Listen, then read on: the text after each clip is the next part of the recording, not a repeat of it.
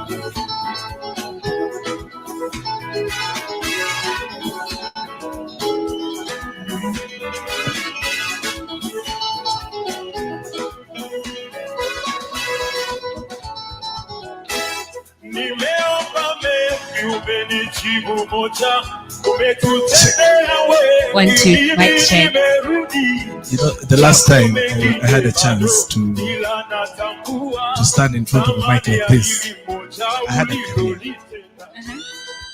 What would you be if you are not an MC? Political scientist. I was actually discouraged by my aunt. What did they tell you? She told me, unataka kuwa Manyara kunyonge chai kila siku TV. So ungekuwa unachanganua habari, ungekuwa unaambiwa sasa, you know what happened last week. Yes. And then now where the president went wrong, what he should have done, nini. Let's start with the closest one, the chapati one. Now, Diana, kama mchanganuzi wa siasa, unaona mambo ya chapati yanaenda vipi? Thank you for this opportunity, by the way. You know, it has. Ruto is my good friend. You know that. Yeah, you drink tea with him. Yes, and last night, even when he was going to that event, we were with him that morning. You prayed. And I advised him against the idea. Yes. But you know him. He advises himself. Anyway, ladies and gentlemen, we're just getting started. I see we have one or two people who have not finished eating. We are already 5 minutes. Slow eaters, see you. We hurt you. In public. Hugs and kisses. Those are people who have etiquette. So wewe hauna etiquette? No. Because you are the last person to pick food, but you're here. Ifike. I have a brother there. Simama wasalimia. Index number? 001. Eish. Index number 1. Index number 1. What is your food weakness? What is your food weakness? Number 10. Weakness yako ni gani ya chakula? Aya, amesema atatuonyesha. Sijasema ni ugali.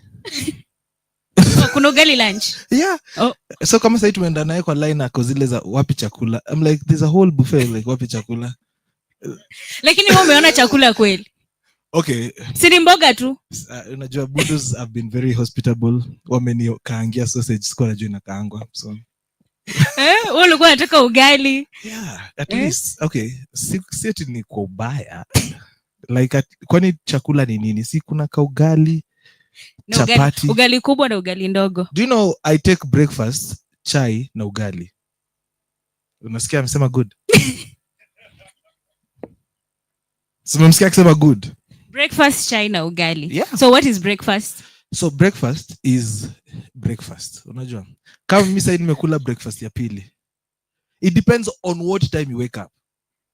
If you wake up at 4 a.m, that means it's an extension of supper. So ile ugali libaki unaanza nayo. Okay. Yeah, and then at 8 o'clock now you take breakfast. Yeah, as you go to work. Okay. Am I? Okay. It's like carrying packed lunch. Breaking the fast means that you've not eaten for a longer time. And so you're breaking the fast, right? That's what I understand. Lakini watu wa kukula sapa na ku breakfast and you've woken up at it's not making sense. So as we wind up our breakfast, we're about to officially start the Purpose-Driven Leadership Conference 2025. You know, wamesema tusiseme majina yetu.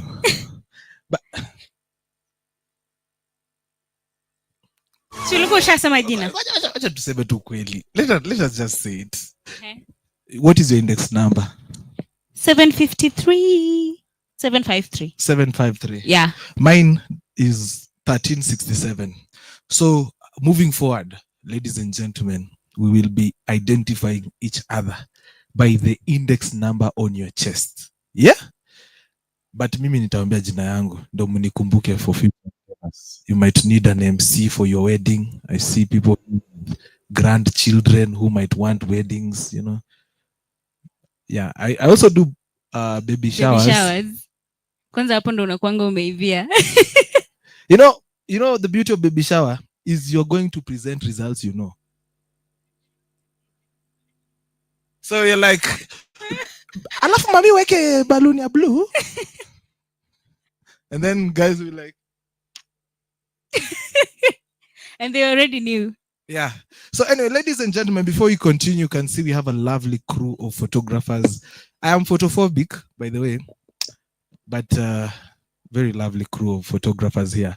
And before we continue with our program, before even we immerse ourselves in this awesome conversation, before we get even to start this, I want to bring to your attention that Mizani 254 has a photography and media consent form that is going to be passed around the table so that you can just read through it. It has your consent there for publication, data protection and privacy rights of data subject, of course, and you're going to sign. There's a list behind there, which you're going to be signing into this form. I see my name. Why are they putting a H at the end of my name? You know, my name is okay. 1367. Yeah. You know, I have friends who say hile. Badaya, ile. Hile gari.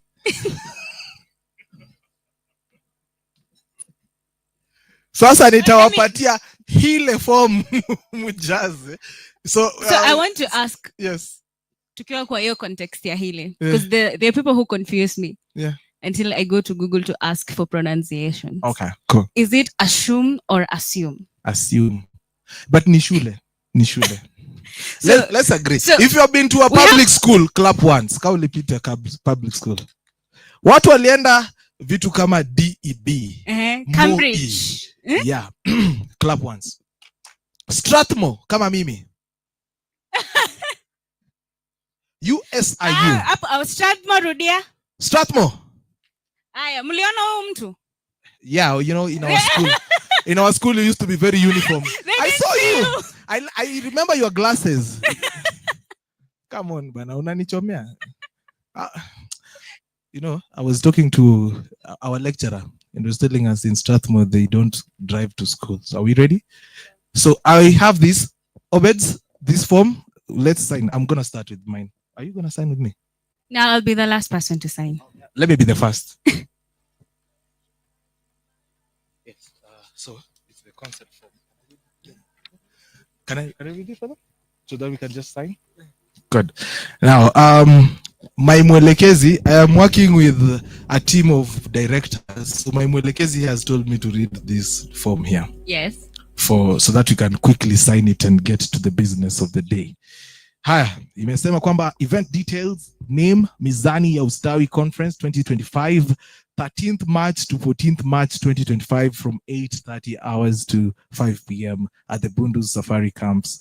So your consent, I hereby grant Mizani 254 permission to capture my likeness in photographs, videos, or other digital media during purpose-driven leadership conference. I understand and agree that these materials will become the property of Mizani 254 and may be used for the following purposes: publication, including but not limited to brochures, newsletters and reports, websites, that is content on Mizani 254 official website, and social media posts on platforms such as Facebook, X, LinkedIn, and Instagram.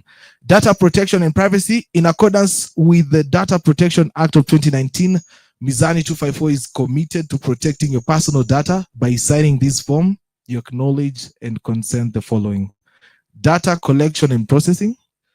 Your personal data, including your image and contact information, will be collected and processed solely for the purposes of stated above. Data storage.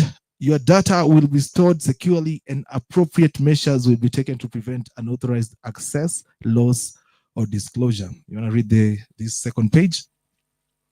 Data retention. Your personal data will be retained only as long as necessary to fulfill the purposes for which it was collected for or as required.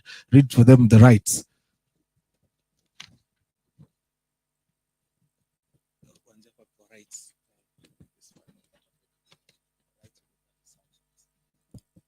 So quick first, I'm going to go through the rights of the data subject. So you have the following rights regarding your personal data. Access, you may request access to your personal data held by Mizani 254. You have the right to request correction of any inaccurate or incomplete data. You may request the deletion of your personal data subject to legal and contractual restrictions, and you have the right to withdraw your consent at any time. To do so, please contact the Mizani 254 communications team using the contact information provided below. And of course, we have places where you guys are going to sign, and also the contact information at the below the page. So I'm going to pass the Yeah, I think somebody's gonna help us do that. paper around. So just sign against your name and make it easy for the media team. Thank you. So, ladies and gentlemen, we are about to start this conference. We are exactly in 1 minute to 10:15 a.m. I'm on schedule. Do you begin? Hey. It's a call for us to continue. Yeah, we are launching. We are launching. So we're gonna get into the national anthem, of course, with prayers. But first of all, I think we're starting. Good. We are ready. Are you ready? Yes, I'm ready. All right. My DJ, are you ready with the anthem? Wherever you are, let's stand up for the national anthem.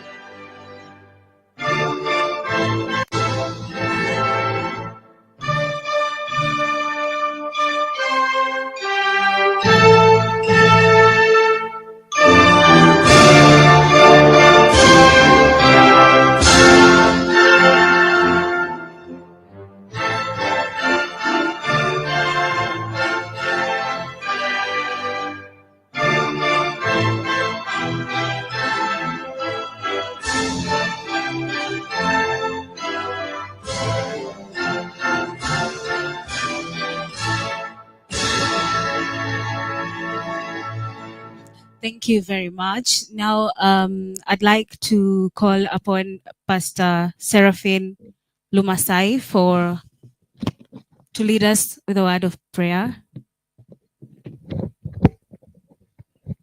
A round of applause for her as she makes her way to the stage.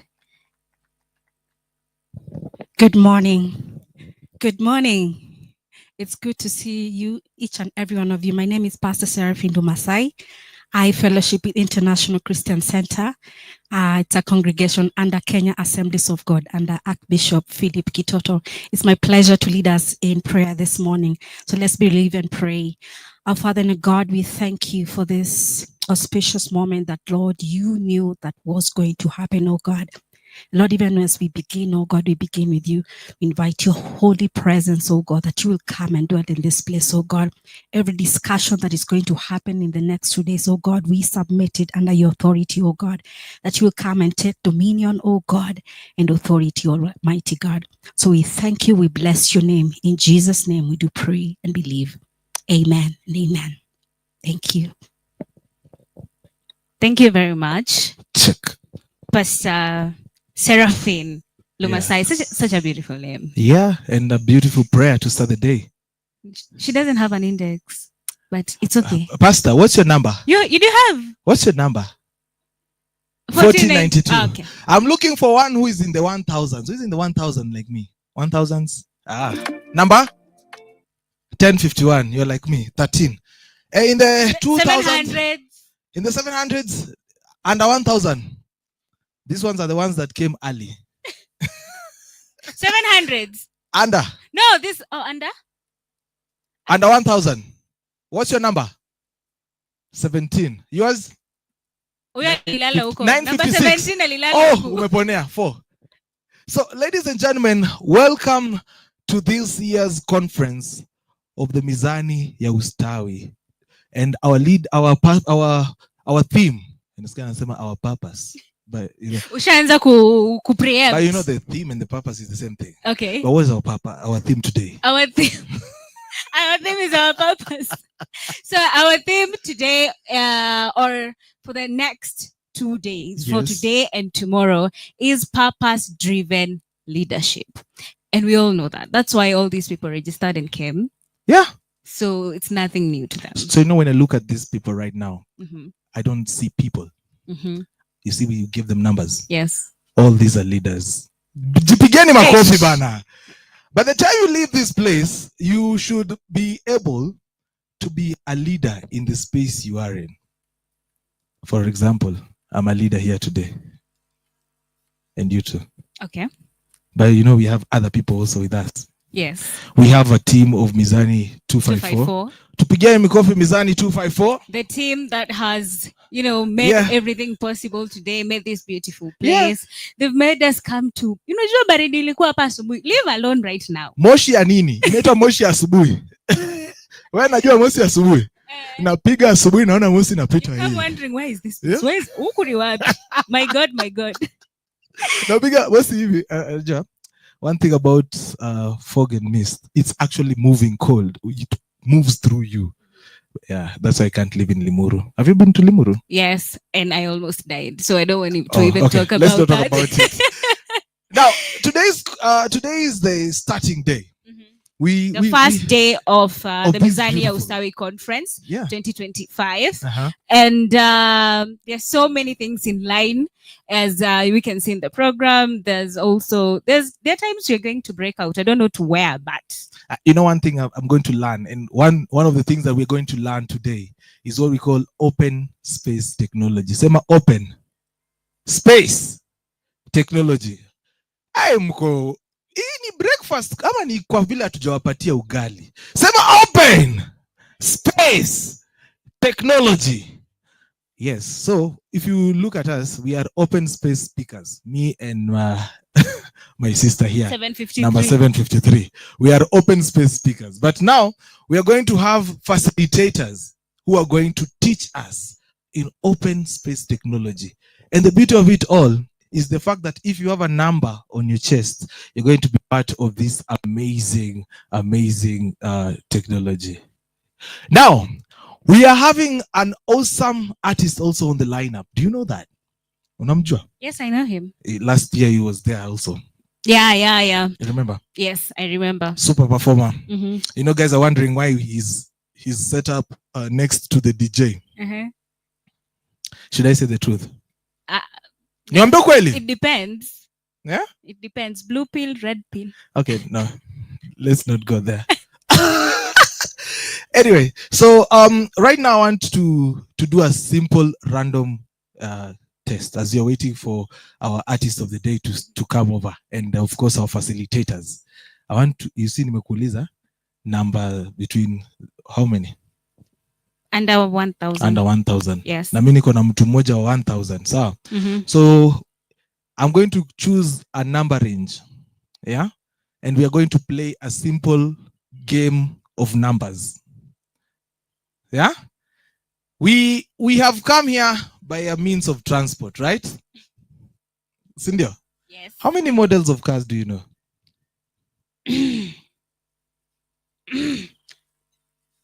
Yes. Models of cars. Eti? Matatu. Si model. Okay, sawa. Can I like personal car? Can I like si model? Eli, can I Lori si model. Can I get someone with some Wakenya for her, please? Okay, Lori kweko ni model. So umesema people came here using different means, and there are different models of cars. Yes. So yes, and model means like they're different in their own ways. So matatu is different from personal car. Who's gonna help me, man? Who's gonna help me? Nani anajua maana ya model? Nitamsamehea. Give us an example of a model. The make of a car. For example, Lexus. Good. Now I've known. Let's clap for her. She finally learned something new here. Like, now he's almost ready. He ready. Yes. Now I'm gonna go 3 people from every table, sir. So to know if the people are ready, I'm going to call you. Na kupoint, unaniambia namba yako, so that nikuwe na hapa kwa Mwakenya. Unaniambia namba yako because I don't know your name, and then you tell me what model of a car you know. So for example, hi, I am number 1367. I know Toyota. Simple, right? Okay, cool. Tunaanza na nani? Point random. Let's just do one person, right? In the interest of time. Yes. And ona vile ananiangalia yule anasema zi. Okay. There's that one. Right behind mzee. The lady. No, the gentleman in green. Okay. Hi. Your number? 6052. What model of car do you know? Mercedes. You see people speaking heavy cars. Well, I don't even know it.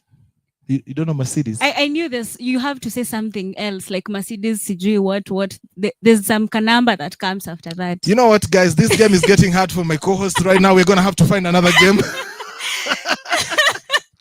We're going to have to find another game. Right now, I want to bring none other than Fadhili Itulia, an artist who does amazing acoustics.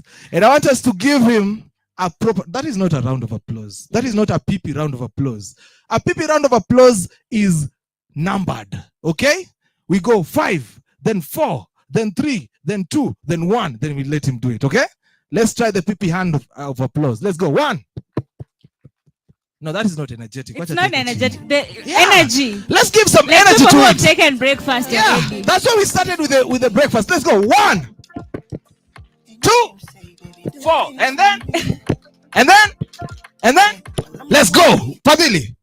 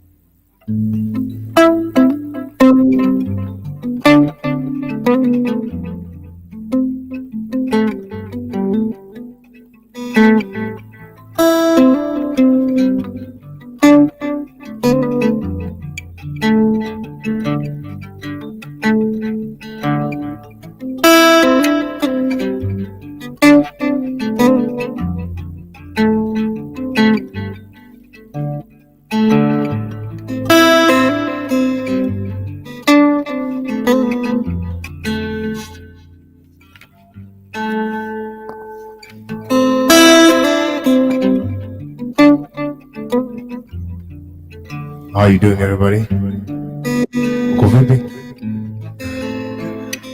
I'm really honored to be here today. Thank you so much for this opportunity.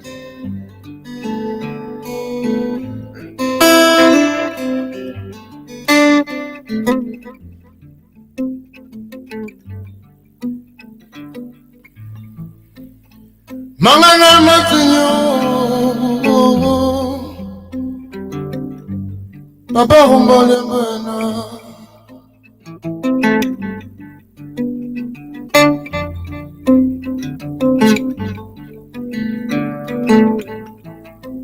Every no we samuanga go,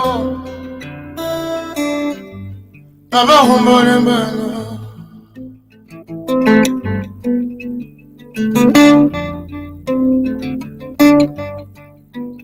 Nabongo mumia,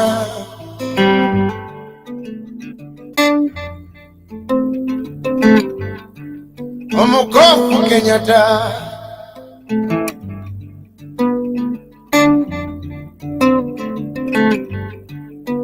Mwalimu Nyerere,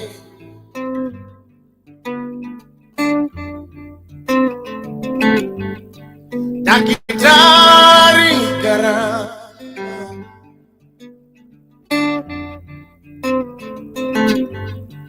Patrice Lumumba,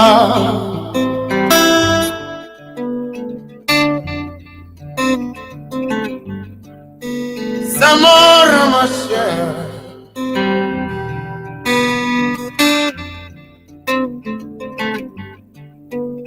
Kwame Nkrumah,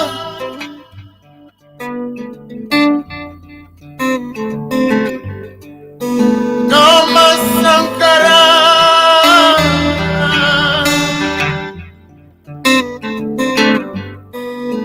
Muammar Gaddafi,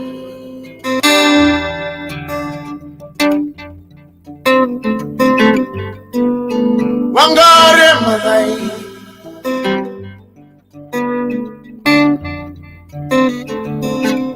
Nana Yahasantewa,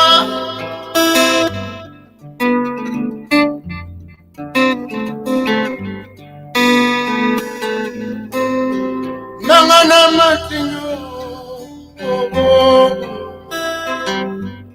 Abani Mbona.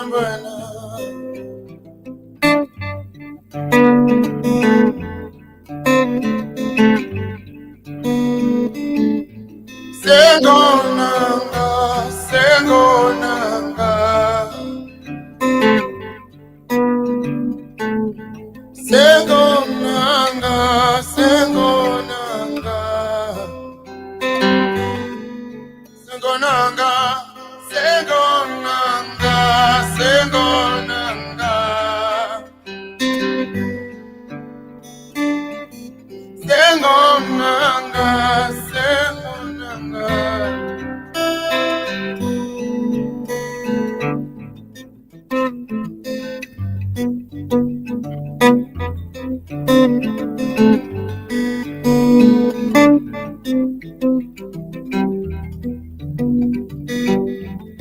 Sengonanga is the Luya word. It means I cannot sleep. Sleepless nights. In this song, I sing about the African leaders that have gone ahead of our time. And I say it is the decisions that you made. It is the guidance that you made that we still stand upon.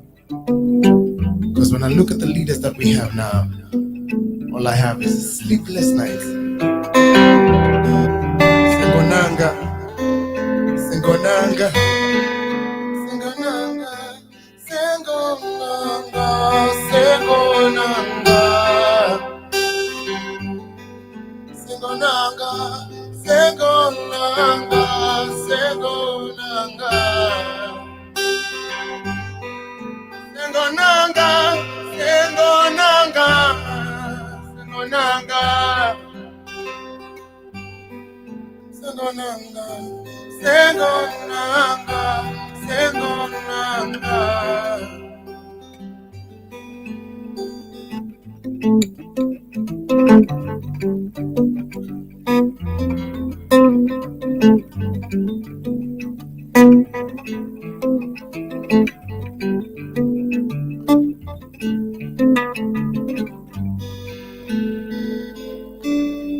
Asante sana.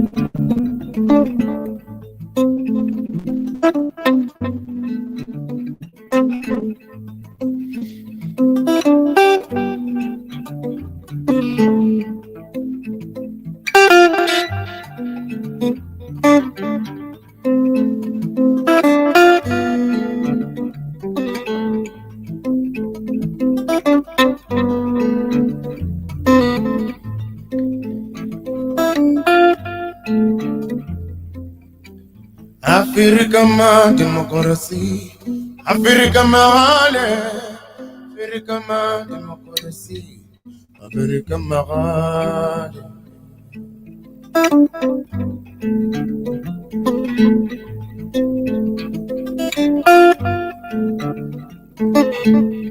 Afrika ma demokrasi, Afrika ma hale, Afrika ma demokrasi, Afrika ma hale.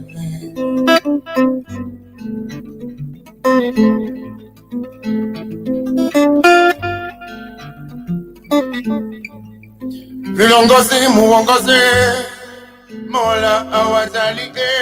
Viongozi muongoze, Mola awazalike. Viongozi muongoze, Mola awazalike. Afrika ma demokrasi, Afrika ma hale, Afrika ma demokrasi, Afrika ma hale.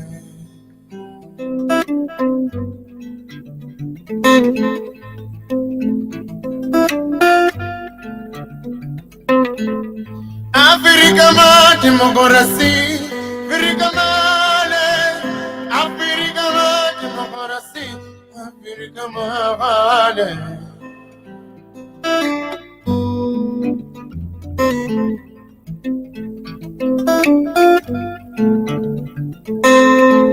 Afrika ma demokrasi, Afrika ma hale, Afrika ma demokrasi, Afrika ma hale.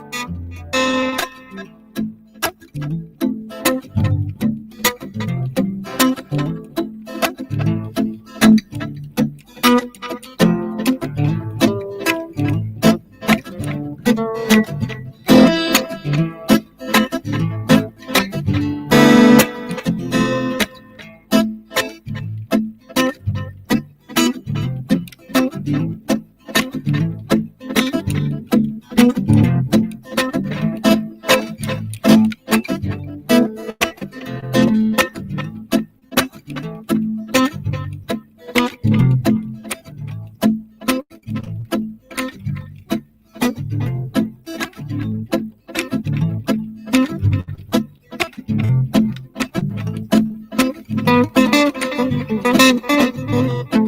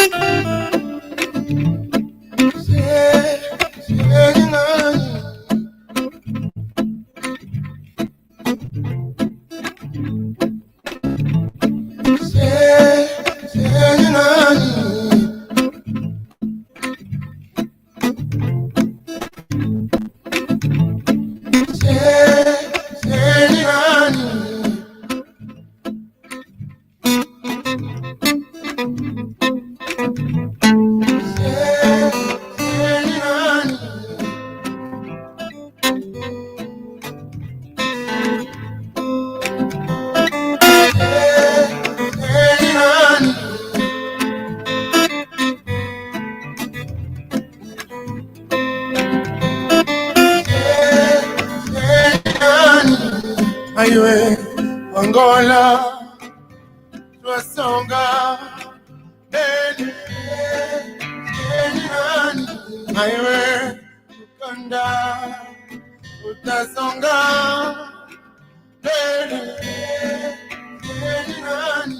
Aiwe, Angola, Aiwe, Uganda, Aiwe, Somalia, Aiwe, Tanzania, Aiwe, Zimbabwe, Aiwe, Lesotho, Aiwe, South Sudan, Aiwe, Zambia, Aiwe, Togo, Aiwe, Nigeria, Aiwe, Somalia, Aiwe, Kenya, America, democracy, Africa,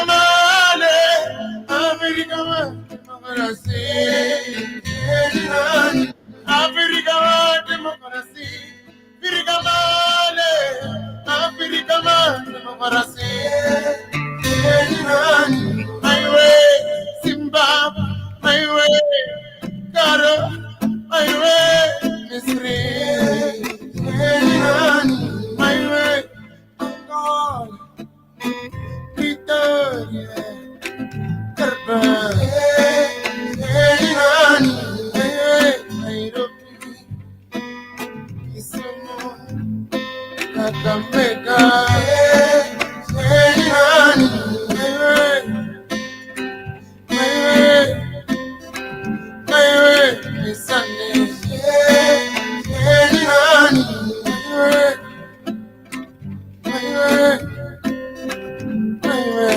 Mizani, muongoze, Mola awajalie, muongoze, muongoze, Mola awajalie, muongoze, kama demokrasi, mahali demokrasi, asante sana. Wapi makofi ya Fadhili Itulia. Let's clap for him. A round of applause, ladies and gentlemen, for Fadhili Itulia. There is much more of him coming on in the afternoon. But right now, we need to get into the serious stuff. Yeah. Say hi to the people at home. Hello, everyone. Hello, everyone. Okay. No, anyway, it wasn't. Who are you saying hi to? The guys at home or the guys? Well, I was saying hi to the guys at home. So where are we being streamed at right now? We are live on X. We are live on LinkedIn and live on YouTube. So Nice. Everyone who's listening and watching from home, we'd like to give you a very warm welcome.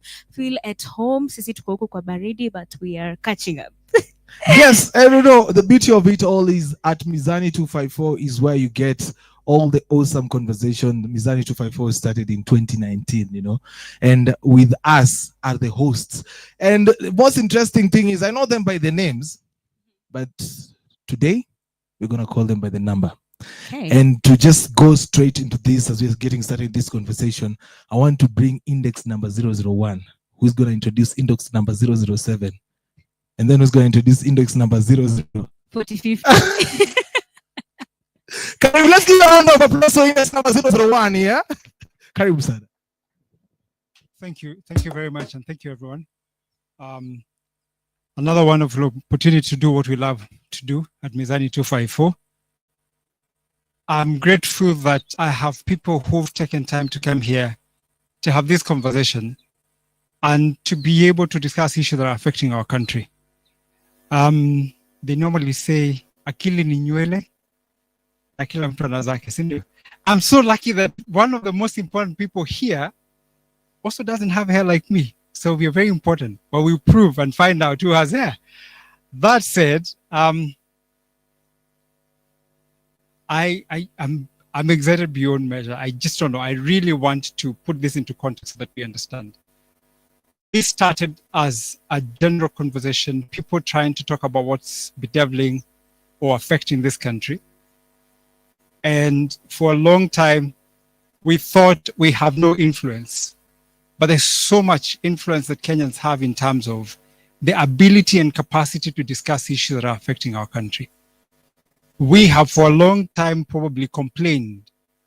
We are always said to be doing the Book of Lamentations, but it is time to start acting, because when you look at it, if we keep letting this go on for so long and things fester, it's going to get worse.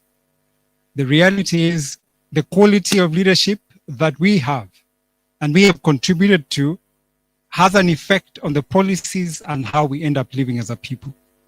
And so at Mizani 254, we've tried to curate conversations around issues of policy, governance, and accountability.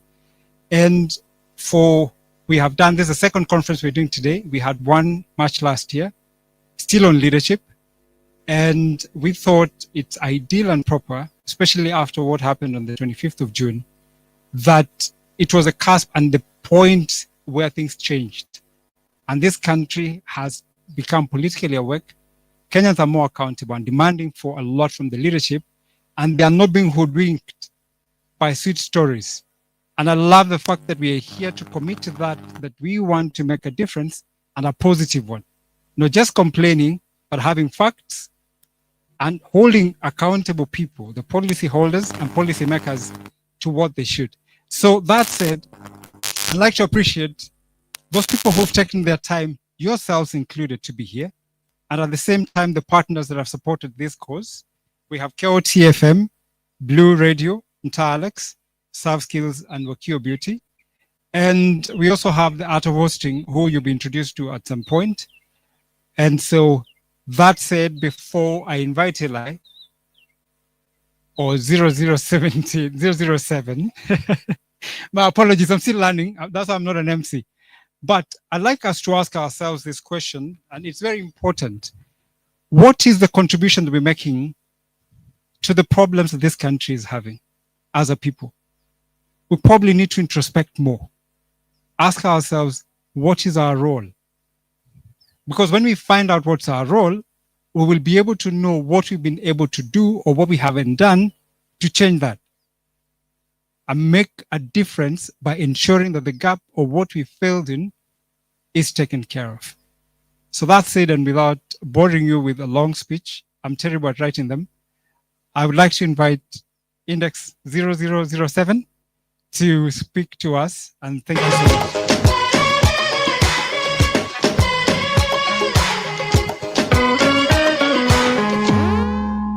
I wanna be rich. I want to be rich. That's very true. I don't know about fame, but I want to be rich. Good morning, ladies and gentlemen. I am Index 0007, or shortly put 07, and I am more than happy to be joining you this morning. But I have a few questions that I'd like to put across, and one of them being, what is the highlight of your morning in this particular day? Probably anyone, let's get some volunteer, the mic. Anybody with a mic? Yeah, let's get a highlight. Who is there?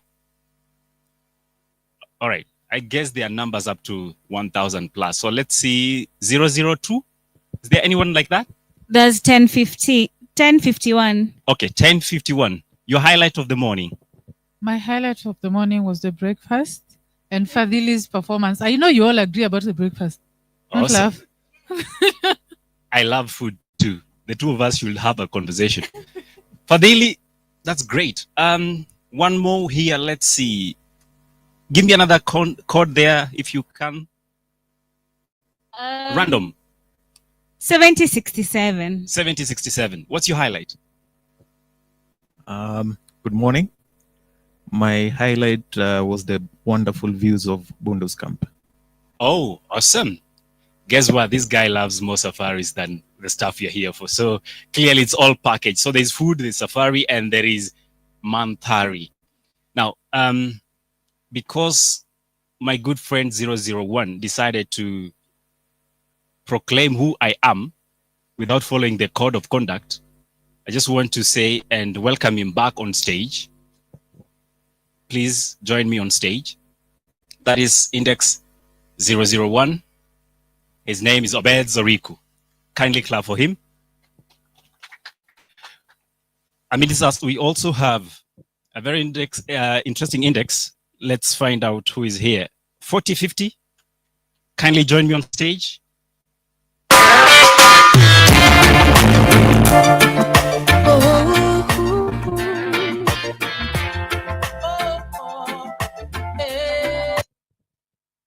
And there is another index that is hiding.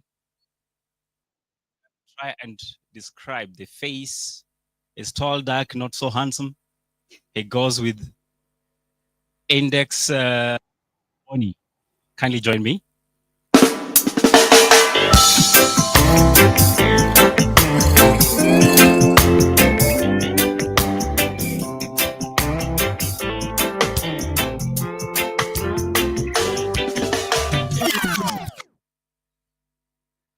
I also have index 47.9.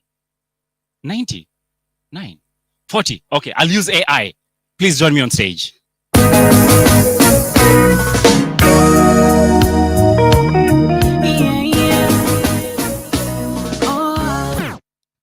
Ladies and gentlemen, with me here is the team that has gathered us today to have a conversation about leadership. And as a leader, you are faced with challenges that include selling a vision. Often than not, we decide to have that vision and hope we can pass it over to the rest of the people. But unknown to many, until we are able to get into a team that understands where the destination is, we might end up like the children of Israelites, right? For those of you who read the Bible, I know we have our friends from the other community who are also fasting. So they won't be eating, but they understand matters leadership. On my far right is index 1630. His name, please. Boniface Witaba. And we also have 001, kindly. Obed Zoriku. And this one decided to be index, I don't know. 4050. 4050, thank you. What's your name? Stella Saki. And that is index 4798. Godwin Segero. This is the team we call Mizani. That is our director from Court FM on the far left. This is our programs director, that is Obed Zoriku. And here is our executive coordinator, Stella Soke. She's been doing an amazing job. You definitely received a lot of emails, and some of you were bothering her with calls. Okay, in a nice way though. And that is our legal consultant, that is 4798, Godwin Segero. Ladies and gentlemen, I will allow them now to take their seats as we proceed with the next agenda.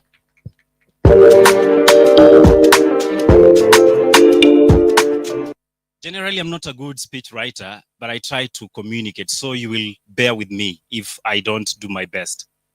But I think we stand in a time in history where we must be involved. Anyone that discusses politics and decides to ignore policy, or thinks about policy and ignores the conjecture between politics and policy, is actually living a lie.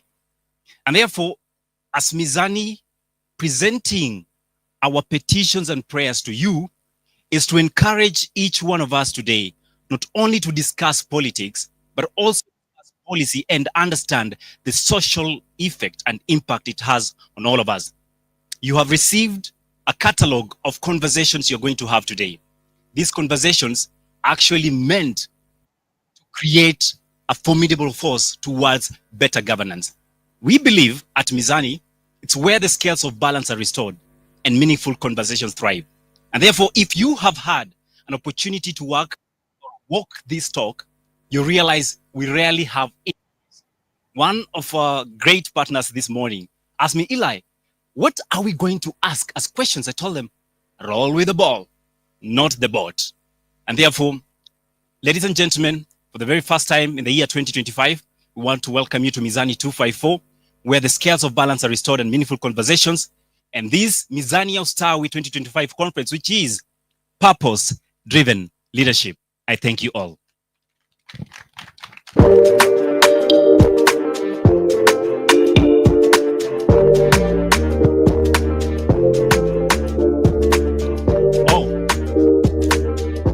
I'm not used to this. Thank you, thank you. So I was told I have to step off the stage because somebody else has to take it, but I didn't read the cue. So the cue is, in order for us to converse about leadership and the politics of this country, there's one aspect that we must connect. And this is why we are in the wild. Nature, environment. When is the last time you actually had a fresh breath of air in that very beautiful city we call Nairobi? And I'm glad that our relatives and friends here in Kajiado welcomed us with their hands wide open in order for us to converse about matters, politics, and leadership. And therefore, it is my privilege and honor to welcome on stage the centerpiece of this conversation, Index 6057. Ladies and gentlemen, he will be revealing his name.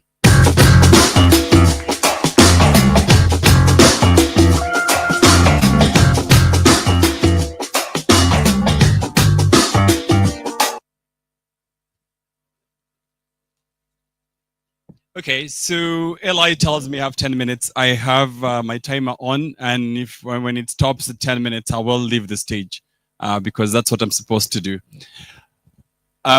Okay, interesting. So first of all,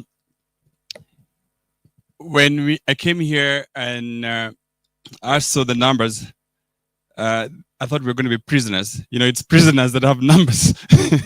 You know, 60, 50, or 10, you know, 10, 27, those are prisoner numbers. You know, those of you read about Nelson Mandela and the triple 444, you know. Lest I didn't want to say the other one, which is very unpopular with very many Kenyans, that, you know, those who went to school are the ones who also have school numbers. So, you know, so there are those of us in other sectors, then, you know, you go and ask, what's your school number? You know, but I don't want to say that because then you'll start profiling me. I mean, those of you who know what I'm saying, know what I'm saying. My name is Neto Agostino. My only call to fame is that I'm Eli's friend, that I'm Obed's friend, and I'm Stella's friend. That's my only call to fame, and that's the only reason. And that's the only reason I am here. Mizani 254 has been amazing since we met, since our paths did cross. And so when I was asked to come and make the keynote address, I felt a bit emotional, sentimental, but also honored. So because I was not so sure what I was going to say, so I did invite with me members of the United Green Movement Party. The Honorable Martin Kilili, who is sitting with me, is a member of the National Executive Committee at the United Green Movement Party. I also brought with me Binuamin Salat, who is the National Co-Youth Leader of the United Green Movement Party. Also brought with us Gloria Mishira, who works at the United Green Movement Party Secretariat, and also the National Women Leader, National Co-Women Leader Catherine Zame, who's taken the night bus from Kilifi to be with us here today. So the United Green Movement Party is a green political party in Kenya. I don't want to talk about it right now because otherwise that's not why I'm here. I am here to give a keynote address, but I just needed to introduce my team that I needed a bit more comfort. You know, as politicians, sometimes your feet quivers, and you know, when your feet quiver, you need people to give you courage and confidence. Fadhili Itulia. Now, the next time you sing about African leaders, there's also an African leader called Neto Agostino. He was the first Angolan president. So you cannot just galavant, sing about Angola and Mozambique, but not mention such leaders as Neto Agostino was the leader of the MPLA party in Angola when the Angolan struggle was happening with Jonas Savimbi. So that's a bit of African history. But I think you did set the pace for me this morning. I came to this place without any speech because I wanted to speak from my heart. So when you set the pace in that particular manner, now I started writing notes. You know, when I was at school, I was not a very good student, but they told me that I can write. So I took notes. And then Kwame Nkrumah, the first Ghanaian president, said, seek ye first the political kingdom and everything else shall fall in place. You know, so I didn't, because you went Africa, so I said, look, because you've set the pace for me, I will speak African. Because otherwise, if you said something legal, I'd have spoken a lot of law. If you spoke environment, I'd have spoken about the Green Movement Party. But if Kwame was right, and when Obed and Eli invited me, they didn't tell me we were going to be talking about issues affecting our country. I thought it was purpose-driven leadership. So I prepared a context talking about church leadership, how the church and leadership goes together, you know. And I was going to speak. But Eli, I want to thank you. Eli did appear when the Greens were having an outreach. As a United Agreement Party, we took a diaspora trip, meeting the various Kenyans in diaspora. And Eli did join us in the Netherlands at The Hague. He drove all the way for 3-4 hours to join us for an evening get-together with Kenyans in Netherlands. I really thank you. At that point, when I saw you in the cold freezing, I said, I will show up for the Mizani conference. I will come and speak. And, because it's my friend, he showed up for us in the Netherlands, driving 4 hours. I mean, I can show up for you for as long as you want, because that is actually how we met. That you cannot be friends with people who don't show up for you. I mean, there is no way. If you're going to turn over this country, if Kenya is going to change, Kenya is going to be changed by men and women who believe in each other. We must be each other's keeper. You cannot be only my friend when it is convenient and necessary, and you don't show up for me when you think when the chips are down. So I really think that if you really want us to talk about the conversations about Kenya right now, you must be careful of what you ask, because you might just get it. This is one of the things that I was taught as a young boy. Whenever you say must go, will go. But you have to be careful what you do with must go when he goes. You have to be very careful about the things that you ask, because that is what leadership is about. So we're here today because of a couple of things. Things have gone wrong in this country, and right now, today, I'm told even the police officers are tired because Shisha and Shif is not happening. It's not connecting. Why I started by saying Kwame's seek ye first the political kingdom and everything else shall fall in place is because you have seen in the past couple of days everything political. You cannot be sitting in your little space even if you just sell mandazis. You really need things to be delivered because you need a health permit. You need a NEMA to say something else. Everything else is political.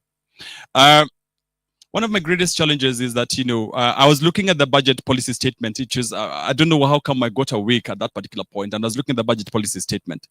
And someone is giving the Kenya police 933,000 billion shillings, yet is giving education and research 67 billion shillings. Now you see something is just wrong. Yani, you've all been made criminals. You guys are thieves. You're supposed to be arrested, jailed.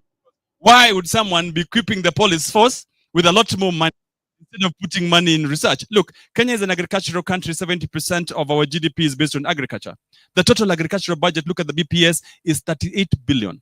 Irrigation, crop production, and all those things. It's 38 billion. Police, 733 billion. Are we all criminals? Who do they want to arrest? Who do they want to take to jail? The police have no money. They have no houses. They have no welfare. So where is this money going? And that's why I'm saying everything else then is political. Because then we cannot just come here every day, wring our hands and behave like we are all slaves and we are tenants. Like Ruto and Raila are the landlords and we are tenants. That you come here to Bundus now, we cry. Elias brothers here, we cry. No, we must organize. We must organize. And so when I asked Obed, who is in the crowd? Because you see, it is good to be out here. But it is good to be out here that we will be spending the next 8 hours whining.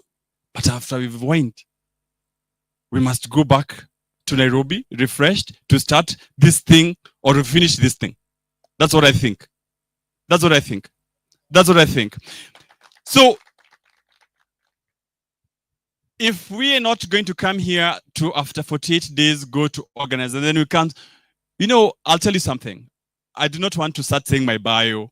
People start saying, I come from the lakeside. I know those of us from the lakeside, we can start telling you many things, how many children we have, how many cars we drive, how many of those things, where we went to school, and many things. I'm just looking at what time it is so that I know how much gossip I can give you. Time is fast spent. But let me say something. Power quivers. Power is afraid. political leaders are flesh and blood. Don't ever think that Raila is not afraid. Don't ever think that William Ruto does not sleep scared. They are scared. And to the extent that you think they're invisible, no. I mean, you saw June 25th, and Obed's mentioned it. You saw June 25th. He was scared. He's a human being. Don't think that he's invisible. So if you're really, really worried about Kenya, if you're really, really worried about your country, then we must organize. But how do we organize? I want to finish because I've seen it's 8 minutes. The Stockdale paradox. And those of you who've read Admiral Stockdale, when arrested and in jail with many other people, the other prisoners died in jail. But Lord Stockdale, Admiral Stockdale, was the only one who survived. Why did he survive?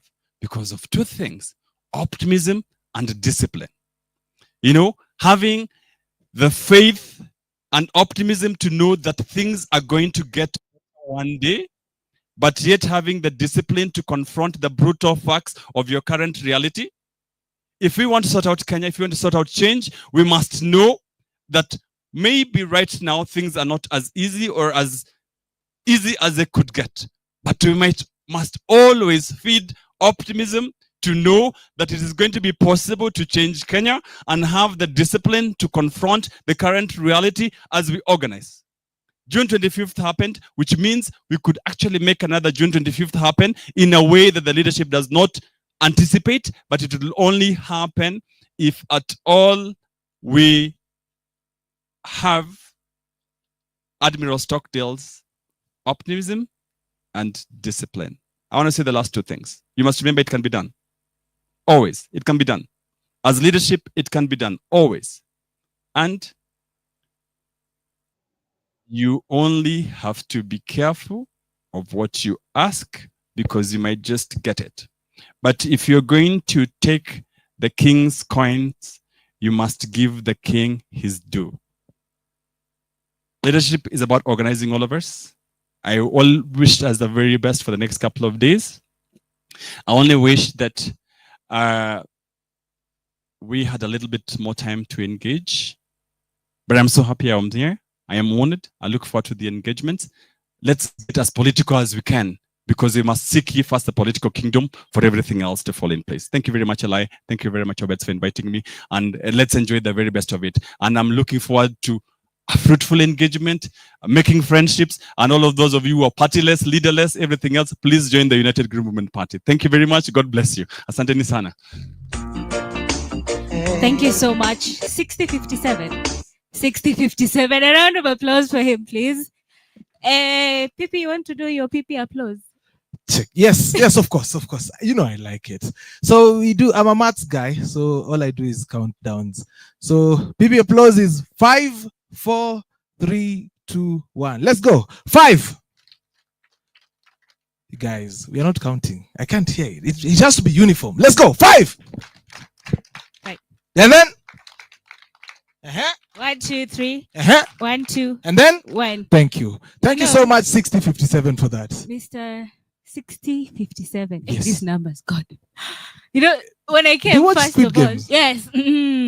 Nilikuja nikasema, kwani Are we going tuko to be Squid Game, eliminated? tunakuja kueliminatiwa huko kwa jangwa. I'm gonna eliminate 1. Index number 7. No, if you eliminate him, you might not even have lunch. That is the problem. Or You have to know the number have to of know- money. Yani, okay, for those who are at home, we are dependent on these numbers. we're in the world with numbers. Yeah. You know. In Bundus. People might not know because of this backdrop, but we're actually in the Bundus. You know, Yeah. before coming to Bundus camps, I always thought that Bundus is Ushago. For those who are listening who don't understand, Ushago is up country. But then I realized it's a very nice place, very serene, no cars. You know, some of us who live in Nairobi, this is the first time they have not interacted with the car horn since they left home. Yeah. So it's an amazing thing to be here. Today, we have also an amazing way to interact. Yes. In normal conferences, when you go to conferences, you get keynote speakers like 6057 allocated 3 hours, and then they come here with a whole list of things to tell you. And then you finish your notebook. When is lunch coming? Oh, that is what do you think in conferences? What goes on in of your mind? course, it's you get keynotes, people are talking, Yeah. you get an opportunity to ask 2 questions, Yeah. and then there are 5 other people who had questions, and then they'll have to ask Now their there are 2 questions types. way There are 3 later. types of people in these things. Mhm. There are those who will attend, okay, because there's the buffet, and they Like paid. you. Yeah, for me, you saw how I was patrolling the breakfast table. Yeah, that's me. I'm actually looking if they are going to bring lunch earlier. So there are those who attend conferences for food. Mhm. Then there's who attend conferences to write notes. Mhm. And then there are those who attend to learn. So who are you? Ask yourself that question. Are you attending to eat like me? Yeah, I'll get some kilos, man. There's good food. Yeah, there's good food. So are you attending to eat? Are you attending to learn? Or are you attending to live here as a leader? Now, this conference is different.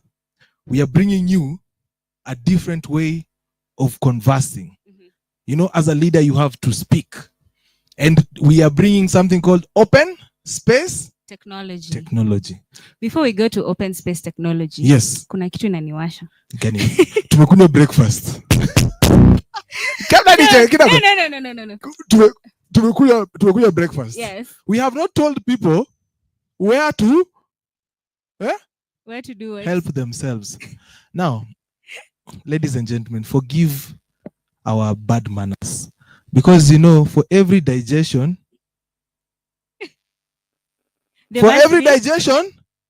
there is a excretion. Index number ngapi? Ameisema, for every digestion, there is what? I'm not going to say it on camera because, you know, it's recorded. So for those who want to maybe visit the small room, as we are having our conversation, because in a short while we're going to break to our breakout rooms. On our way here, when you follow this road, straight ahead, there is a room. There are rooms which have photos. At first, you might think it's a museum room. I promise you there's nothing museum going on in there.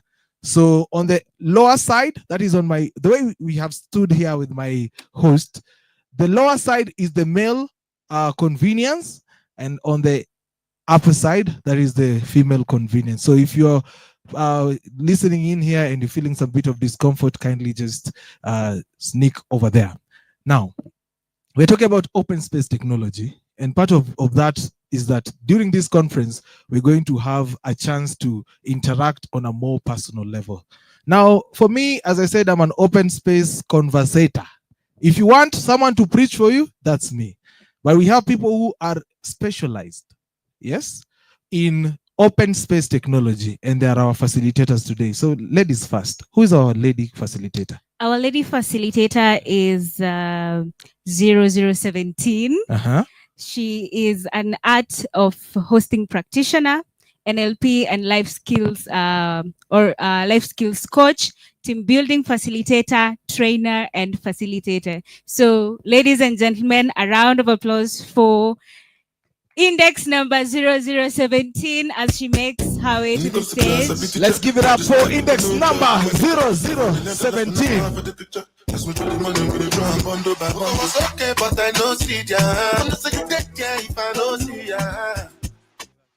All right. Now, the one who will be joining us also, he told me to say this.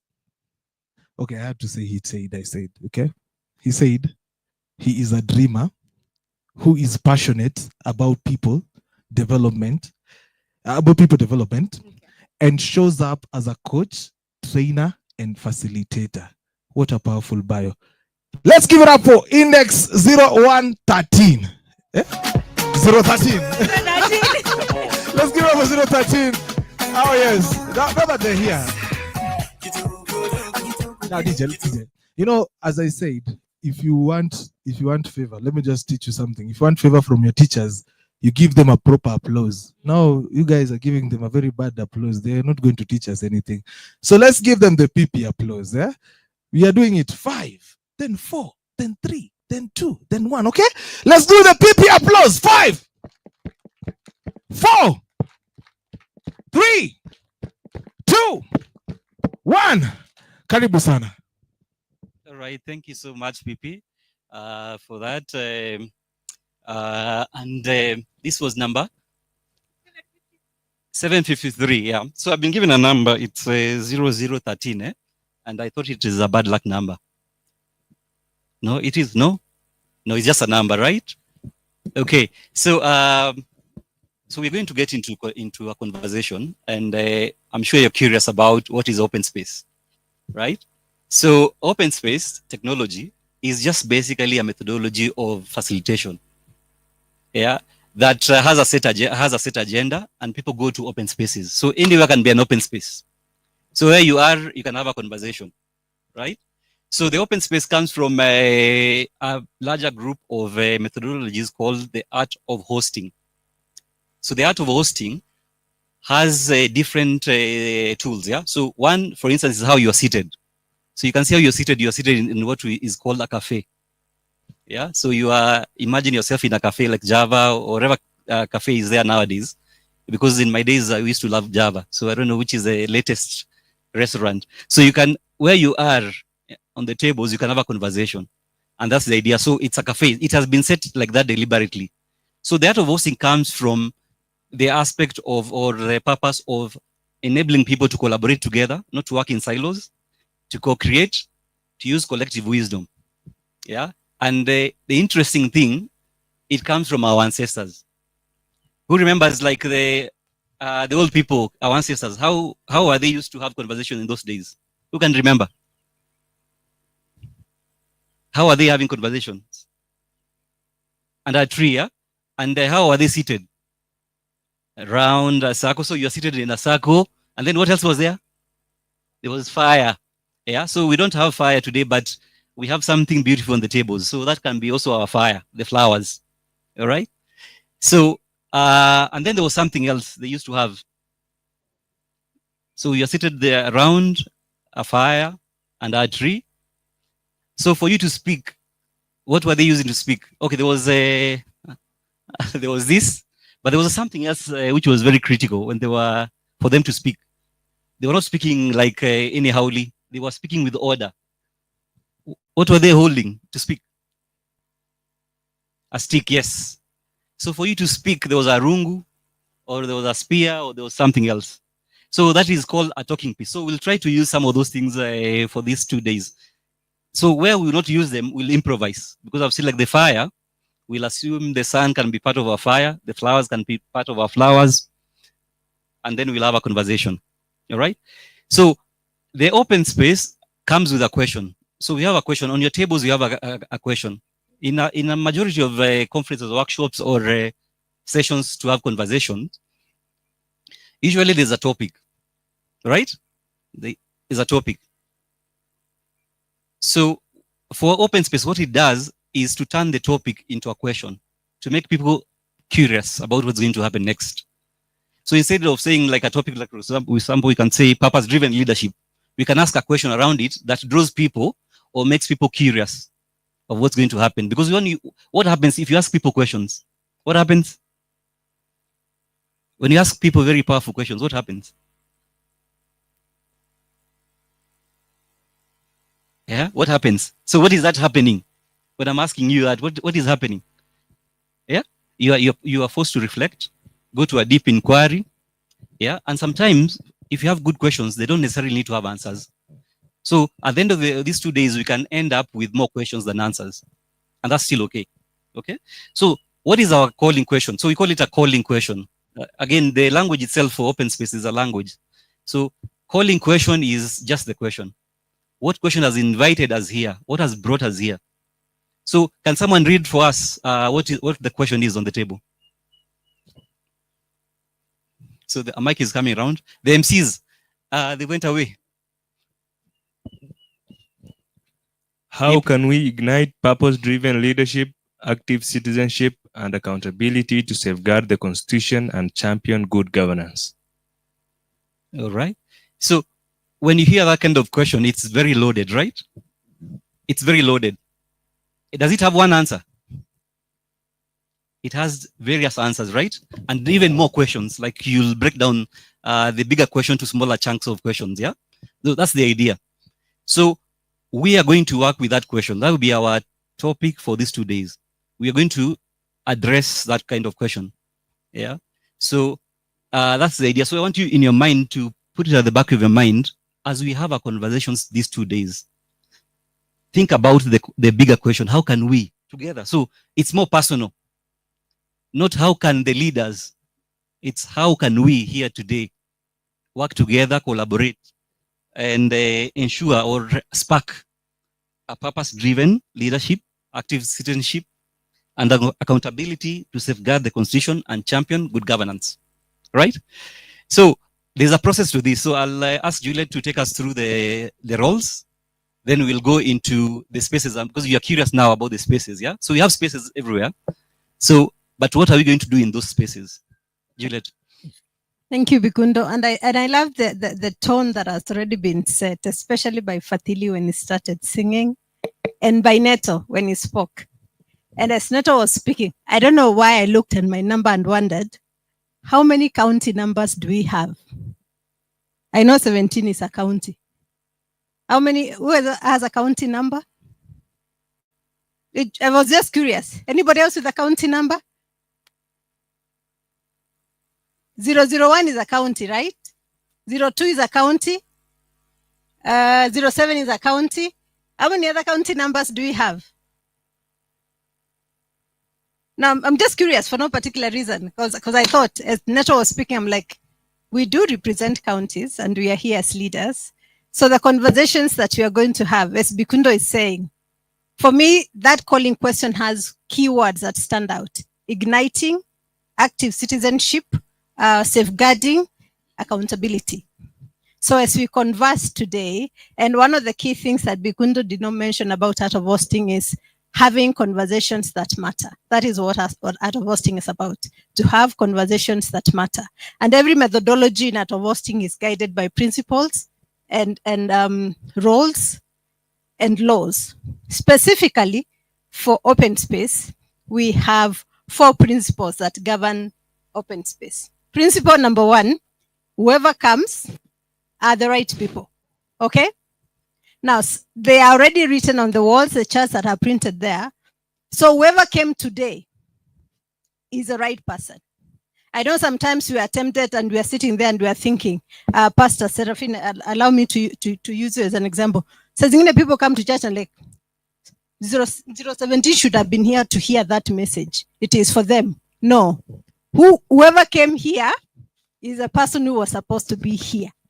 So you are the participant for today. You are the one taking responsibility.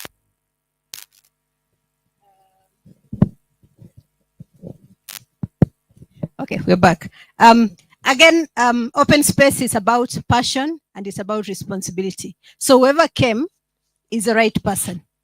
The other principle is whenever it starts is the right time. So in open space, we are never late. Whatever time it starts is the right time. And it's quickly followed by whatever happens is the only thing that could have happened. So when it's times for presentations in the afternoon, let's not be caught up saying, we should have said 1, 2, 3. No, whatever was said in the space, whatever happened in the space, that was the only thing that could happen in that space. And then finally, the principle number 4, when it is over, it's over. So don't hang around thinking, what else can we say? What else do you need to write? When it is over, it's over. You can move to another space. And then there are key roles when it comes to open space. And one of those will be putting them to work as soon as I hand over the mic to Bikundo. And one of them is the host. These conversations are held by hosts. So I'm looking at all of you as a host, but we will narrow down who is hosting which conversation, all right? And that is the person that will convene the conversation in a particular place. For example, this table here, if you choose to be the host here, then you will be holding the space for that conversation. Again, holding space is just a way of, in Art of Hosting, controlling a conversation. And then number 2, another role is being a participant. Now, if you're a participant, you will engage. Utapeana maoni, sindio? You will sit and listen. You will take notes. You'll make suggestions. But there are two key roles that sometimes we look down on when we are having in meetings, even where we work. There is somebody called a bumblebee. I'm sure you've noticed since we came, kuna watu hawajakaa chini, they're all over the place. You're wondering, are the seats uncomfortable? Do they like these people more than this one? Are they curious? Did they eat what I ate over here? There are people who just don't sit down. True? Even in the office. Please talk to me. There are people that are just restless. In Adovosting, we call them bumblebees. They are cross-pollinating. I was in that space. Tangata. That's a good one. I was on that table. I heard something nice. Those people need to hear it. So we cross-pollinate. So there are those people that will be all over the place. Don't mind them. Focus in the conversation that you have. They are playing their role. Okay? And that's why we have those. They look more like flies, but trust me, today they are bees. The ones at the back there. And then we have these beautiful butterflies here. When you see a butterfly, what comes to mind? We have one at the corner here and the other one there. What comes to mind when you see a butterfly?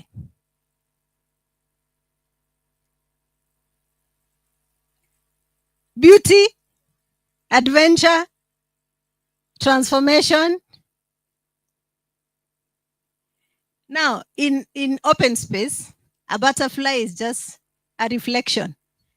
Even right now, I'm sure you must be seated to somebody who has not said a word in the morning since they sat there. Good morning, good morning.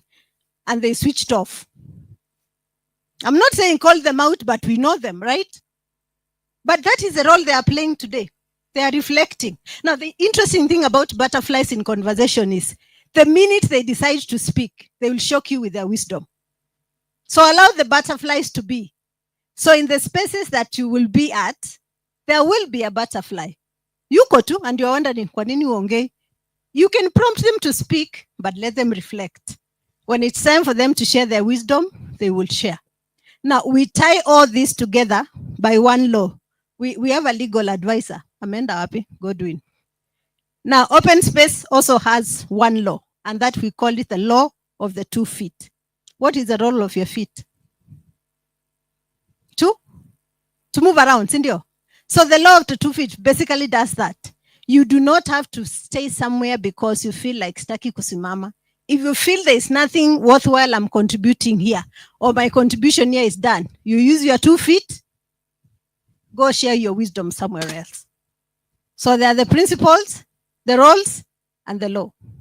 They are all on the walls. Just in case you forget, we can revisit. Again, as you share your wisdom as a butterfly, as a bee, as a participant, as a host, remember at the back of our minds, the calling question: to ignite as active citizens, to safeguard, to champion. All right? Thank you, Juliet, Thank you. for that. Yeah. So in case we forget, they are there, actually. That's why you have a poster that are stuck on the tent, on the walls of the tent, right? So there's one thing I didn't hear if you spoke about it. Maybe my mind went off a bit. One of the core aspects of open space is about passion and responsibility. You need, yeah? So I want to emphasize on that, passion and responsibility. So whatever is going to happen here is the right thing that would have happened here, but also you'll take it with you where you're going to action it. So the conversation are not going to end here. So for instance, you're not going to rant or to say it to talk, then we leave. We must find an action for it, for every conversation that we have. So it's about passion and responsibility. Yeah. So now I want to open the space. So there are, you can see where Juliet is. There's a marketplace. Okay, there's a marketplace. So a marketplace is where these conversations are going to be held. So we have rooms like Ustawi, Dadisi, Mizani, Gutuka, Jadili, Nawiri. So those will be like workshop rooms, but we call them open space. They're open spaces because they can be under a tree, anywhere where you will be. Okay, so that's where we will be having our conversation. Now we have only, and then you can see this, there are spaces there. We have 12 spots to have topics to discuss today and tomorrow. 12 topics in total. So I have 12 papers here. So whoever here feels that they have something, a topic to discuss, a topic they want to gift or offer for discussion, they'll come in front and pick a piece of paper and write the topic. Okay? So it can be any topic, but remember what we said, that the main topic is the calling question. How can we ignite? So that's there. So we want to discuss something around that. So it can be anything. Maybe someone wants to discuss something around the legal aspect. Someone else wants to discuss maybe the technology. How do we? So it can be anything, any topic, provided it's in relation to why we are here for 2 days. Okay? So the person who has written the topic, once we finish in 2 days, if you've written it down,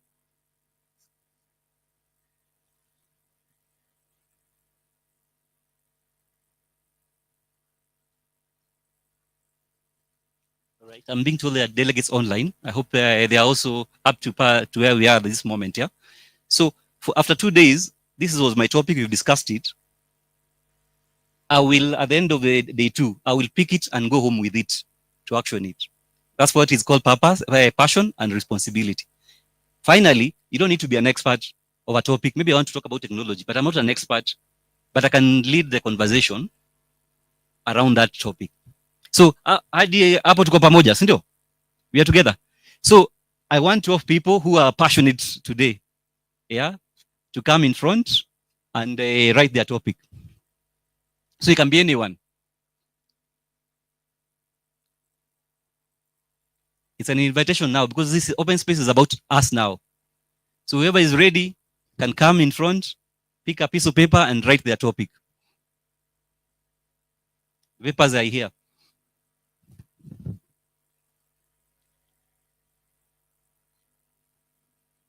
Yeah, so quickly, if you've decided, because also we are running out of time a bit, yeah, we're behind schedule, because we need to have in the rooms, yeah? This was what? So just come in front.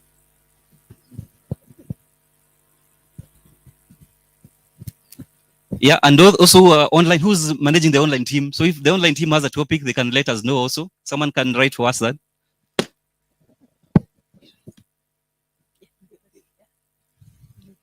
Yeah.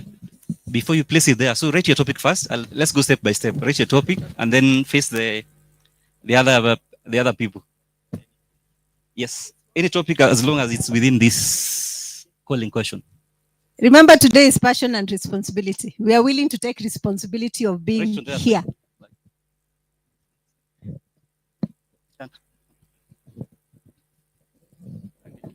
Fikiria kidogo. The question is, mtu anaweza kaa fikiria alafu andike. You have a few seconds to fikiria and then you write. Because again, like Julius mentioned, there are people who are still watching what will happen. People are butterflies, bumblebees, you know, like we are different people. But I want to issue a disclaimer. Yeah. Let us not be butterflies, all of us. As much as I said, you are free to be one.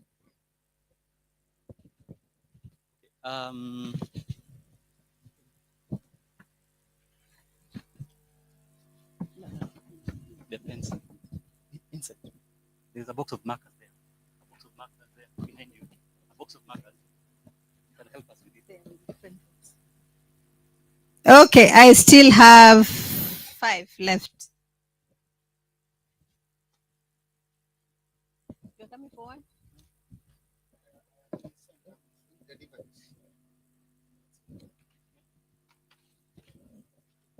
It can be any topic around that. We need 3 more. 3 more.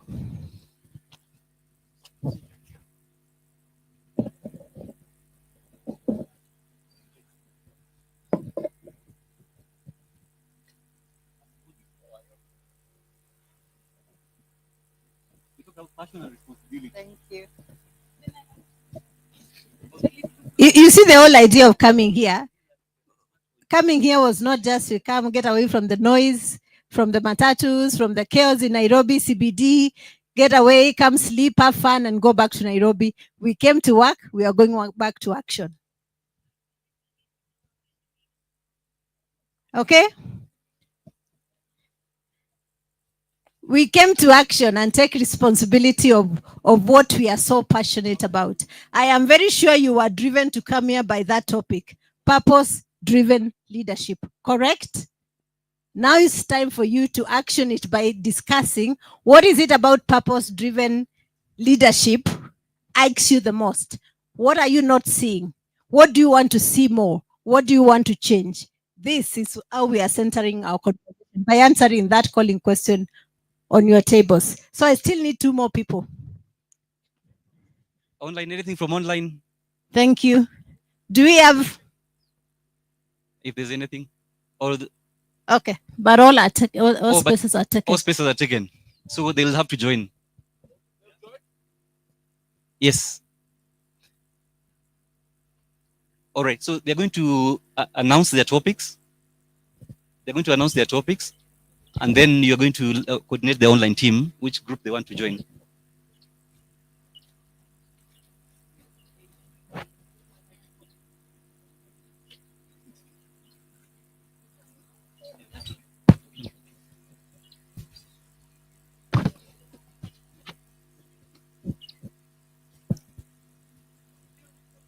Thank you, our volunteer host. So we're waiting for you to finish writing. If you finish writing, I think you can just stand next to Bikundo so that you have time to announce your topic.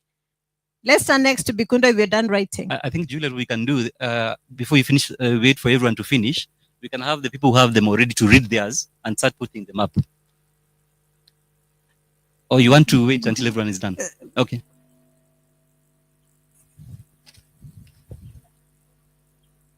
Okay.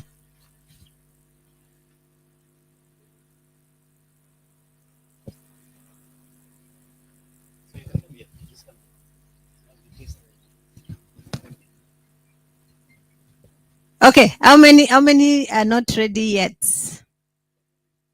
If you're ready, please come with your topic. Okay, let's do what Bikundo is suggesting. The rest of us, we can listen. I'm going to start with my beautiful friend, 2583. So let's listen up. Let's put our minds together so to hear the topics. Because the topic will dictate where you want to go and have your conversation. So listen to the topics first. Hi everyone, my number is 2583. So my question is more on the education sector, being an educator. So how can we champion the discussion of purpose-driven leadership in the education sector? So how can we involve the young people in schools and make sure that from an early age, learners are equipped with leadership knowledge and skills, as well as governance skills? All right. Thank you for that topic. Ensure you write it in bold, yeah, with a big pen so that we can see, and then make it short until where you've reached the aspect of leadership. So thank you. Next. So how can we, yours was how can we champion the discussion of purpose-driven leadership in education sector? All right. Yeah. Hi everyone, good morning. My number is 7510. Just hold on. We need to be at the same space, all of us. The open spaces have started, and so I need us to listen to one person, and then we proceed like that. Yeah. Okay, you can go ahead. Good morning. Good morning. My number is 7510. I am going to focus on safeguarding our constitution and championing good governance. So my topic, I didn't really frame it as a question as such, is how do we, okay, let me reframe. Have a question. Let me pose a question. How do we establish and strengthen independent institutions? Thank you. Next.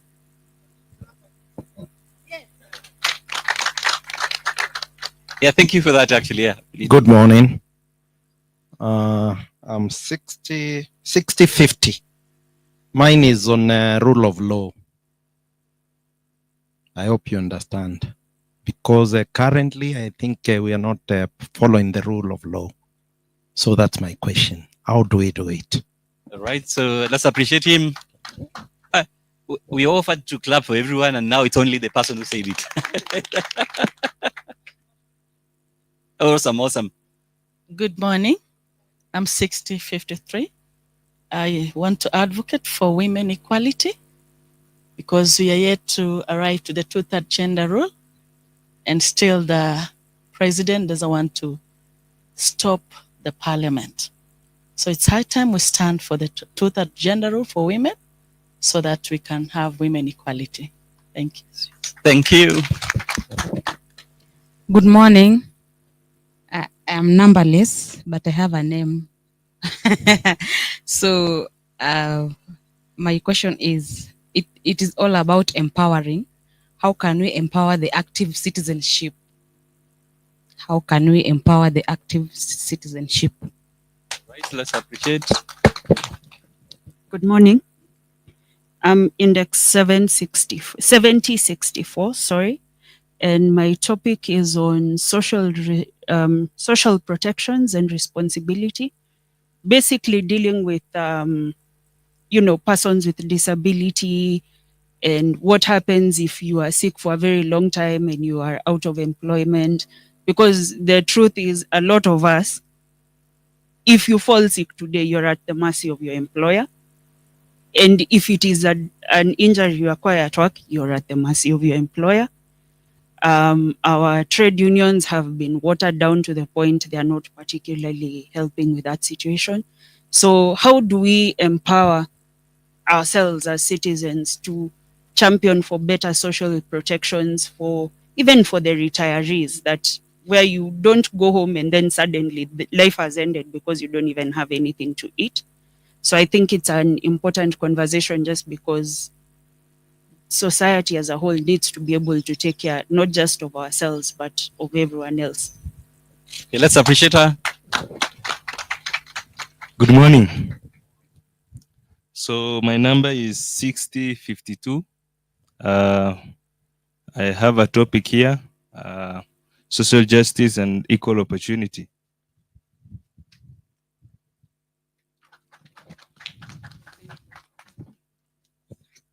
Good morning.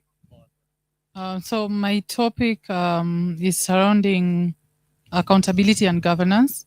And to pose it as a question, I'd ask, how do we leverage technology to enhance transparency in accountability and governance issues? Good morning. My index is 7067. When we started, I remember our moderators mentioned that we are all leaders. So my question is ethics in leadership. Why, when, and how do we maintain it? Oh, well, good morning. Mine is 1963, and mine was on education, but I'm focusing on educators, that is the teachers, the trainers, and all. So how can educators be the active role or the catalyst for change in Kenya? Good morning. My number is 2211. I'm going to narrow on accountability between the religious stake and the government, or politics and religious people. Where do we draw the line? How accountable can religion be on government, on how government can, where do we really draw the line? Who do we like, what I've written here, who needs to account for who? Does the government need to account for religion, or religion needs to account for the government? Where does the church or the religion stand in crisis, political or otherwise? Thank you. Good morning. I have very interesting topics, but I think they have been covered here. It's how we can use technology and in terms of driving civic engagement or civic education. And this can be both online and physical. So that's my topic of interest. All right, thank you. So let me ask you, for the technology, do you feel it's similar? Do you want to work together, or you feel yours is totally separate?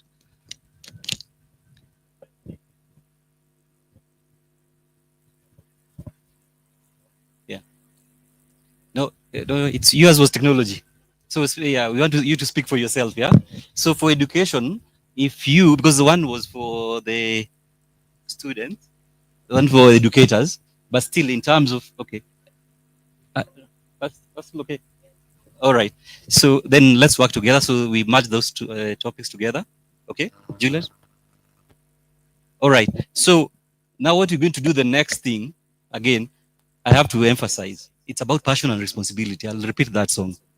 So when you have your own conversations in the open space, you're not pointing fingers. It's about how we take responsibility and what you're going to do about it. So if you talk about, for example, rule of law, what is that? So you're going to have a conversation about what we're going to do exactly and how you're going to, if it's about holding accountability, how do we do that? It's not about pointing and say the other people need to do this, because we'll have to come with action plan, right? What are we going to do ourselves? We've seen it's a problem. So what about it? So that's what I wanted to emphasize, and I'll still emphasize for these 2 days. Now, we want to know, so I want to invite you to this board. So DJ, you can play some music. There's an interlude here. So we can go to the board. So you'll choose which room you want and which day you want to have your conversation. As we listen to the music and as they engage with the board as our hosts, I want to assume the rest of us have heard and understood what the topics are. If you want anyone repeated, maybe we can do, because you need to decide which room you want to go to out of the many that you've had. So I want to believe it, they were all clear. Yes? Yeah, Good. and then they'll come there. Once they've said the room, you can invite everyone to come here to remember them, right? Because we are few. You have a question?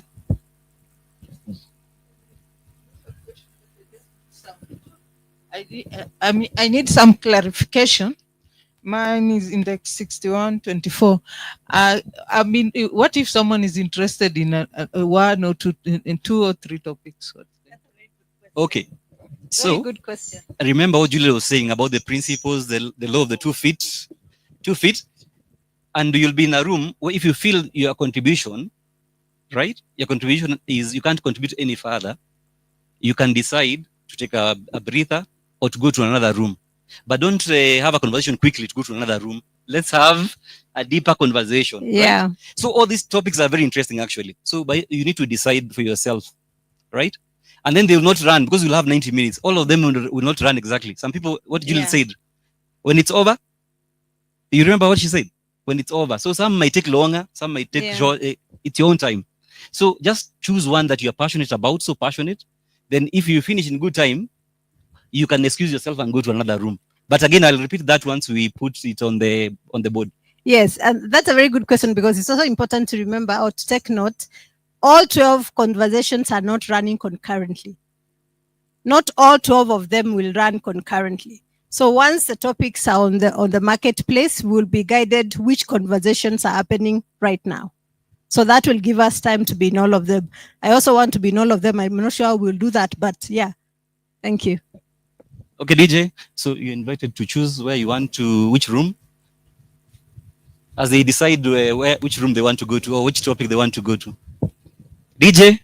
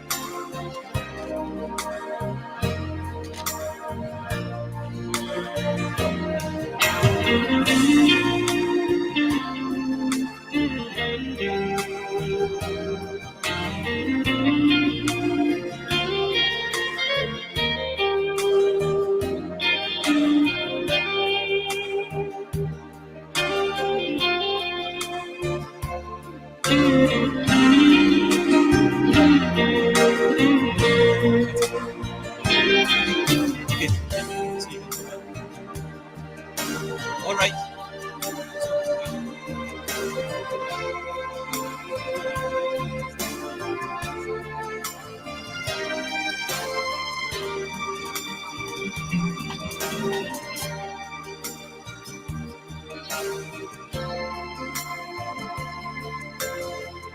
Just a reminder that Mizani 254 is on social media. That is on Facebook, X, Instagram, and YouTube.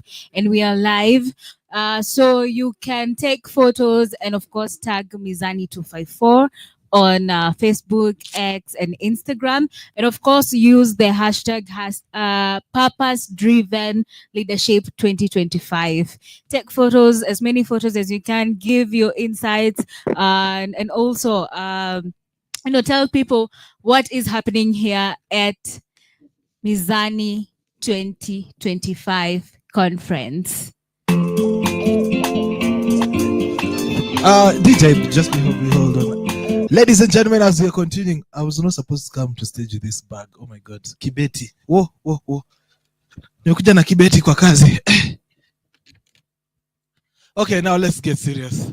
Ladies and gentlemen, the hashtag for today is simple, hashtag Purpose Driven Leadership 2025. Take a photo. Tell us on the hashtag Palevi kwenye Mizani 254 on Twitter. Tell us what you feel the event is, how the event is going on so far. When we are breaking, I'm going to read a couple of tweets, of course, from that hashtag. Hashtag Purpose Driven Leadership 2025. That is the hashtag. Remember that. For those people who are listening at home, who are viewing as well, we're going to be telling you what is going on the board. The board is written Marketplace. We have a couple of rooms laid out there for you. The OST, that is the Open Space Technology Facilitators, are going to tell us more on what is going to be happening here. It's amazing. I hope you're enjoying your time here. Who are listening from home and those who are here, thank you so much for being here with us today. Thank you so much.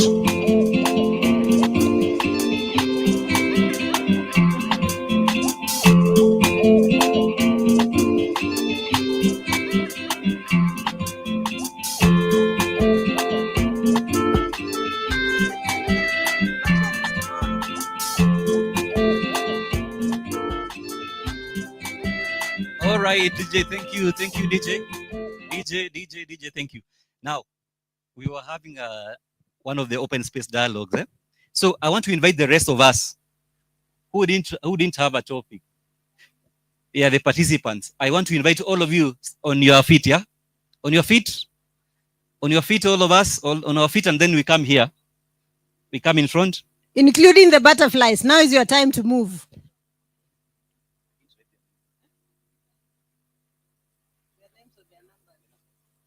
Okay, all of us, let's come here. Everyone else. All of us kindly. All of us. Okay, some people are still having a discussion. So what I want us to happen here, choose where you want to go. Write your name. So you can use a small pen.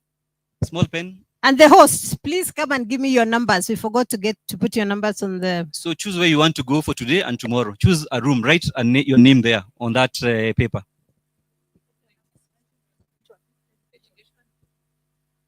So choose where you want to go for today and also tomorrow. Just write your numbers, yeah? Okay, so you'll give us your name then. You'll write your name.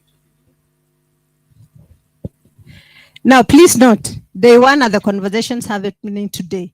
Day two will happen tomorrow. Maybe use a marker, Obed. Yes. Sorry? This is right. Okay, you've written your number? Yes, I have. Okay. Okay, let us come, all of us who are, who not Yes. identify the rooms we want to go to. You can write for both because there are two And then different days. Stella, I need you. Stella, with the You open can. sheet Feel free. harvest papers. Sorry? Yes. Bring for me the Yes, flip numbers charts. for the hosts. The crayons. 2583. Which one was And all the materials, sticky notes. education?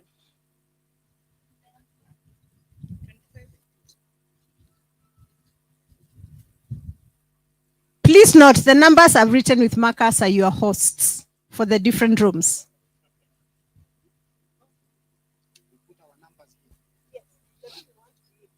Your host, which topic? So again, this is self-organizing.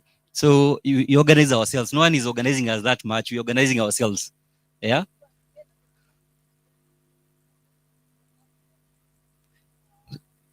If you need a pen, there are pens here, extra pens here. Nikitaka kumangamanga niandike kwa zile zote nataka kumangamanga. Yes, yes, you can. But for the sake of just being in one space, just write where you are starting, and then now you can. You are not manga today. We are bees. So you can go. No, you can. One. Where you're passionate about, where you're passionate. Write your start point, then feel free to fly. Has everyone written where they want to go? I need the Mizani team to help me to ensure everyone has identified a room. Otherwise, I don't want to see anyone being out by themselves. Okay, so for day one, even us who are leading the conversation tomorrow, Yes, we'll yes. have to If you are not hosting, Oh, so we go somewhere. Yes. So how do we pick where we are going? Choose the topic. Then I just write go- your number there. MC Pepito, where are you? Okay, so we'll have 4 rooms. So once they finish, you'll tell us where the rooms are exactly. Where they are.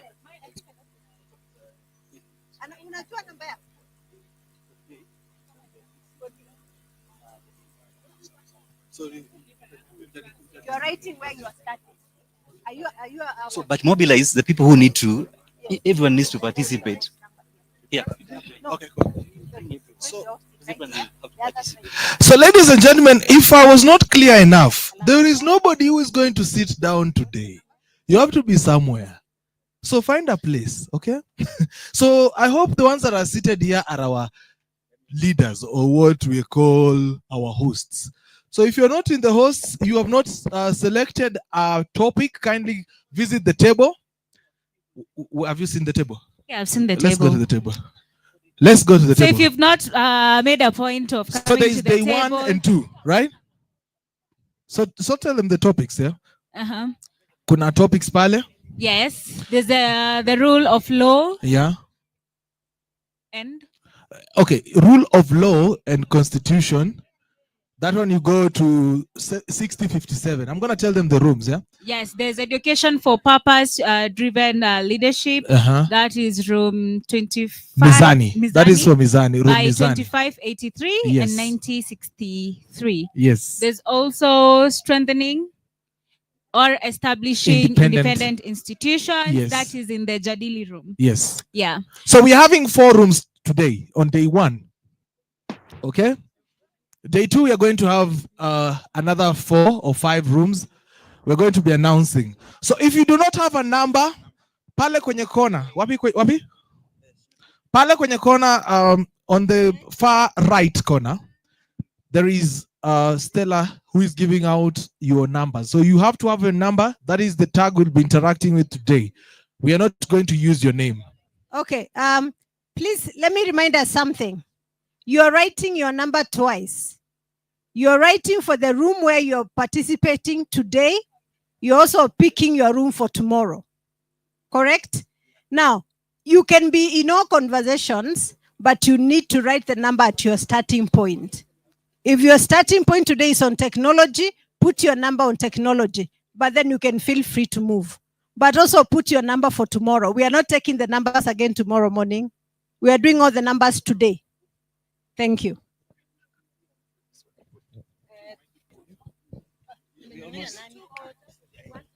So we are One today, you will one choose tomorrow. a day tomorrow, yeah? Nah, you're choosing One today and one tomorrow. today and one tomorrow right now. Have you chosen one? Let me write mine too. The MCs too. Everyone is choosing. We have a mic, so we are going to use the mic to choose. Let me use the mic. See, yeah. We have ethics in leadership, why, when, how to maintain. For day 1, we have rule of law and constitution, number 2. Number 3, we have education for purpose-driven leadership and strengthening independent institution. I think I'm going to go for... Yeah. Which one are you going for? I don't want to be in the same room as you. That's what I'm trying to say. No, just because. Just because.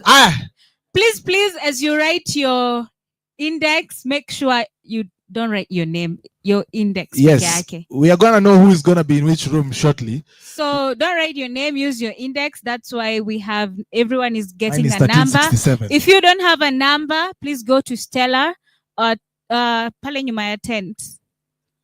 Aya. Literally. You look at your Go and name meet tag Stella and write there. on the topic you want, and then we'll know which room you will be. So you write for today and tomorrow. So I've already chosen mine for today. Let me see what I'm going to do tomorrow. There is leveraging technology to enhance transparency and accountability in governance. There is role of religion. There is social justice and equal opportunity and women equality. There is how can we empower active citizenship. Let me see which one I'm going with. I'm a strong supporter of the girl child. I'm very tempted right now for the girl child. Girl child or social protection. I'm really... Yes, the Leonis is a Jew. 1, 2, 3, 4. Let me empower the girl child. Our online audience, I hope you've gotten a topic. Let us know in the comments. Yeah. They We have been have a reading them the topics, right? Yeah. Cool. Maybe you can take them through the first 4 topics for today. Today. Yeah. With the rooms. Yeah. Today we have how many? 1, 2, 3, 4. Yes. So the first topic is ethics in leadership. Why, when, and how to maintain. That is in the Ustawi room. Then there's the rule of law and constitutionalism. That is in the Dadisi room. There's education for purpose-driven leadership. That is in Mizani. And there's also strengthening or establishing independent institutions. So make sure you choose the topics that you're going to discuss today. So Eli is following up online. Are you getting any comments from the online audience? So if you're listening in from the online audience, we have given you 4 topics to choose from. The open space technology is also inviting you to take part in it. And we are having 4 topics, 4 rooms as well. Ustawi room, we have the Dadisi room, Mizani, and we have Jadili. So we have those 4 rooms for today. Tomorrow we have 5. We'll know tomorrow. As what the famous book says, tomorrow will know about itself. So yes, so we're gonna do with the 4 today. So has everyone picked a room? Who has not hasn't registered? Unajua mimi ni headmaster. I will be walking around monitoring. So yes. Maybe day 1 and day 2. we'll bring back our Day 1 and day facilitators 2. to tell us where they headed, So right? choose a topic in day 2 and then choose a topic in day 1. Okay. Let's resume our seats. It's now my turn to shine. We have rooms.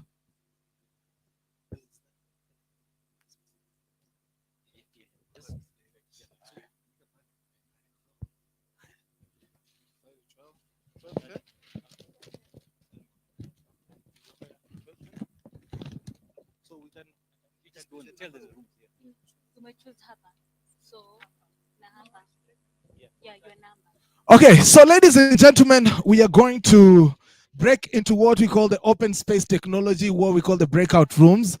And today we have 4 rooms. So I'm going to give you directions on how we're going to disperse. Now, if you're here with me, we are going to start with that first topic, that is Ustawi. It's written ethics in leadership. I thank God I have a long site. Ethics in leadership. Why, when, how to maintain. If you have written your number there, you're going to move to this far end where it's written Ustawi. right there at the corner. You're going to congregate there. Yes? If you have you are in the second room, that is the Dadisi, where we're going to be talking about the rule of law and constitutionalism. Okay? That is room Dadisi. Dadisi is going to be seated at the restaurant, yeah, upstairs. So on the far left, as you approach here, there's a restaurant, the Bundu's restaurant, the top floor. If you have written your number under rule of law and constitutionalism, when our teachers release us in the next 3 minutes or so, you're going to leave this space and join the rest of your friends at rule of law constitutionalism, the DC room on the restaurant top floor. Mizani is going to be tackling education for purpose. Driven leadership. Education for purpose driven leadership. And we have a whole host of people who have written their name there, the Mizani room, which will be happening also.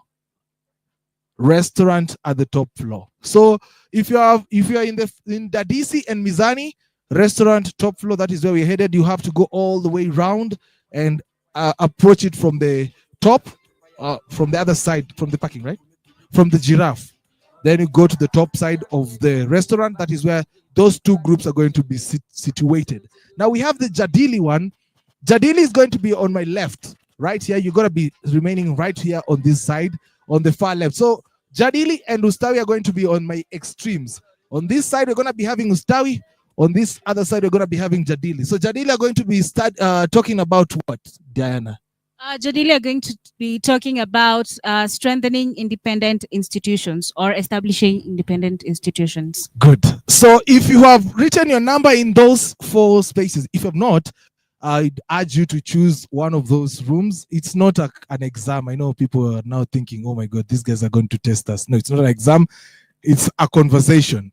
And we'd like to have each and every of us being very active. So Dadisi, Ustawi, Mizani, and Jadili are our rooms today. I'm going to go back to our open space facilitators who are going to be the ones who are going to guide us during this special moment. For those who are listening online, those are the 4 topics. Kindly comment and we are going to tell you on how we are going to go further. So, Mwalimu.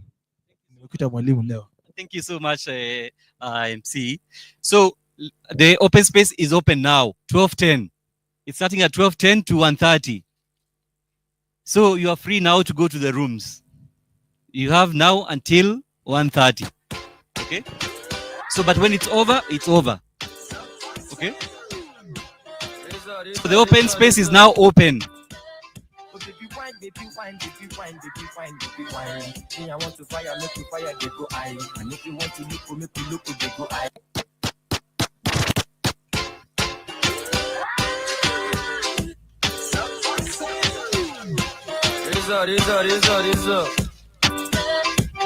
wine, baby wine, baby wine, baby wine, baby wine. So the open space is open. Let's see people moving. We have now till 1:30.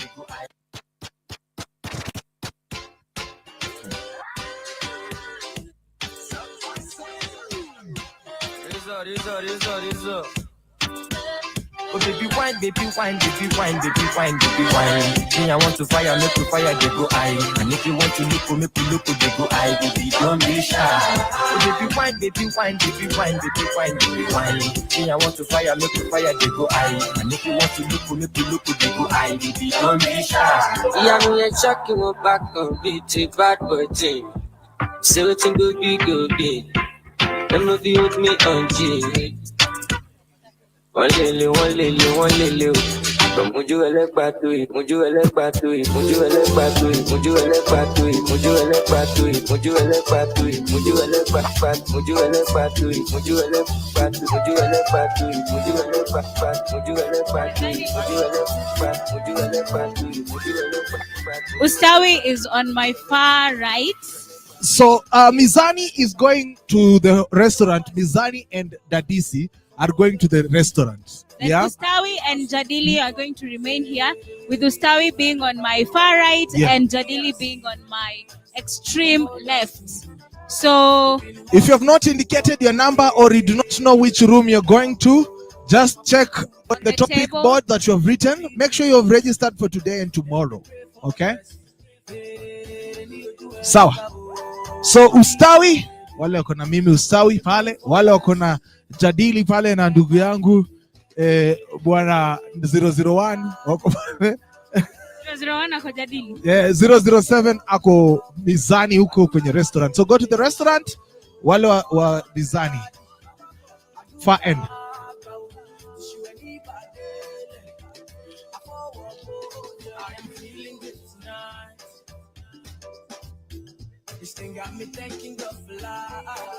Check. Ladies and gentlemen, also to remind you that this event is environment friendly, so make sure that you don't throw your bottle. You will use it as well for refill when necessary, and if you're done with it, don't throw it away, kindly. Thank you. All that matters please you. None of these toys on lease to made your whole year in a week too. Main bitch out of your loop too. Side bitch out of your loop too. House so empty, need a son of kids. 20 racks a table come from Lemonade. Cut that average into skinny pieces. Then she clean up with her face while on my brain. You talking money, need a hearing aid. You talking about me, I don't see a shade. Switch on my side, I take any lane. Switch on my core, I kill anything. Look what you got. I'm a motherfucking star boy. Look what you got. I'm a motherfucking star boy. Make me dance. Daddy, oh, make me dance. Easy boy, make me dance. Daddy, oh, make me dance. Star boy, make me dance. Daddy, oh. Elecumare, bless you with body, oh baby. Star boy, go bless you with money, oh my girl. Elecumare, bless you with body, oh baby. Hey, Star boy, go bless you with money, oh my girl. Yeah, suck, suck, suck, suck, suck, suck, suck, suck, suck, suck, suck, suck, suck, suck, suck, suck, suck.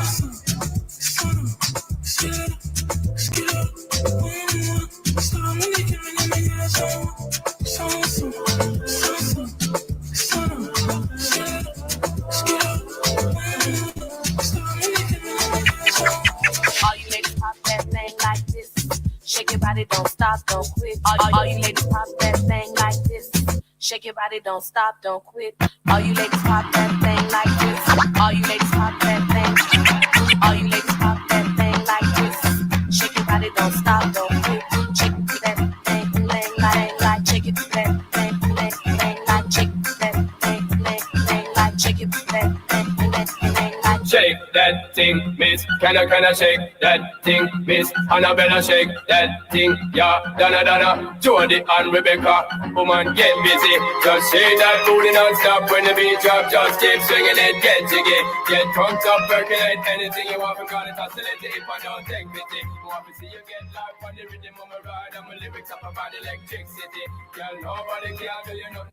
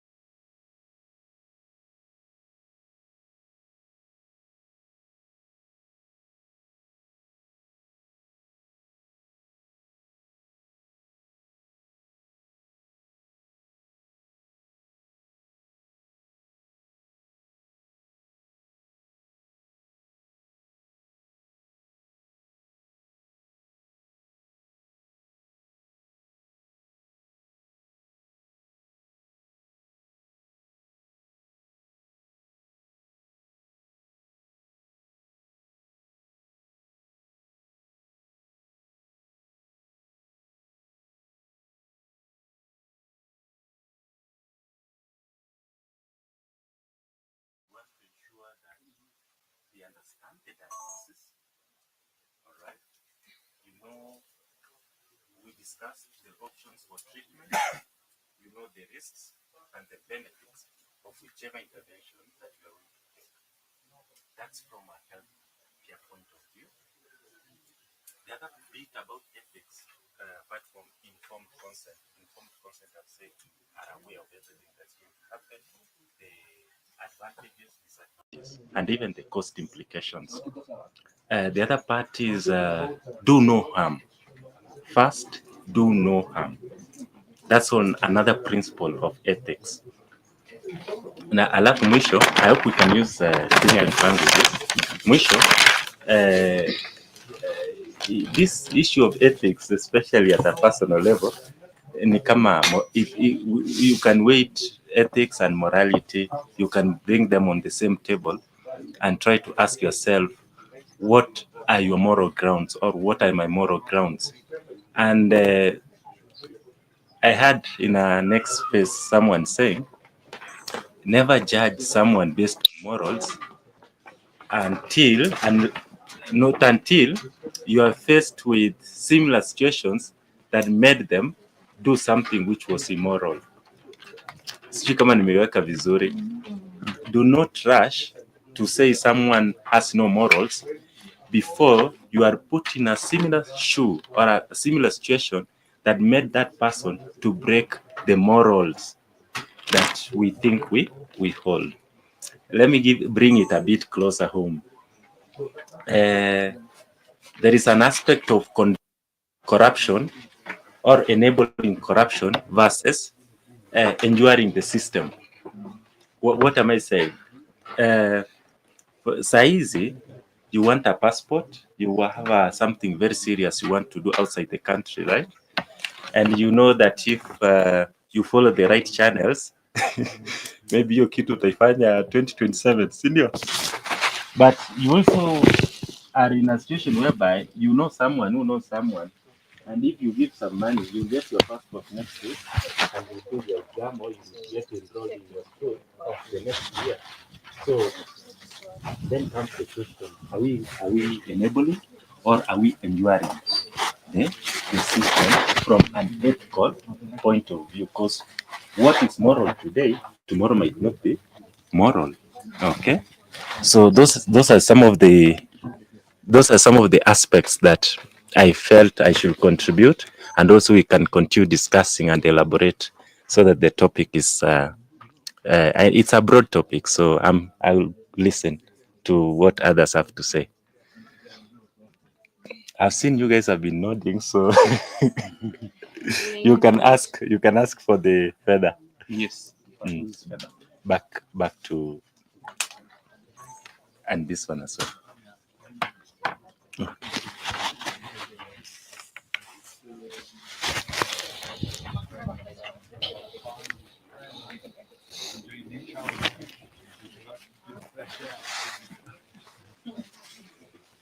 And also to engage. Clock it in fast. I'm here to learn. From various people from various sets and kinds of leadership. I'm a politician, so I do politics. That's what I do for a full-time job. I'm a full-time politician. Full-time politicians are people who engage in spewing random ideas, random thoughts, these things that. Okay. Yeah, so I'm here because I want to engage in this conversation about purpose-driven leadership and to understand and appreciate how we can move our country forward and take it to the next frontier. So Catherine and myself and Gloria, like we did introduce ourselves, we're members of the United Green Movement Party. And we're here because we think politics, like you say, should be everything. Most professionals think that they can be accountants, they can be nurses, they can be communications experts without engaging in politics. I think they are hell wrong. Shisha is a political issue. Now that you cannot, your grandmother calls you for money in the village because it's a political issue. Someone woke up a system that was working. They tried to do a crazy experiment, and now we are all now bearing the brunt of it. So you cannot sit as a professional. Me, I'm a teacher. Me, I'm a nurse, and I cannot engage in politics. No, you must engage in politics.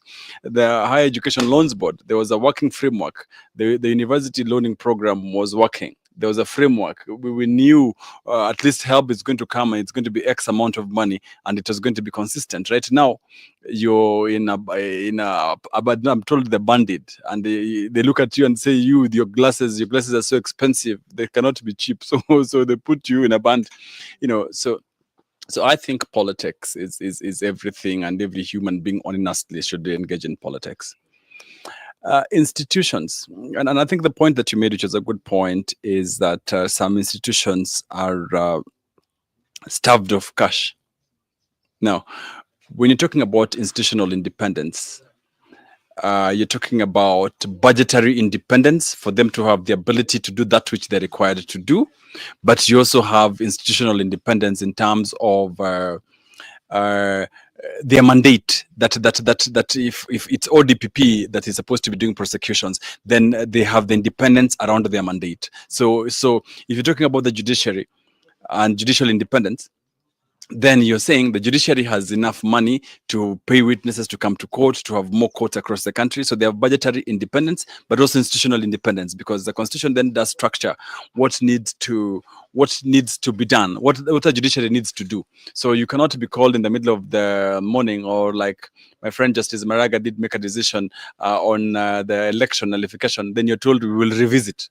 When someone tells you they'll revisit a decision that's supposed to be, so how then are you an independent institution if they're supposed to be deciding how they want you to decide for them? So independence means institutional autonomy, but also budgetary autonomy in a way that makes you succeed. But the other thing that I think you also make, which is an important point that we need to buttress, is inclusion.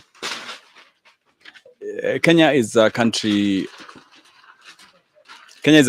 of 43 plus tribes.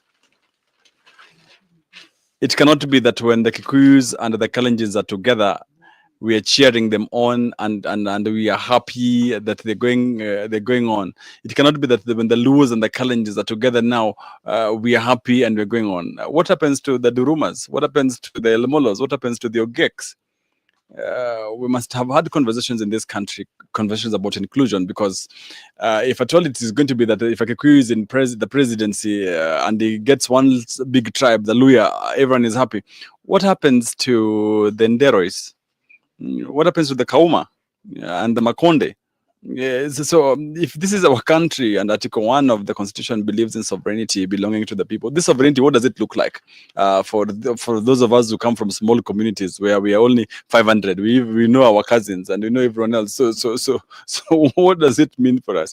So the quest about independent institutions, therefore, needs to be, civil society, the judiciary, the legislature, the executive needs to be independent in a way that we are all interdependent, yet making sure that everyone keeps to their lane, they have their budgets, but also making us feel included, because this is our country, so that at least this issue of sovereignty, we as Kenyans can then feel important. Simeonge sana kama mwanasiasa.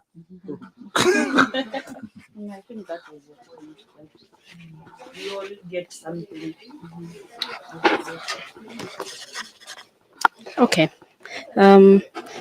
Thank you. I didn't get to say something. My number is 7510. I studied communication and PR, so I'm very excited. So you're excited? Yeah, to have So a you're colleague. smiling. Yes. May I explain? Yeah. So the purpose of this is we are harvesting every point that is coming out from the discussion by everyone. And then the harvest sheet, where is it? That harvest sheet, you only have key points you need to harvest. But for you to be able to do that, they need to be here, because this is also what everybody else tomorrow will be able to look at and see what the discussions were about. So you might not harvest your own points, but somebody else can write what they hear you say, which is very, very important regarding the subject. Make sense? Thank you. Yeah, I don't think I have anything to add. You guys have said everything. But now she left. Maybe the starting point would have been what are these institutions that we are talking about, and I want to give Mheshimiwa that privilege to explain to us or to help us have this discussion. The main point of this discussion is to have a discussion and to learn from one another. I am no expert in law. In fact, my background is in something very different. So I'm happy to learn in communication and PR. So I'm going to communicate a lot. But yeah, anyone else can also help so that we're all on the same page. I think this definition you gave about what we should be looking at in terms of institutional independence is a pretty solid starting point. So ideally, you should have an autonomous budget. You should have discretion in terms of your mandate, in terms of what actions you can take. They shouldn't be subject to review or veto by any outside forces, and you should have institutional autonomy. So ideally, yeah, I've said budgetary, yeah. So if we start from there and we talk about, forget the ones that have independent in the name, even when we know they are not independent, right? So IEBC, IPOA, there's those ones, right? They have independent in the name, but we know they are not independent, right? But also, ideally, in a perfect world, the police service should be independent, right? The police service should be independent. If we're talking about parastatals, they should be independent. All parastatals you can think of, whether it's TADA or it's even NHIF, NSSF, all those should be independent institutions that work to develop the institutional mandate in terms of, so for example, like TADA is to run the Tana River Athi development, right? So in terms of managing the dams and all that, that should be independent. I think there's those, we have a lot of parastatals. There are over 100 if we were to list them. If I'm not wrong, they're quite a number. But the point should be that in the perfect world, all of them should be independent. What ends up happening is, for example, if it's Kenya Ports Authority, if you notice, there's always an issue when there's a new managing director to be selected. Why? Because some community will feel that this is in our hometown. The managing director should come from our hometown. Same thing has happened with East Africa Portland, which is not quite a government institution, but it has some government funding in it. So East African Portland has had the same issue. It is now under receivership. I don't know, for the almost now 7-8 years, it's under receivership. So all those institutions, the biggest problem we have is because when we look at their mandate and how that mandate is defined, it is too dependent on political goodwill. Let me explain what I mean. So, for example, if you look at Kenya Ports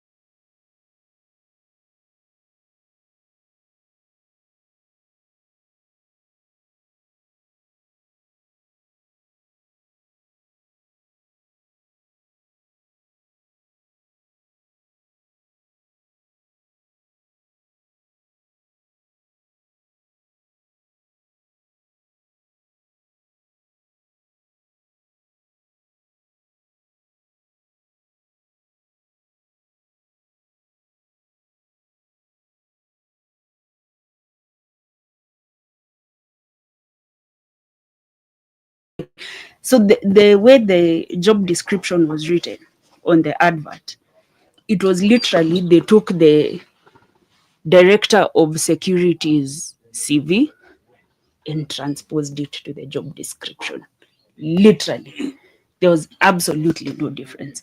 So it made it very clear that while the deputy director had been running it for months, he was not going to be recruited for the job.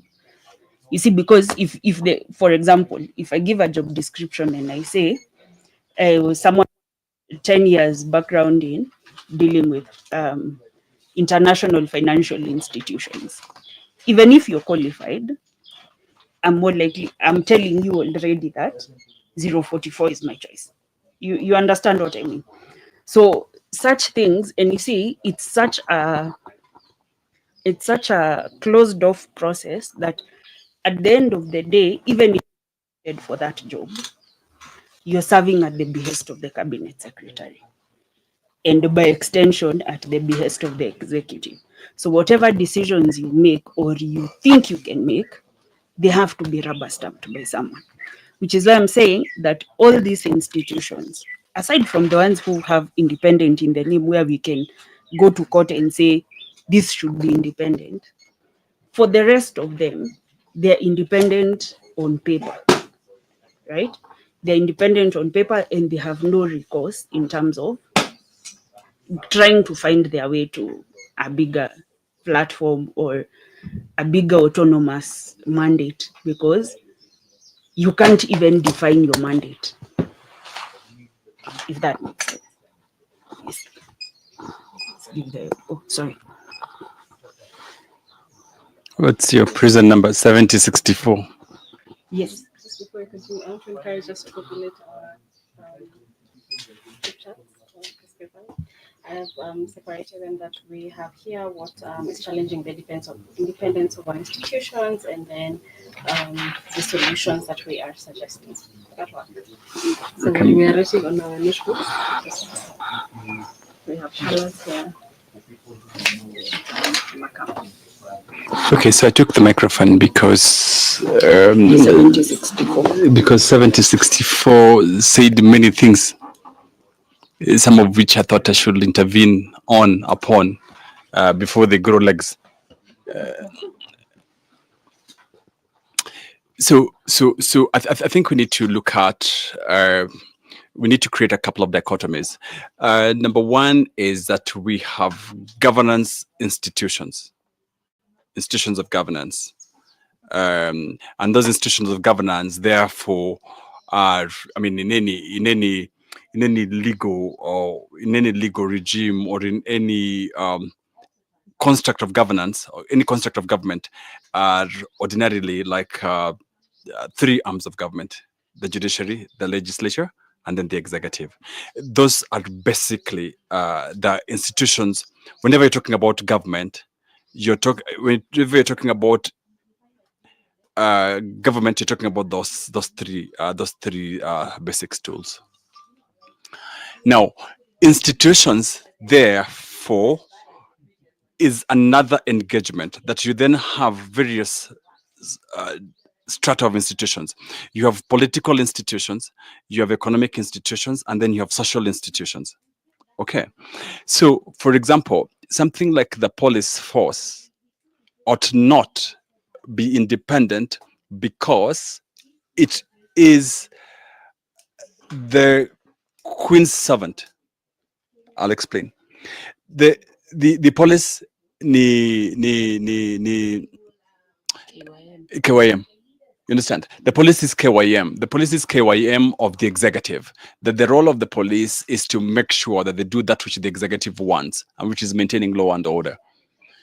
So how do you arrive at making sure that so you're not able to, like, for example, effect an independent police, because a police is supposed to be obeying command, being given instructions to do, but that police is part of the executive and can be checked by the judiciary. That's why I started from that level of the various strata. So you're looking at the governance strata is those three institutions: legislature, judiciary, and the executive. And therefore, this conversation you're having, for example, about the Kenya Airports Authority, banks, which are then economic institutions, are there for structures, children, limbs of these basic three branches. Is this making sense? So that, for example, it is possible to effect. You're not going to have an effective KAA if you do not have independent judiciary, independent executive, independent legislature. That's not possible, because then what you have is you therefore then have extractive economic institutions. You end up with the KAA that is extractive. You end up with TARDA that's extractive. Why? TARDA becomes extractive because they're no longer applying the principles of the rule of law or constitutionalism. The TARDA knows, for example, I am the CEO TARDA.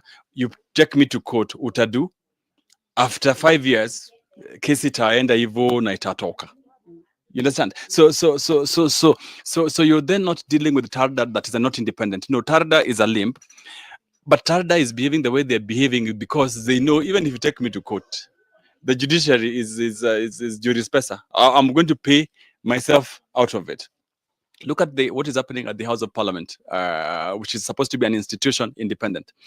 William Ruto goes there with the finance bill. It is 7 trillion. Kenyans go to the streets. They say, hii tutapitisha, mpende, musipende. But Kenyans are saying, this is not okay. This is not okay. That's the executive. Kenyans are represented by the legislature. We're saying, tell my member of parliament, petition him and tell them that this thing that Ruto is bringing is not okay. Kenyans make noise. Sovereignty. Now that's because you have no other check. You know, the institutions have all collapsed. The judiciary has collapsed. The executive has collapsed. The legislature has collapsed. But Kenyans now take to the streets and then push. President Ruto succumbs. The legislature is saying, in fact, you've done a very good job, Mr. President. You've removed this finance bill. In fact, it was very bad. Look at Shisha. So to the extent that, for example, our institutions are not independent, that the legislature cannot check on the executive, because that's the level of interdependence. The level of interdependence requires that the parliament can be able to tell the president, we're not passing this thing the way it is because it's not good for the people of Kenya. So I wanted us to make that distinction in terms of the various, what is ought to be independent, and also then what makes this limbs extractive, because you extractive that they're not functioning the way it's supposed to function. The police force is not functioning the way it's supposed to function because things died. The executive collapsed. The executive knows that, you know, you're asking the National Police Service, what is it called, that fellow, or the IG. You're asking the IG to come to court. Kenyans have disappeared. Kenyans have disappeared. Where are they? We pay taxes for us to be secure. Where are these Kenyans? The IG says they don't know, and it doesn't want to appear. So in a normal country, if the institutions were independent, the IG would know, for example, that there would be reasons, there would be repercussions, there would be a penalty. But he knows there's no penalty because the executive is not working, the judiciary is not working. So when you do not have independent institutions, in legislature, parliament, executive, then you end up with the extractive limbs that implement these things. You end up with the police force that's not working. You end up with doctors who are stealing medicine. You end up with KEMSA that sends you fake medicine, expired medicine, because they know the judiciary, which is supposed to be penalizing them, you can go and pay. So that's what I wanted to say. I don't know if it makes sense, but now you're the boss. I think we can also start from where, you know, where we went completely wrong. If you remember after 2007, the very divided parliament, where then, because that's where we started the story for vote Suti. Remember that? Yeah. Where it became, now don't just vote for a president, that you need a majority in parliament. It was a good idea, right, on paper.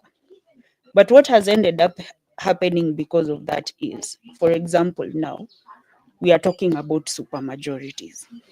So that now, even if you have people in parliament, like now, for example, let's give an example of Jalano, Fred.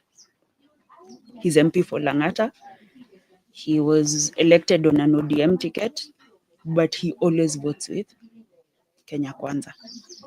He switched immediately after the election. He was the first person from ODM to show up at State House for a handshake, right? So what ends up happening that, and I understand why they said it, because for Kibaki's second term, it was very hard to pass absolutely anything, because no, it was reject for the purposes of rejecting, right? We are showing you we can reject. But the fact that now that became the standard operating procedure for the country, that you have to vote Kenya Kwanza all the way through up to MCA to allow for governance, now it means that at any given point, nothing can pass, nothing can be stopped in parliament or even at a county assembly because of supermajorities. So until we get to the point where we can tell people, listen, this works if you believe in the policies of this party. You forget about the personality. We need to start now talking about policies, because for the legislature, that's the only way we'll ever get it out of that stranglehold that it is in right now. Unless we can get people to a point where they can say, I can vote for the president, Kenya Kwanza, and say my MP should come from UGM because this is the person who most speaks to what my issues are. Otherwise, we'll end up, even come the next election, we'll end up with another supermajority. We'll end up in another situation where you go and tell your MP, we don't want this thing, and they tell you, tutafanya mkitaka, mpende msipende. And literally, there's nothing you can do as a citizen. The most you can do is insult them. There's nothing else you'll be able to do. So I think our biggest issue is civic education in terms of vote for policy, not for personality. Because we've voted for personality long enough as far as I'm concerned. Because at this rate, we'll end up with, now it is they decide if they are voting or not. If they decide not to vote, too bad for you. As Kenyans, that's how we've ended up with SHA. That's how we ended up with the finance bill. The next one is just around the corner. That's how we've ended up with all these policies that are beating us down right now.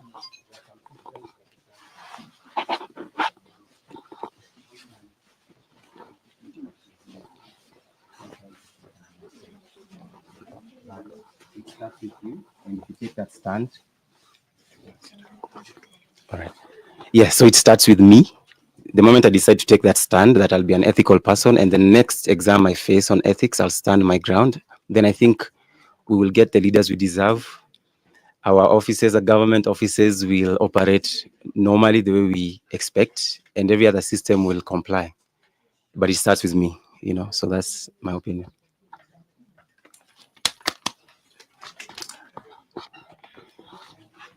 Afternoon, everyone. A lot has been said. I won't talk about why we need ethics and leadership and when, and to focus on how do we maintain it. I think, first of all, the reason why we are lacking purpose-driven leadership and good governance in Kenya is majorly because of public participation. Because, for instance, the millennials, I feel like millennials took too long to start talking about politics, and you talk to someone about which leader they're going to choose when we are during the campaign season, and they're like, mi hata spendi mambo ya siasa, without realizing that hiyo siasa ndo ina affect your everyday life. I think there's a law about public participation. People should know how much is going into CDF, how much has been disbursed for this road.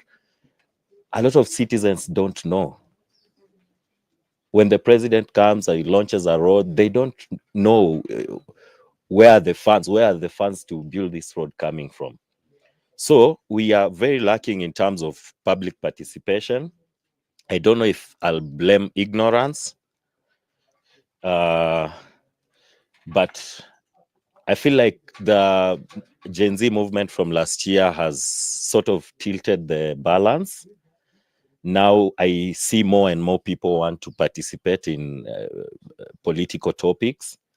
And you see, it's this mentality that it's someone else's responsibility to, hold the opposition accountable or the government accountable is slowly tilting, and more people are participating. But I feel like we need to do more, because if you are keen enough, you'll realize that a lot of political discussions are on, say, for instance, on social media, majorly on X. On Facebook and these other platforms, people shy away. So I feel like we need to champion for more public participation in our churches, and we should use all available avenues in our churches, on social media. Another point is active citizenship. I'll use the example where yesterday Ndindi Nyoro was ousted, and immediately there was talk that he had, used his position to direct more funds towards this constituency than the other constituencies. You as an active citizen, have you found out whether that is misinformation and propaganda, or it is actually true? So I feel like we should also take up roles to be active citizens, and go to research, get to know the facts from fiction. And also, my last point out for how we can maintain ethics and leadership is to use alternative offices. I'm sure every one of you has noticed the difference at LSK for just the past 1 year. So I feel like if we use all alternative offices that can, safeguard the constitution and hold our leaders accountable, we'll make some great milestone. I submit. Briefly, for me, it's just a question maybe to around the table. Do we really feel like our leaders need to be compensated in terms of the hefty salaries that they get?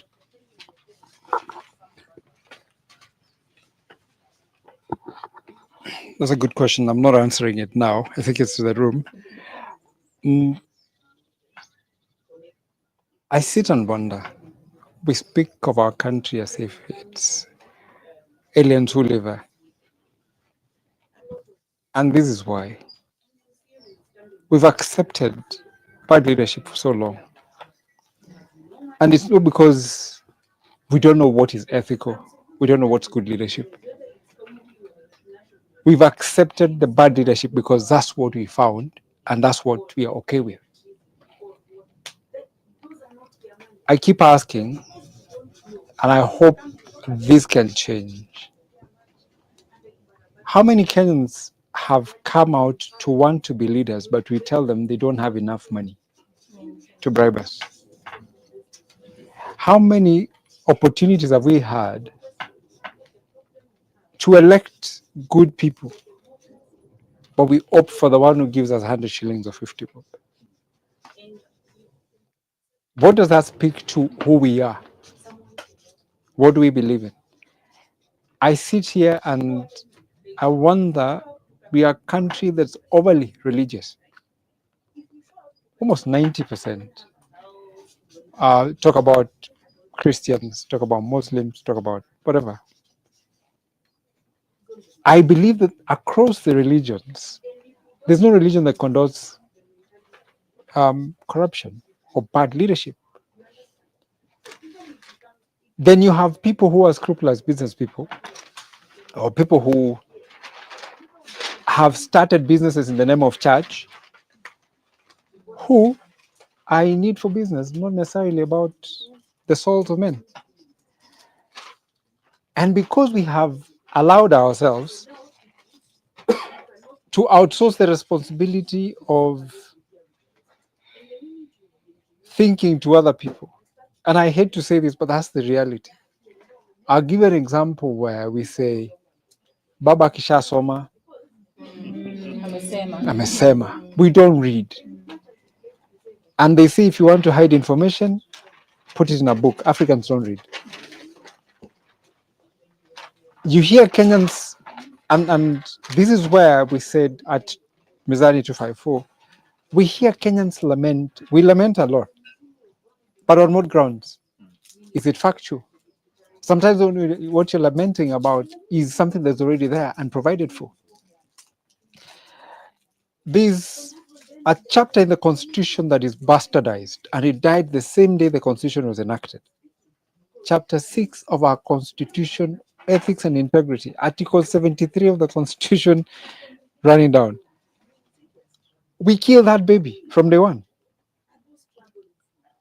And subsequent elections, I've seen people who've been indicted in ICC being allowed to run for office when it's very clear that the law is very clear.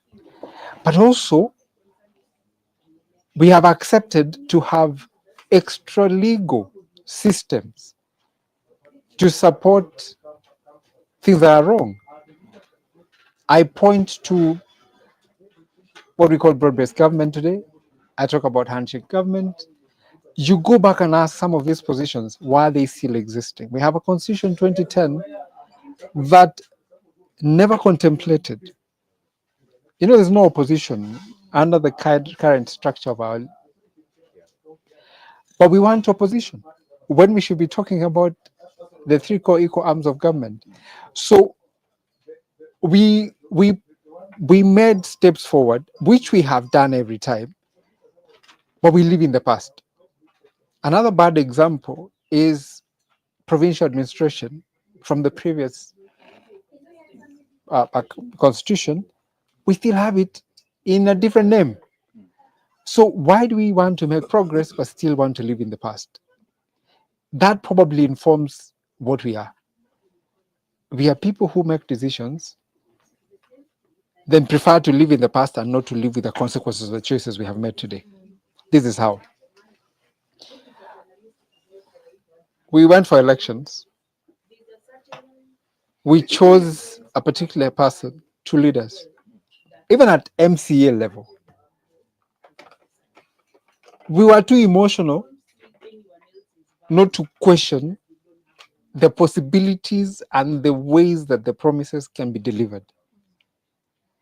But because uni brother yangu, uni beshte yangu, we voted on that basis, even when they didn't have content. So here we are.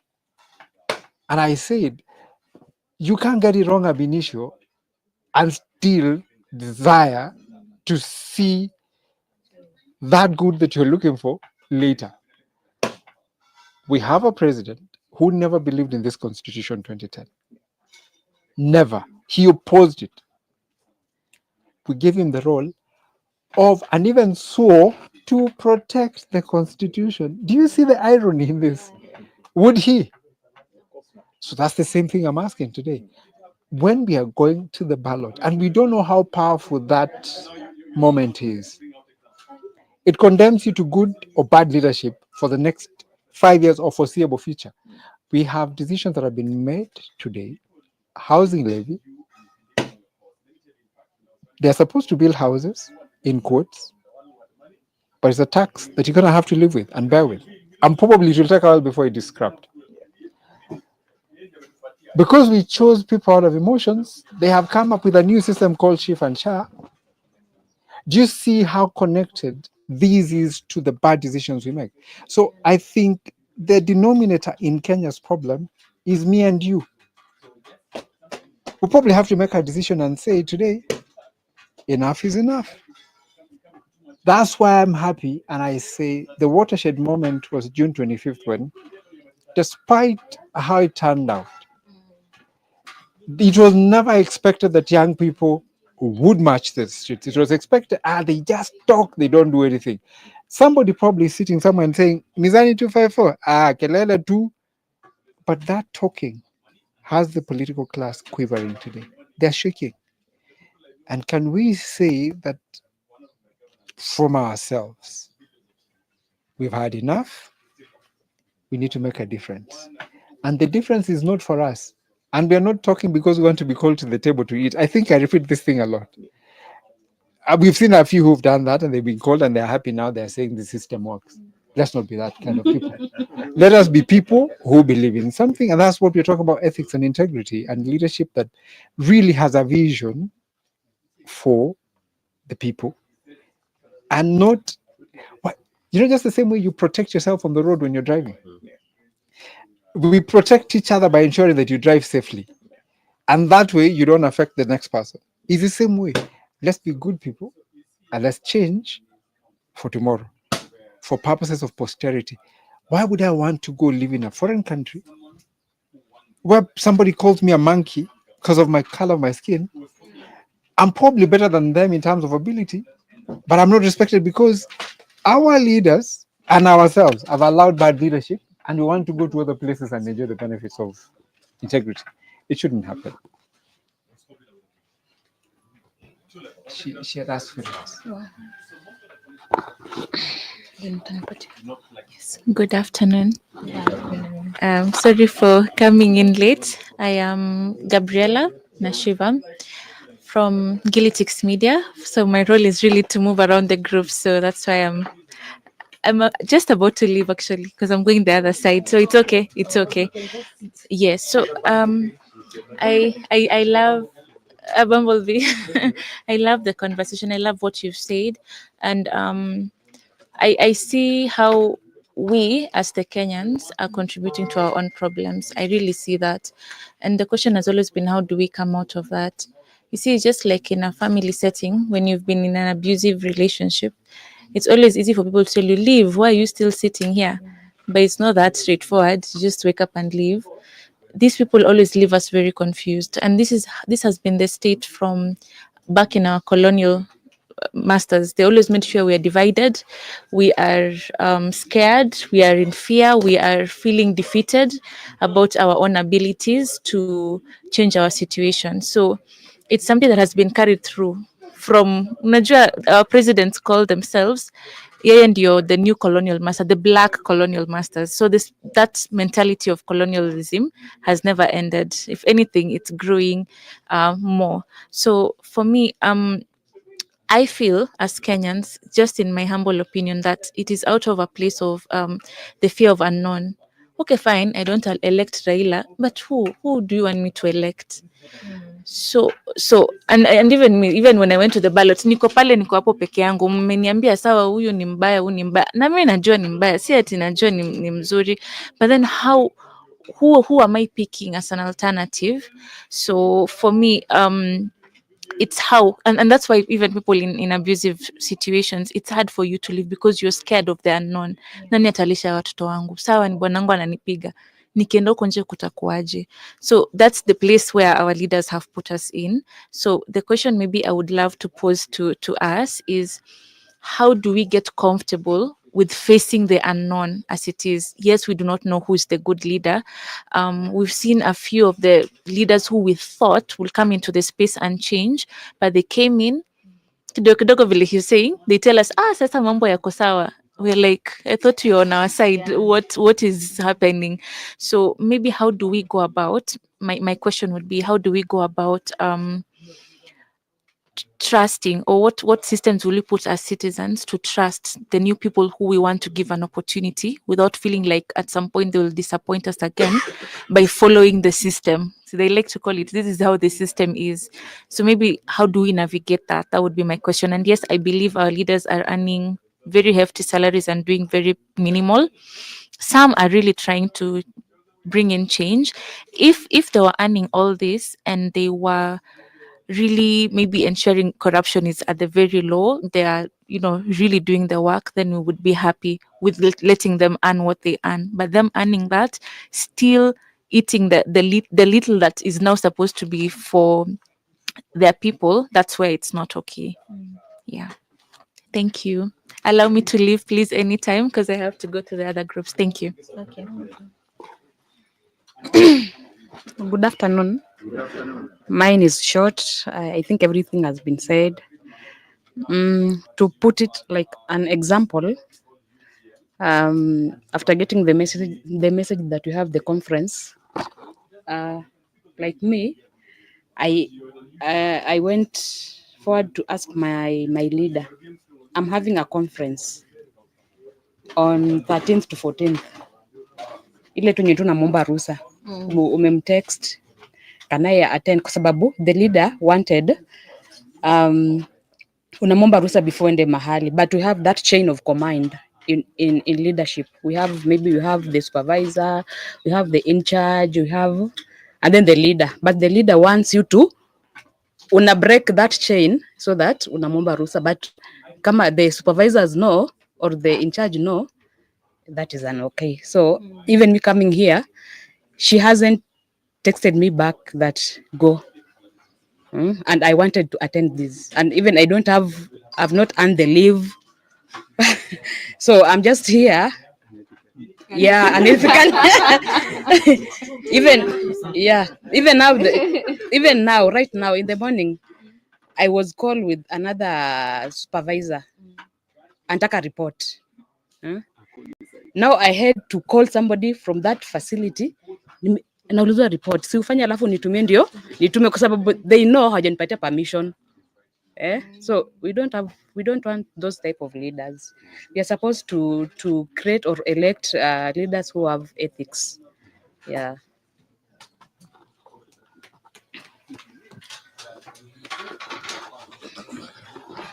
Thank you so much. I've been following. Now, I've written so many notes because it looks like we can write a thesis from this. Anyway, there are keywords. I don't know if you must have heard the word mediocrity. Multiple people have mentioned it.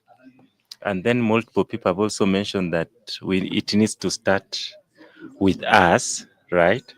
But the other fundamental thing maybe we have had is the fact that this culture of corruption, unethical practices is actually rooted in us individuals, and getting to transform ourselves out of that cage is really going to take a lot of effort, and so many we need to start small in terms of the steps. She asked before she left, then what do we do? How do we get ourselves out of this?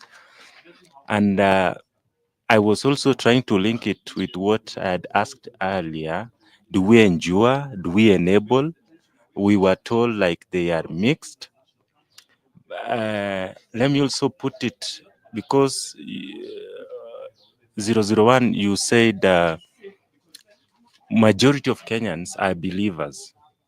We belong in a certain religion or a certain faith.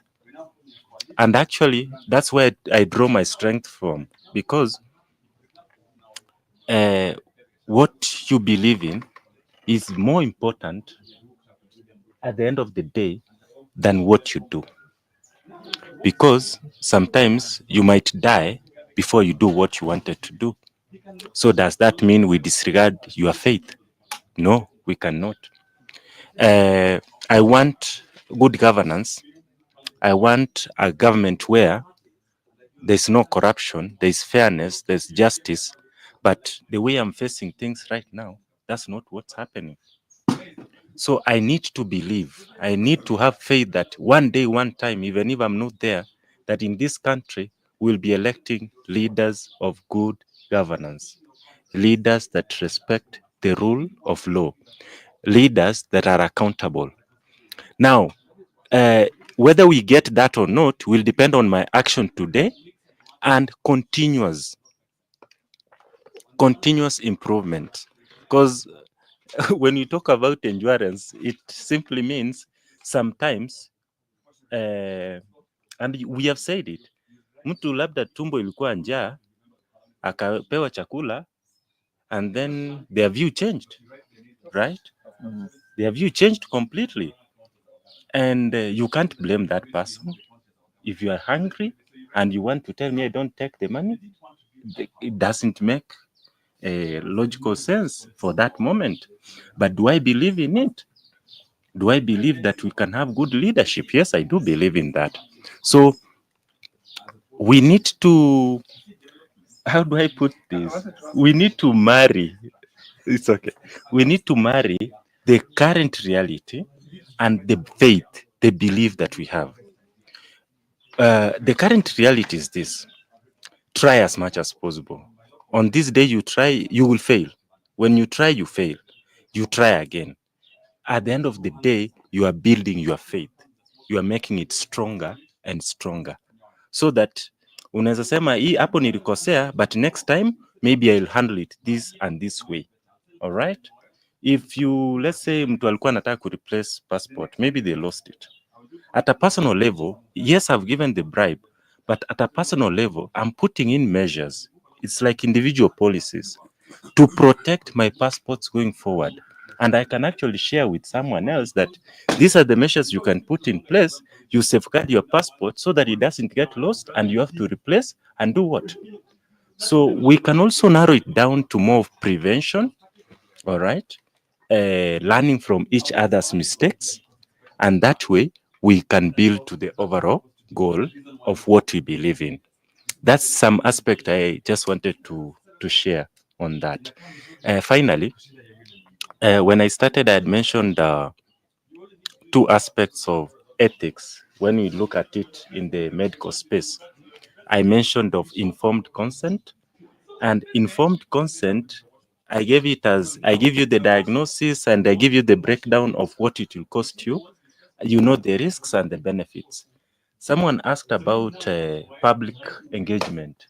Do we think our leadership, especially the MPs, they come down to us and give us what we call informed consent? Do we think that happens? But it's something we practice in the medical room every other day. The other thing I mentioned about was do no harm. Do no harm.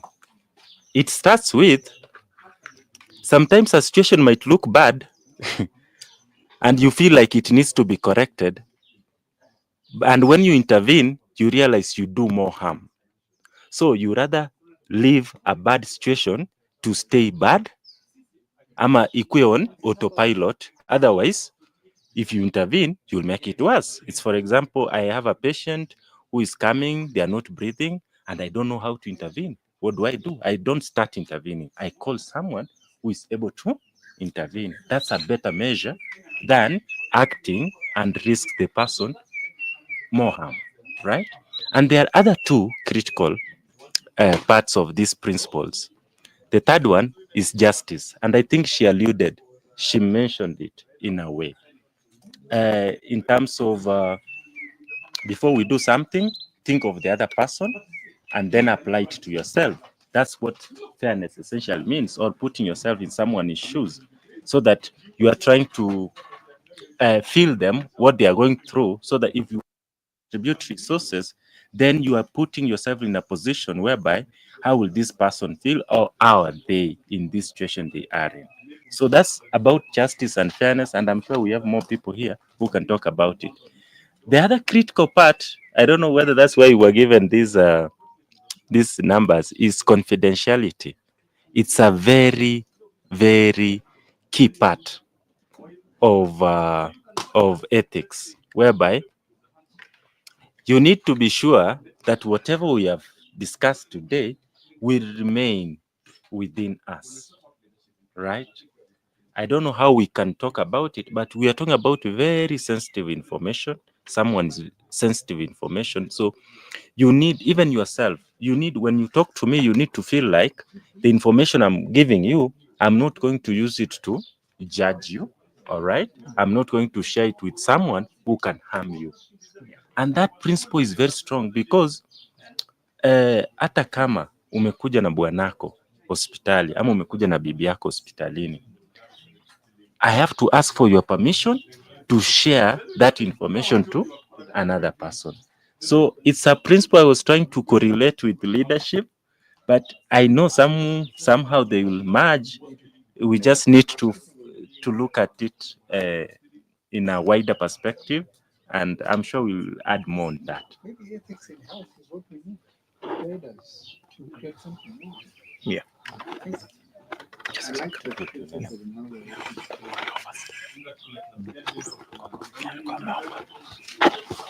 Good afternoon once again. I want to answer. I answered. How did we enter? How did you end up in this position? How did you end up with unethical leaders? To me, my answer was me. If not you, it was me. It was actually me. He ended up there because of me. Now, I'd like to answer, how should we maintain? When you look yourself in the mirror, you see a reflection of yourself. I really would like to take this conference as a self-reflection. Like when you go home, reflect upon the things that you've talked about, the things that you know are really what you want. Reflect upon them. Actually, write an essay about what you really want. If that is what you really want, then put in a system that this is what I want. The thing we saw last year in July, people were actually, this is what you want, and what we want, we are not seeing. If you really have a self-reflection of really what you want, it will be a movement to go to the ballot and decide the right way. But if you are confused and you are in between of what you really want, you will just settle for anything. Why should you settle for something when you can, for the rest, when you can have the best? And I'm sure in this country, in this nation, there are people who are ethical. There are people who have belief systems. There are people who want this country to work, and they're at the top, and we know them. We really do know them. So when you look at them, do you see a reflection of you? Do you see a reflection of you? When you see a reflection of you in a certain leader to a maximum, give it a percentage. You see in that leader a reflection of you of 10%. Why should you choose that leader?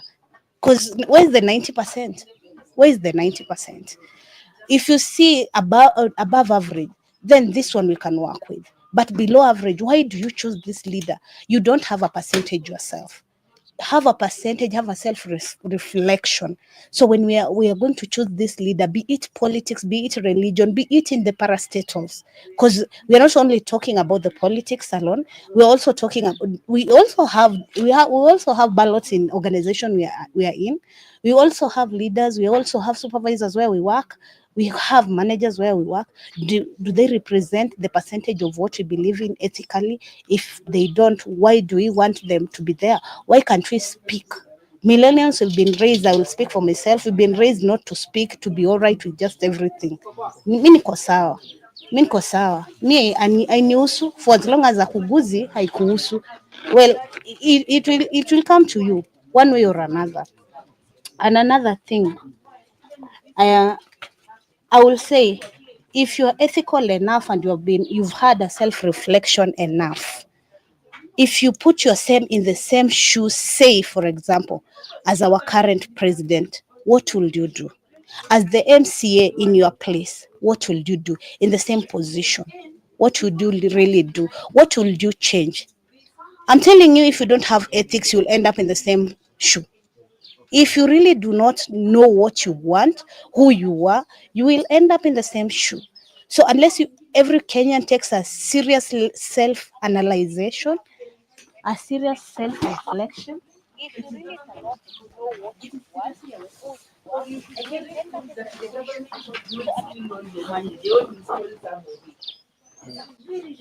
same shoe. So I don't know where you were in 2007, 2007, just before the eruptions. You know, the way things happen so fast. It just needs a trigger and something happens. That's correct. During the Gen Z thing, and you saw what happened in Parliament. And people were afraid. You saw MPs running away, and people thought, now this is it. Where the glorious ran away. Yeah, this is it. Now, and that excitement, you know, it was very palpable. And then Kenyans usually get, we forget very, very fast. Because like after the post-election violence, we had so many problems. People were going hungry. There was no food. People were killing each other. And people are wishing now, please let things go back to. And at the moment, the way people think, people don't want to go back there. People sometimes things happen. People go to the city and all that, but now others will say we don't want problems. That's the mentality that is in this country. We are still not very decided on what we really want. I don't think so. I don't think so. I just got back from Muranga. We were in Muranga over the weekend. With the Muranga of the weekend, an event that was hosted by the governor there, and he hosted Anyang and also Governor Waiguru. I think Central Kenya, if I felt the pulse, has made up their mind they want nothing to do with William Ruto. So it's very clear. In fact, any moment you mentioned anything else to do with William, I don't think anyone mentioned anything to do with William Ruto. No. So whom they want to follow is what they've not yet settled on. Please don't be okay, because I'm from Central Kenya. I think I can say a few things about that. This is the funny thing about Central Kenya. There is constituencies in Central, like Teto, that have never had an incumbent go back into parliament. Literally, even Wangare Maathai did not get re-elected. So the thing about Central is, if you speak to them in that moment, then you're good. If you don't speak to where they are at that point in time, you see, because, okay, I'm from Central, but I grew up in Machakos and Kajiado. So these are the differences I've observed. For example, like in Kajiado County, if the pulse is on ODM, it doesn't matter what you say. It doesn't matter how good your policies or how good your ideas are. Too bad, you're in the wrong party, sit down, shut up. In Machakos, same thing for the most part. If you're not with Wiper, I was remembering ODM Kenya, then I realized they moved from that.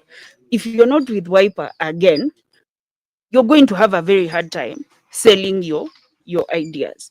In Central Kenya, Mutahi Kagwe lost on a Jubilee ticket while Jubilee was the party of the moment. Like, for them, their biggest issue is not what party you're supporting. Their biggest issue will be, do you understand what my problem is? Right? If you understand it, then we can discuss. If you don't understand it, we have nothing to discuss. There's also pockets where you'll have the party of the moment is this and that. But for the most part, theirs is a mentality of, you need to speak to my moment right now, which is how we ended up with UDA sweeping the floor, because the mood of the moment at that point in time was tunarudisha mkono. So anyone who said anything different, whether your policies were good, whether you had great ideas, it didn't matter. For them, it was, we gave our word, tutarudisha mkono, tutarudisha mkono. That's the end of the story. So that's how we end up with this. I think that's what I'm saying. Like, at some point, we have to forget about just civic education in terms of rights. We have to get to a point where we are discussing, just even in terms of regional politics, what is ailing your region. Because the issues in Kajiado County are not the issues in Nyeri, are not the issues in Muranga, are not the issues in Siaya, are not the issues anywhere else. In Kajiado County, if you get, okay, this side of Kajiado is better because this is red soil.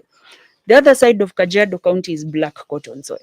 The minute the heavy rains get there, there'll be flooding. The Maram roads are impassable. And it's been an issue since I thought he was MP, the late. It is still an issue today. It is still something that people are calling the MCA, people are calling the Member of Parliament, come and help us. So the problem we have is we've tried to make all our politics national when not everything can be handled at the national level. Because even in terms of healthcare, much as it was devolved, the number of public hospitals in Nyeri County is not the number of public hospitals in Kajiado or in Siaya or in anywhere else. It's a whole different ballgame. They are run completely differently. and we are not speaking to the needs of the people in those places that we are trying to reach. So as long as you don't speak to their needs, you're going to find yourself in a problem. Unfortunately, if you're in a place where the party is more important than the policy, then you're also stuck, because if the party does not feel your policy is important, you'll be stuck.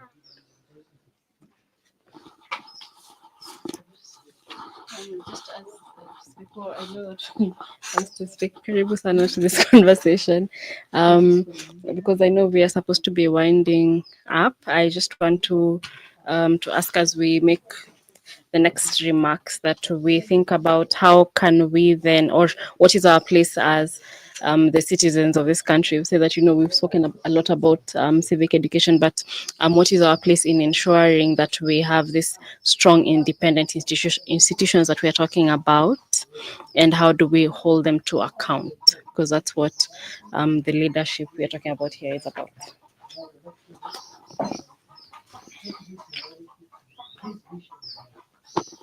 What suggestions? What are we as leaders going to do? Or what are we doing?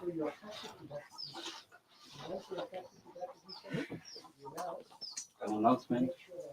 It's 1:30. Yeah.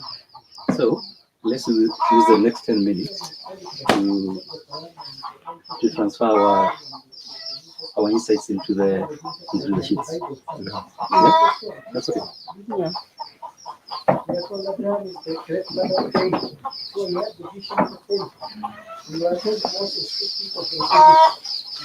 do not write your name in the. They said they were not comfortable using their names. So you can put the numbers. That's okay. So she needs to at least speak, talk, engage, because we have 10 minutes at least. Even now, she hasn't spoken. The two of them haven't spoken here, so that it does just not this corner that is talking about many things. They need to say something. Tell us your background. You don't have to get specific. Just your background, your thoughts on the topic. The topic is building independent institutions. Sorry? The topic is the building independent institution. Or building. Or establishing independent institution.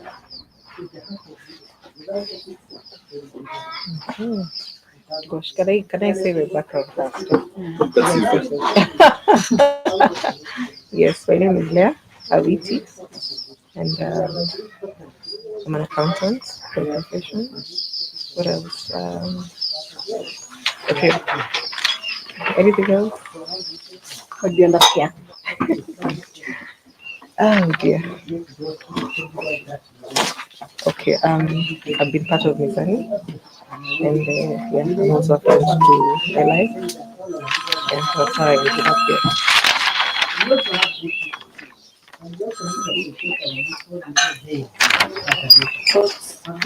Sorry? Oh, let me process that, and then we can get back. As you guys comment, I can give you my comment. Okay. Rachel,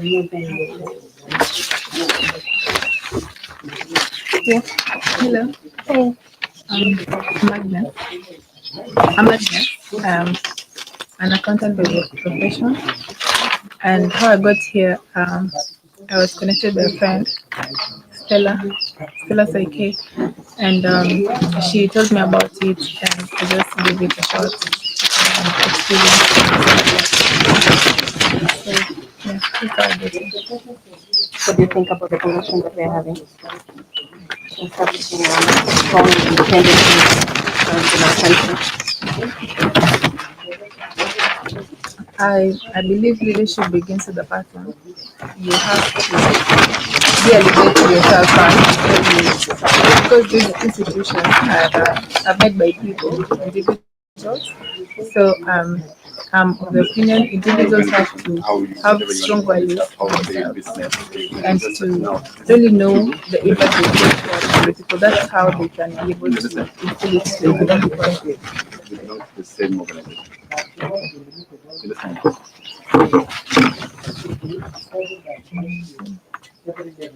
Okay, final remark.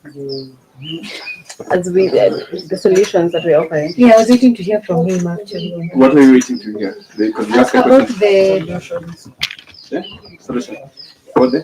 oh no, no, we need to wrap up on this. Yeah. We can No, go but back to what you were talking what about. were you asking? What do you want here? About unseating the president. I needed to hear. The president has been seated. But now I can talk. But now let me say. But you need to finish the meeting. No, what are you repeating kwanza? As he talks. Yeah.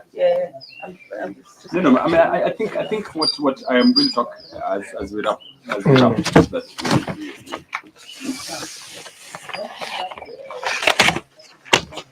we see history. The things we're going through in Kenya are not unique to Kenya.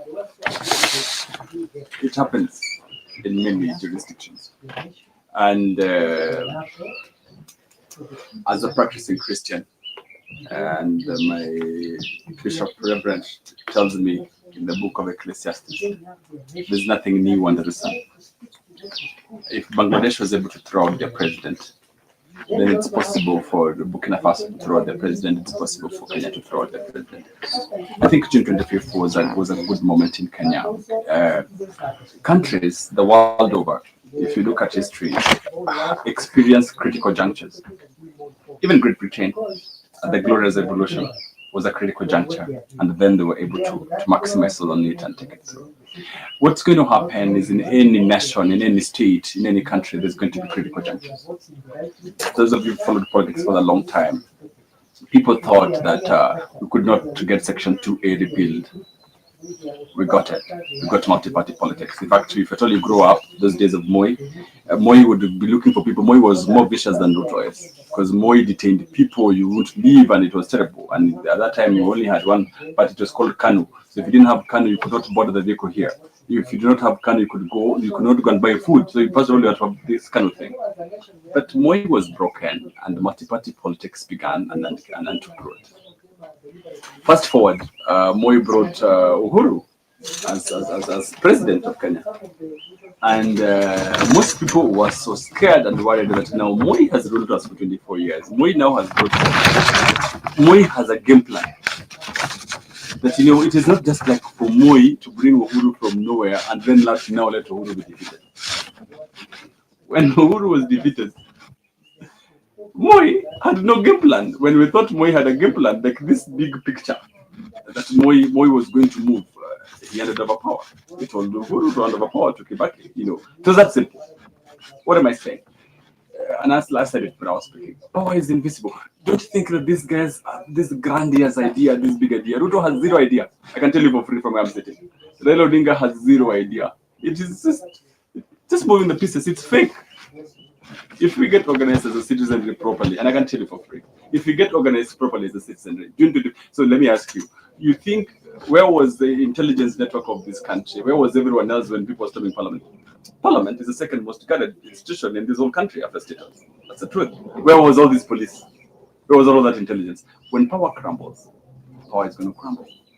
You don't need to do anything else. Power is going to crumble. I'll stop by saying, follow Loro Gbagbo and when Ouattara took over in Ivory Coast. The police, the security that were protecting Loro Gbagbo are the ones who went for Loro Gbagbo's wife in the bedroom and danced in a bedroom, and she was in her 90. The same police were out there, military guard. So when power crumbles, power is going to crumble. For William Ruto, we must make power crumble. And now I shall discuss that over Nyama in the evening. Now it's lunch hour, but Gloria needs to wrap up. Needs to wrap up. Any other thoughts on what we can do? Not talking about the power troubles and what we can do, or what our responsibility then is as citizens, as leaders, in terms of holding our institutions to account, or those who are who we put in place to lead these institutions to account. This is a bit of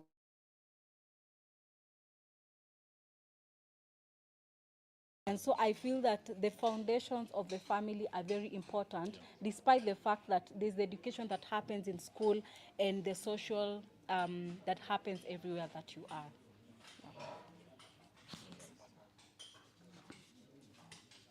I felt the urge to ask. I felt like the first question we ought to ask is, what is education? And what is leadership? Yeah, so that we get to understand what is this education we're talking about, because there are people who at the mention of education they're thinking of school and books. Yeah, and as I grow up I come to realize that it's not about book smart. There's a lot of people who dropped out of school and they're thriving out here because they have learned a few, one or two things that we who proceeded with books do not know. So there's more like, there's a point she has talked about, like if you didn't have a good foundation of when you were born, what was what you found, what was your surrounding, you'll find that even when you go and get this formal education and then you go back to the society will tend now to, you'll find yourself always trying to fit in, and there are few things that are not. Yeah, so I think the first question I felt was, what is education? What can we do?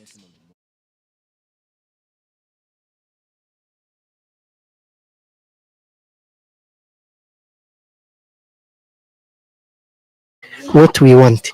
So I think all is not lost. We still have a lot of hope and aspiration for our country, and we also need to empower the youth. We are told that 75% of the population in this country is youth, isn't it? Then our hope lies with the youth. Okay, our hope lies with the youth, and I think we must give our youth a good, platform for even sharing such a discussion, so that they also internalize and share the information with others. That will be also a very good avenue for entry point to advocating for good leadership and good governance.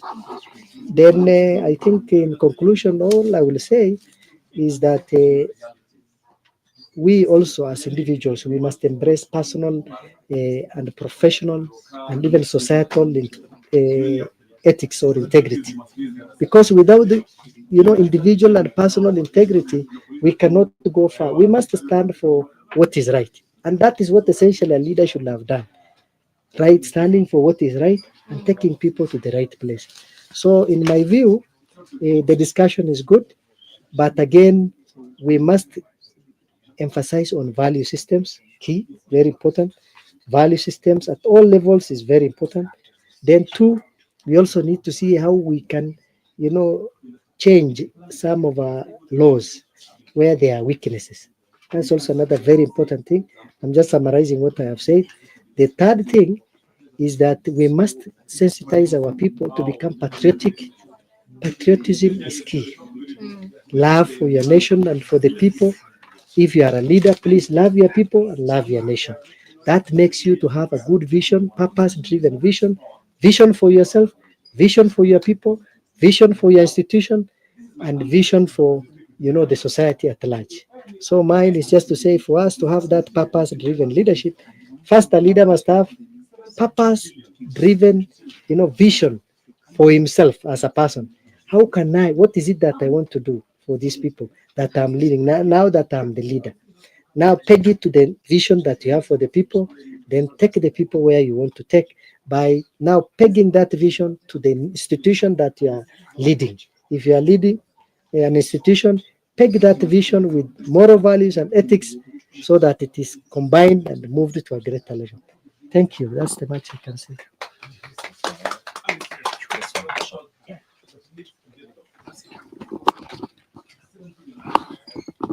Thank you. I like your optimism. I just have one question to ask. How do we go about changing the perception in this country that some parties are so strong? Because Moi even told us to our faces that KANU is going to rule for 100 years. And it is. But these KANU orphans do not go on the ballot as KANU. They are always making coalitions. Why? Because the parties are not as strong as they want to sell. When the Gen Z said they were leaderless, they were partyless, they were able to mobilize. I wish any one of you was in town that day. Me, I personally went to town. I tell you, there were like 1 point something million people in town. But they were able to mobilize that without a party. So, are our new leaders also not doing enough? Because look at it this way. What did this Dura guy do when he was launching his manifesto?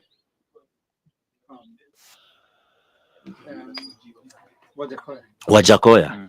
He was among the newest guys on the ballot. What did he do during the manifesto? He went there and started talking about things that don't seem serious. Getting sijui nini, and exporting that. So from that, he seems like a joker. What is Okia Omtata doing till today? Since he started saying he's going to go to the ballot, no political rally, nothing, no communication, while the president is on top of the car already. So our new leaders also not doing enough to promote the new parties. But what will we do personally to cancel that perception that some parties are so strong? You find, for instance, I'll use my own example. I stay in Rongai, but I went to vote in Embakasi. I did not change my voting to Rongai, where I live, where my life is affected directly. So I went there because I voted in someone who shot someone else just because I'm an ODM fanatic, diehard. So what can we do to go to the ground and change people's perception that some parties are so strong? Did you want to speak? Sure, no problem. Thank you for the question. I think for me, I'll try and answer it differently, and from an ideological perspective. I think part of the problem we've been having in this country since colonial period is that Kenya is a national cake. And Mo used to be famous for saying that we it is our turn to eat. You will get a piece, and that kind of talk has made people believe that we are always to consume. So whatever information our political parties are based on is consumption. And I'll frame it this way also. The ideology of political parties, and you've heard it recently with politicians saying so, you cannot capture power without a political party, because they believe that is the only vehicle for passing a national message. But like you rightfully said, these young people came and showed something different, that we really don't need somebody, a kingpin from a certain tribe, or somebody to come and tell you what you need to do, simply because you had a purpose. And he rightfully said it. Leadership needs to have a purpose. And the reason why I also said we are all leaders is because we are all here for the same purpose. We are here because we want a better Kenya. Personally, I always say Kenya deserves better all the time. And I say it deserves better, not only from the politicians, but from all of us. And the one thing we fail to do, I know she said she's from Mashinani. I used to be an ODM fanatic when I grew up.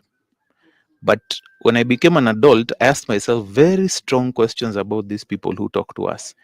And one of the things I did is I went to investigate what political theory is. And I always tell people, political theory always tells you, if you can't convince people, confuse them. And that's politics 101. So if you really don't believe me, think about every politician you've ever seen anywhere in the world. You ask them a question, if they can't give you a straight answer, they will tell you something that will absolutely confuse you. And you wonder, what is this guy talking about? So you end up more frustrated than even hopeful. And one of the reasons why I liked this conference and having this conversation is because I believe politicians need to understand that you don't need to be on top of a vehicle to tell people that they need something. They will see it for themselves. When I came here, I said, Kenya is a beautiful country.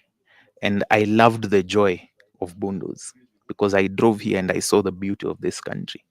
The one thing I like about Kenyan people is that when you're outside these borders, guess what? Kenyans are very welcoming, very welcoming. The only place we are not welcoming is at home. Why? Because we always think on our tribal cocoons. So one of the fundamentals, I think, to answer your question is, whenever any politician wants to tell you about a certain narrative, one of the first questions you need to ask yourself is, whatever I'm being told, is it helping people at the coast? Is it helping people in northern Kenya? Is it helping people in Nairobi? And if the answer is it will only benefit a section of Kenyans, then that is a message you need to debunk at all times. So for me, I don't follow any political party. As a matter of fact, I always say I write off all this political class simply because I don't believe in any one of them. I've seen anything that is national. I openly say it. I don't think there's anything presidential about Ruto. And some people think it's crazy. But I always tell people the number one job of a president is to unite people. Forget running the country. Unite people. You're a symbol of national unity. It's written in our constitution. It's written in our understanding as Kenyans that I didn't choose to be Kenyan. I was born Kenyan. And so there needs to be a symbol of national unity, which is our flag. And if this person keeps on destroying our flag, insulting our names, I always call myself treasonous criminal number one, treasonous anarchist. Because that's what we were called. Because we asked for simple things. We asked for good governance and accountability. It's not crazy what we're asking for. It's very, very simple. You know? And right now I can tell you for free, you said you're an ODM fanatic. And if you can't answer a very simple question, how much money was spent in the AUC bid? And why did we spend so much money? Ask yourself another very interesting question. Why is it that one Kenyan by the name of Eric Omondi goes to Turkana to build a class for students and the county government goes to bring it down and they leave those kids under the tree? What channel are we talking about? Yes. What channel do we want to follow? You know? And so I said that we need to come out of here with very strong messages. But I want to add on to it by saying you're all leaders in your own right. Right now, when you look at your phones, I'm very sure you have more than 1,000 contacts in your phone numbers. One of the things you need to do, if you spread this message to 50 people and tell them we need a better Kenya. You all came here. You've seen the condition of our roads. You've seen the kind of dangers that are on these roads. If we are not talking about development, what are we talking about? We should not be saying why an 80-year-old needs to be given a new position for us to feel Kenyan. I am Kenyan by right. No one needs to make me feel more Kenyan than I already am.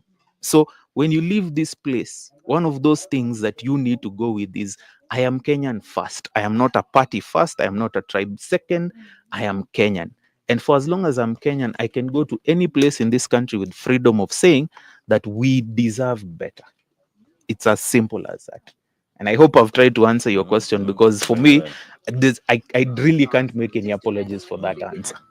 Disclaimer, I was. Just to add on what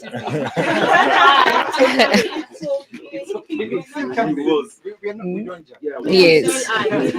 We listen and we don't. So to just add on the question he asked, I think I go back to what he said. Something to do with how patriotic are you? You see, we need to look beyond the ideology of. You see, statistics has proven that, for example, our governor, Nairobi, majority of the voters were women. And why? He has nice dimples. You are not even looking 5 years from now how that impacts you as a person. We need to have seriousness in, when you love your country, you will want the best for it. It's like for you yourself, you want to buy the best clothes, the best. So the same thing when it comes to your country. The moment you want to believe that Kenya can be great, imagine if Rwanda can rise from where it started from. I know in that time, none of them ever thought they can get to where they are now. But they believe, yes. Why do you always keep saying that Kenya can be great? Kenya is great. Okay, Kenya is great, but I'm talking in the aspect it can be greater. So I'm not also going to just say it's great. To me, that's another problem. It's almost as if we have we've settled. We don't want to settle. We can be greater than what we are. You see, because when you go out there, we are almost like the giant of Africa. I know other countries are claiming that, but truly, the way you say it, outside the borders, Kenya is a force to reckon with. People really embrace Kenyans. They see us as really intelligent, very homely. So the moment we become patriotic, you rise above the ideology of tribalism. For example, in Rwanda, just asking your neighbor what their tribe is, it's an arrestable offense. a serious offense. So if we can rise above that, creating those groups of our sisi ni Waluya, tunapenda hivi, you find that I'm wrapping up. I was listening to Senator Onyonka. I listen to him. I love him. He's very vocal, not because of his looks. So yes, and I need to just say something he said. He was asking, why does a leader, need to have 400 acres? 20 generations from now, you are still the richest. I mean, it's so unfair. And there are people who have totally nothing. So still back to patriotism. And how do we start? It begins with you yourself right here. The way he has said, you don't even need your contacts. For us, Kenya, we've been given that freedom. Tweeting, TikTok is a big platform. Just write whatever you have to write, as long as it's connected to what we're saying, right? Push it out there. Hashtag Mizani. Imagine if we all post something and hashtag Mizani 254. You know that everyone will start wondering, this Mizani, what is the what? Yeah. This I'm not so big on Twitter, but yeah, but I'm telling you, it starts with you. Post something every day. And I've noticed that in as much as they want to pretend, the leaders, they want to pretend they're not paying attention, they're actually calming down. Yes. I'd like us to finish. Just to respond to this, I was about to say something that I just give in you. one. We finish. In one. There's more that unites us than divides us. Our problems are many. Let's coalesce around our problems. We seek to solve healthcare problems. We seek to solve education problems. Education fund. I think you know how passionate I am about education funding, because education is an equalizer. If we can have people go to school and have good health, then the economy does well. Because if I go to school and I'm healthy, I'll go and work. You'll get tax from me. Just simple logic.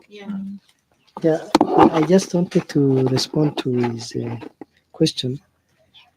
I think one thing we need to understand is that if we are to strive for change, we must try to see how we can be strategic in our communication strategy. What is it that we should advocate for? If it is ethical leadership, it should keep on being pressing on ethical leadership, ethical leadership, ethical leadership, regardless of the people's, whatever they comment.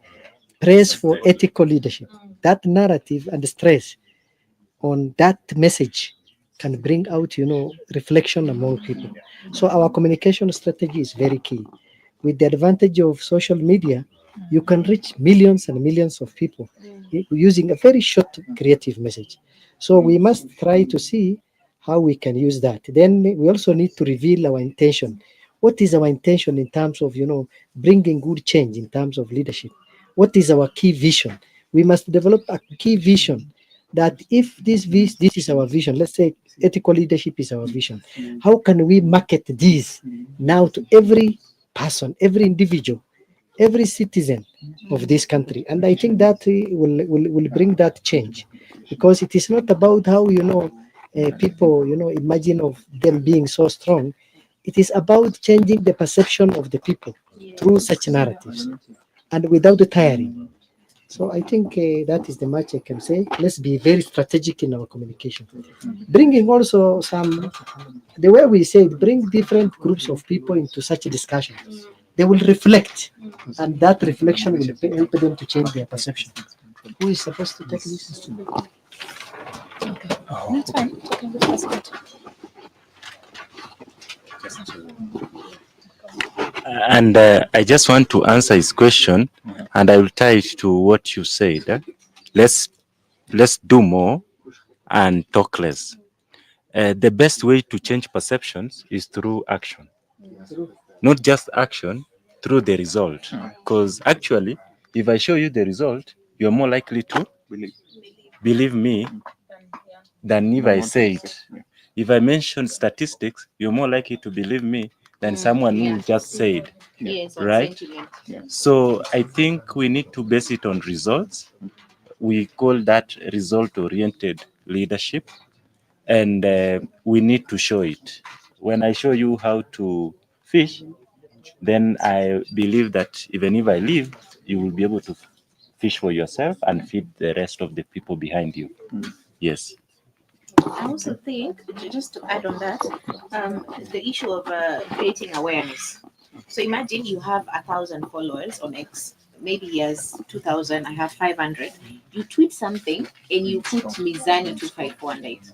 You see, it's different if you tweet as Caro. If I tweet as he tweets as K Sharp Sally, people don't really follow it. But once you put the hashtag, now everyone wants to know what is this about. So imagine if anyone just clicks on that hashtag, it's talking about a new Kenyan, an advanced Kenyan. And then we should also purpose to reshare, retweet. You see now, if you have facts and you're putting them there, he shares to his 1,000. That's another 1,000 retweet. She sees that, she shares to her 500. That's another extra 500. So it's a very quick way to actually get the word out there, even faster than television or radio or something. But radio is very important. But it's how we succeeded in June. Yeah. That movement succeeded because there was a unit of purpose. There was one criteria. And it worked. Yeah. That's why it's being scattered now. Yeah. I enjoy that there are more than people doing it. Yeah. But if you stay the course, the dream remains, you push. Yeah. What we need to do is maintain demanding for accountability. Yeah. I have seen politicians right now are careful what they say. Yeah. Very careful, very careful. Yeah. Because Kenyans are going to, you see this 2 years ago? Yeah. You're saying this now. Yeah. So exactly. So yeah. The more that happens, the better it gets. And I think what we need to have is an uncomfortable relationship with the politicians. Yes. And make sure they're sitting on pins. Yeah. When they want all the time. when they want to overtake on the road, just let them know we Yeah. don't want that nonsense. Yeah. Let everybody, if you want to go to work early, go on time. Yeah. Live early like the rest of us. Usitusumbue kwa barabara. Yeah. Let we not bribe. Yeah. Tusiitishe responsibility ama ka job sababu I know someone. Yeah. Don't name call. Yeah. Give me a job because I deserve it. Yes. And let's not allow mediocrity over meritocracy. Honestly, Kenya is struggling because we have. Yeah. And another thing that works, Tumalize. Hatuwezi maliza. He's on my case. Yes. He keeps reminding us. 1 minute. Yeah. You asked very powerful people to speak. Just 1 minute. And then some of us can swallow everybody else. Yeah. 1 minute. We've really emphasized on non-ethical leaders. Yeah. I would like to outline the fact they are ethical leaders, and I would like to outline the fact that they are leaders who are doing things. Yes. They are moving things. Yes. And we're seeing them. As we are seeing them, can we applaud them? Yes. We do not only want to glorify the unethical leaders because we are glorifying them too much. Can we also glorify and pat on the shoulder the ones that are doing work? Yeah. And they will come out and explain how they are doing it. Yeah. I really want to say the one that Dindi Nyoro the other day. People came at him, guns blazing. And he was like, this is how money is spent. This is how I spent it. Yeah. And we it's factual. Yeah. Can we also applaud? I'm not applauding Dindi Njoro for it, but can we identify the ones that are doing good and give them their flowers? Yeah, let's applaud them so that these ones who are not doing things can learn and be ashamed of what they're doing. Yeah, can we applaud them? Okay. Sorry. I'm guided that we need to finalize. I think our secretary has a form that we need to make some action points on it. So maybe I'll give you the opportunity so that you can guide us on what needs to be done on the form, so that we can also close and eat lunch.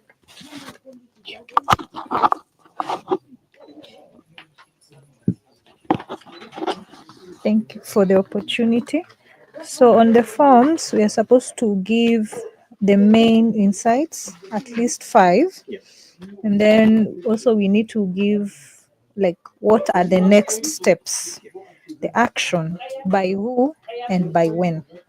So based on the discussions I've listened to, this is what I've brought down, but we can still brainstorm and add flesh on on the insights first, and then the steps. Number one was from his point on the definition of ethics, which he mentioned that borrows a leaf from from its definition in the field of healthcare. And there he listed the first one being that what was the first one? Consent. Yeah, informed consent, do no harm. There was justice and confidentiality. They were four. And when we break this down, of course, we can see how much it reflects on our general lives as citizens of a nation. And then number two was from an ethical standpoint, the point that he gave, index one, from an ethical standpoint, are we enabling or enduring the system? And that boiled down to the bureaucracy and how we try to avoid it and how it is used to capture a certain mentality that leaders have the final say, good or bad.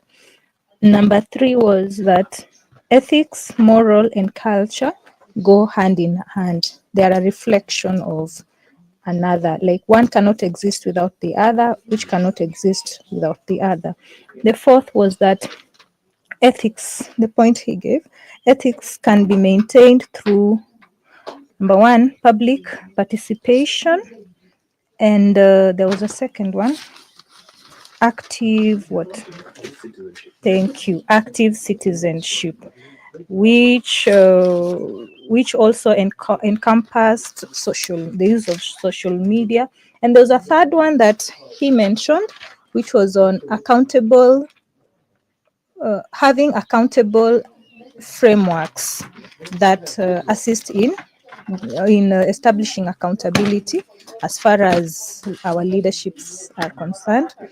Then the fifth and final that I picked was that the genesis of an ethical leaders is individual based, into bracket self, and that we have really exhausted because it all started with the belief that you have as an individual, which ripples down to how your words and actions affect other people's beliefs, which in turn affects the entire culture, as we have seen it happening in the Gen Z and as we have also seen it happening in other generations.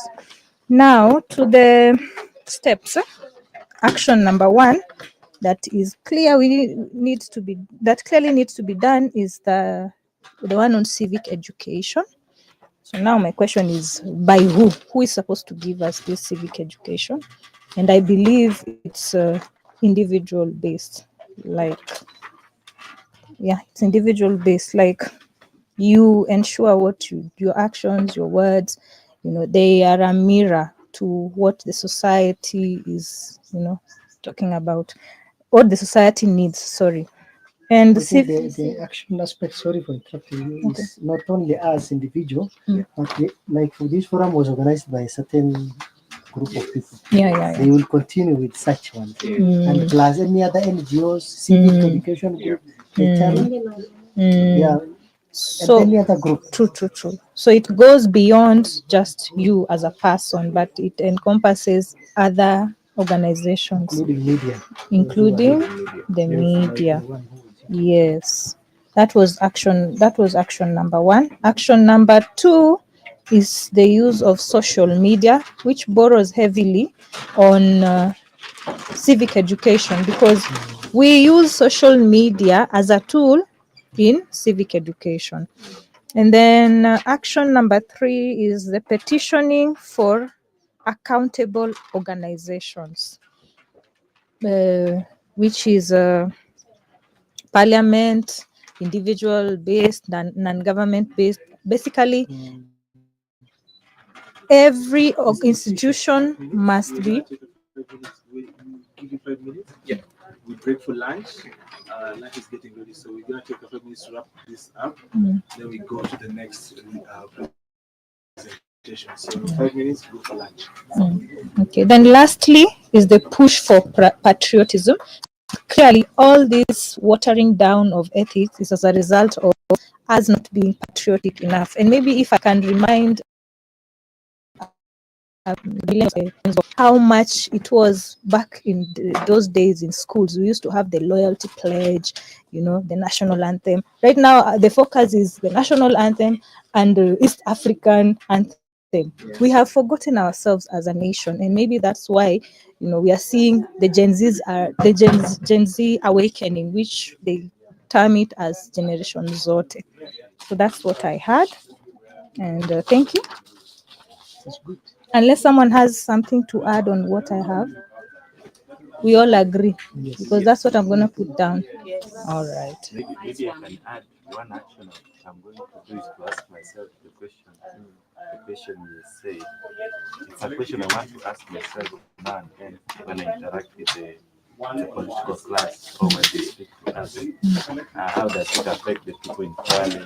How does it affect the people in Garissa? How does it affect the people in Mandela? It's something I can implement right away. Another thing I can implement right away, right now I don't have a space like a next space, but if I ever be in a position whereby I'm having one, then I can set a segment whereby I'm uploading actually, I'm giving flowers to the leaders who have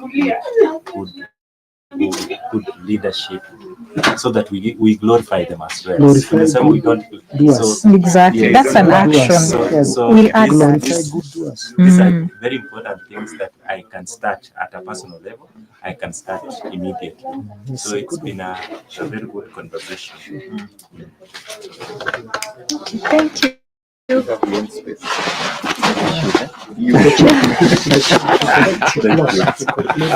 Yes. Yes. So I think for me, I'd say thank you for one participating, for of course having the conversation. I think it's very important to have a voice. The reason why I appreciated all of you speaking is because not everyone has the confidence to speak.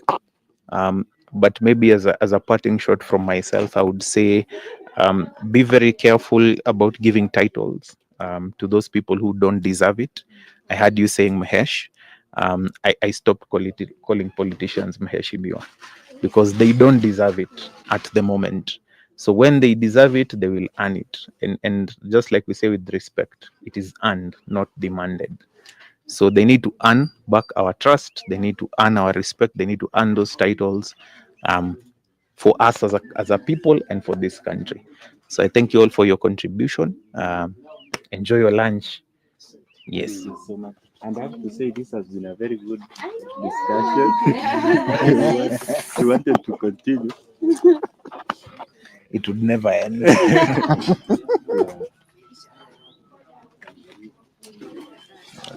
I don't know whether we have a list of everyone. I don't know whether we have a list of everyone. Yeah, there's a list. It will be good to pick, the way we were here. If we are talking about going forward, you need to pick all of us. We can meet again. We always have those conversations, but different people are very different. When it comes to like somebody, one person coming with one of organizing an event like this, It's easier, because easier. people always talk. And then just go and have Which one is yours? like-minded people. Or I give you both. Because Good. Thank me you. as well, I have people who are like-minded.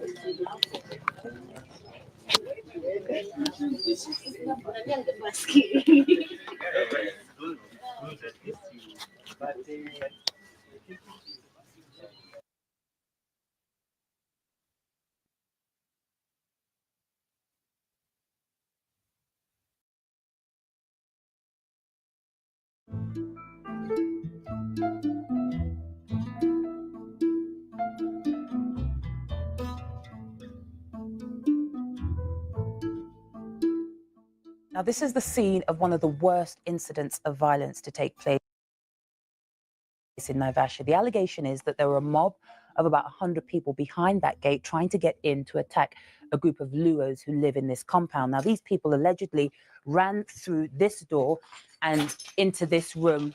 Of course, there would have been a door here at the time, and they barricaded themselves inside. A fire broke out. They all lost their lives, and it's just not clear how that fire actually started. I lost a classmate. Her name was Florence Akumu. We used to be in the same class in Naivasha Day Secondary School. So on this particular morning, they were attacked by Mongiki youths who surrounded their home. They broke into their home. Actually, they noticed that these guys will be coming over for them. So they decided to lock themselves in the house, including a pregnant woman. Walimimina tu mafuta, walimimina tu petrol na nini wakachoma nyumba. Can you imagine how watu wote yani if you get a description of how huyo mtoto mwenye alikuwa hajazaliwa aliiva mpaka akatoboka kwa tumbo ya mama. 11 people from the same family, you know, that's really hurting. 11 people from the same family lost their lives. She was together with her mother, stepmother, and siblings, and her dad. And that's where I also lost Florence Akumu. Out of this family, only one person survived, and that was the father, miraculously.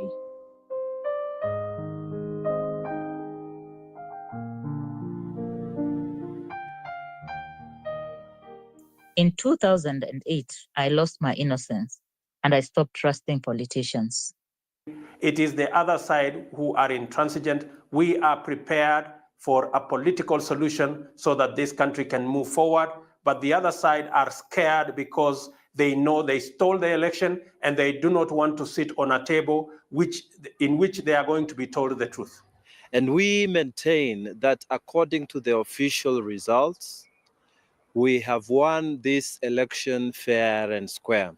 2008, in one evening, found me in a club in the suburbs.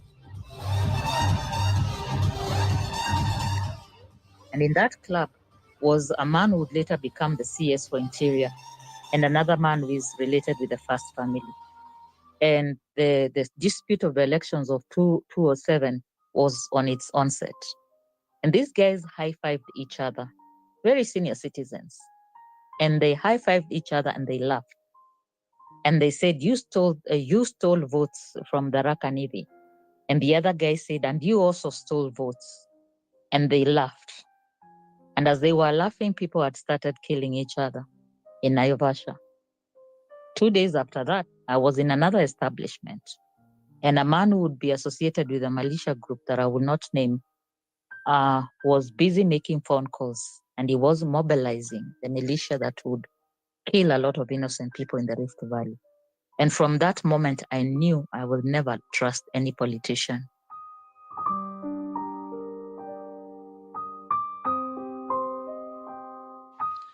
Another sad case or cases were the cases of classmates chasing the other classmates away. I remember Collins Odwor. I remember Douglas. I've forgotten his second name or his family name. I remember the case of Peter Maina. Peter Maina was our CU official chairman, I'm a chairperson. And he was one of those youths involved in chasing away the other unwanted tribe in Naivasha. So after all this happened, and there was life came back to normal, the family of Collins and the family of Douglas, they happened to come back to Naivasha. They came back, begin from zero, or to take up their jobs. I think, if I'm not wrong, the family of Collins Odwor was working in one of the flower farms. So you can imagine the mood. We are seated in class. There sits Peter Maina. There sits Collins Odwor. Here sits Douglas, and they know very well you were holding a machete na ulikuwa unanikimbiza. And I tried to plead with you because ninakujua and tunajuana, and they were actually very, oh my God, they were actually very good friends. Yeah. So you can imagine the trauma that remains in these souls, and then people have to pretend that everything is just normal. Go ahead with learning, just like we are used to be told, forgive and forget. But nobody helps you to work on the trauma that you're left behind with. The kind of lifestyle they were living before. A lot of people I know from Naivasha who later after came back, ama wenye waliamua ku move to other towns, cities, to the villages na nini, so many of them have never ever recovered back the kind of lifestyle they had back then. Ama some of them have never recovered back the pieces of land they had bought back then, you know?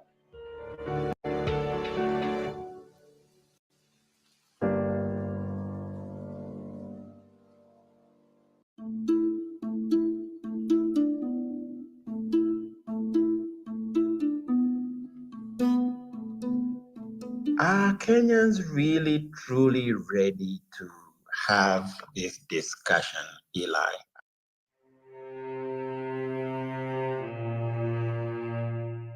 I keep contending that I wonder, because we manage to have very selective memory.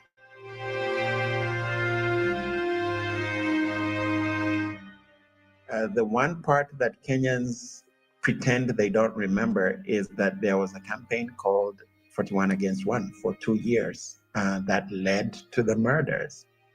It was the campaign slogan of Raila Odinga.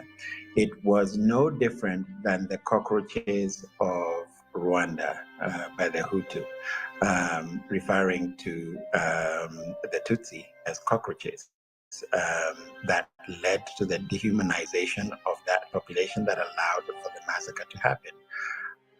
The 41 Against 1 and the resentment that was boiled up around that is exactly what led to the murders.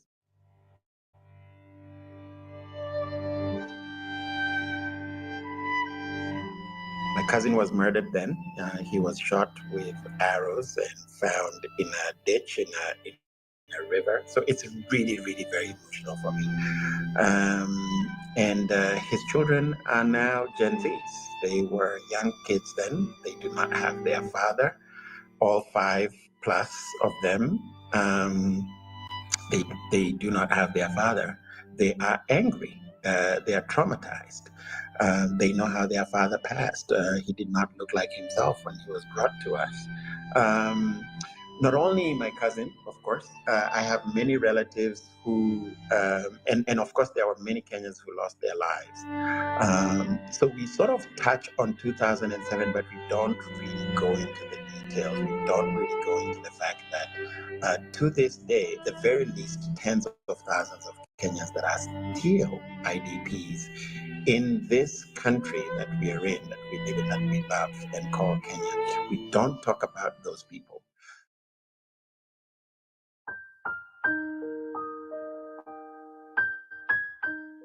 Are these children of a lesser God?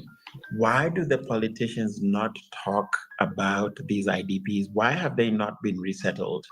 I have many, many relatives who lost their plots, not wealthy plantation owners, who lost plots, half-acre plots, 1 acre, 2 acres, 3 acres, 5 acres, 10 acres.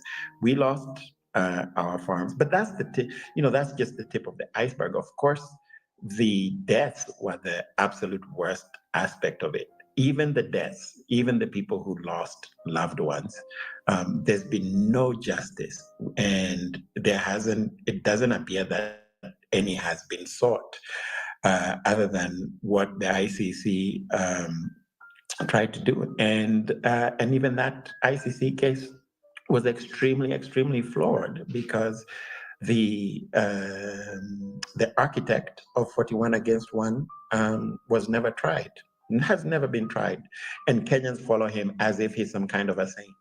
And it's only now, during this movement, where I'm actually seeing people daring to recognize or to allow themselves to remember that he was part of it. And now I actually saw amazingly headlines talking about him dancing on the graves of Kenyans.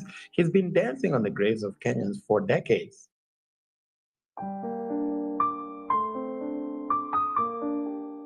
Where we're headed as a people, if you're not comfortable to even feel safe to be citizens of this country, then it asks the questions, then, you know, what price must we pay to please the powers that be? First of all, I'll start with Nyamisa. Why are you angry with Mr. Sang? My beef with this guy was the fact that after all those things that we went through, after we went through that trial, after all those witnesses died, he's living well. This is the same guy who was asking for people to contribute for him because he could not even afford a lawyer. He could not even afford a place to sleep akiwa huko Hague.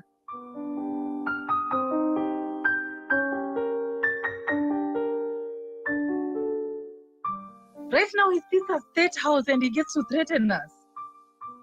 There's no way. I don't know. Something in me just clicks.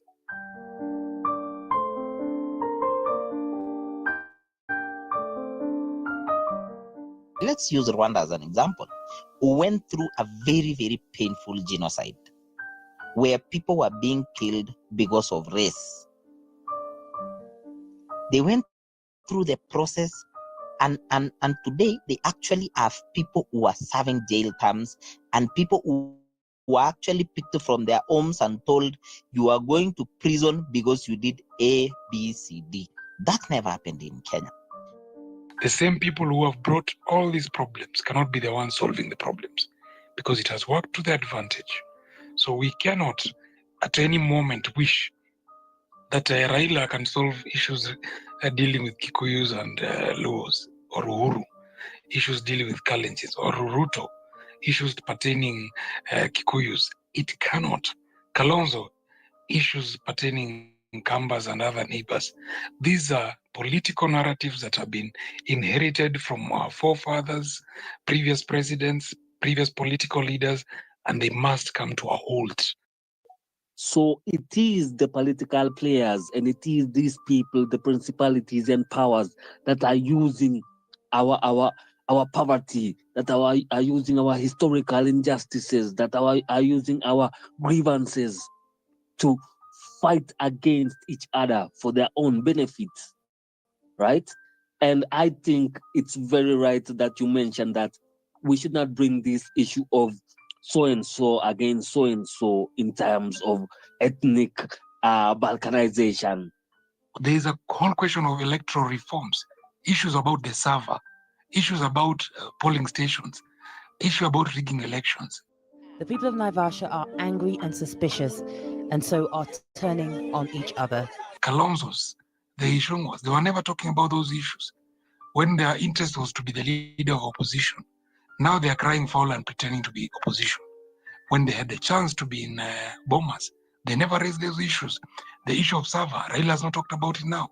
How could they, like, every single time I see these people tweet things, I just keep asking myself, how could you?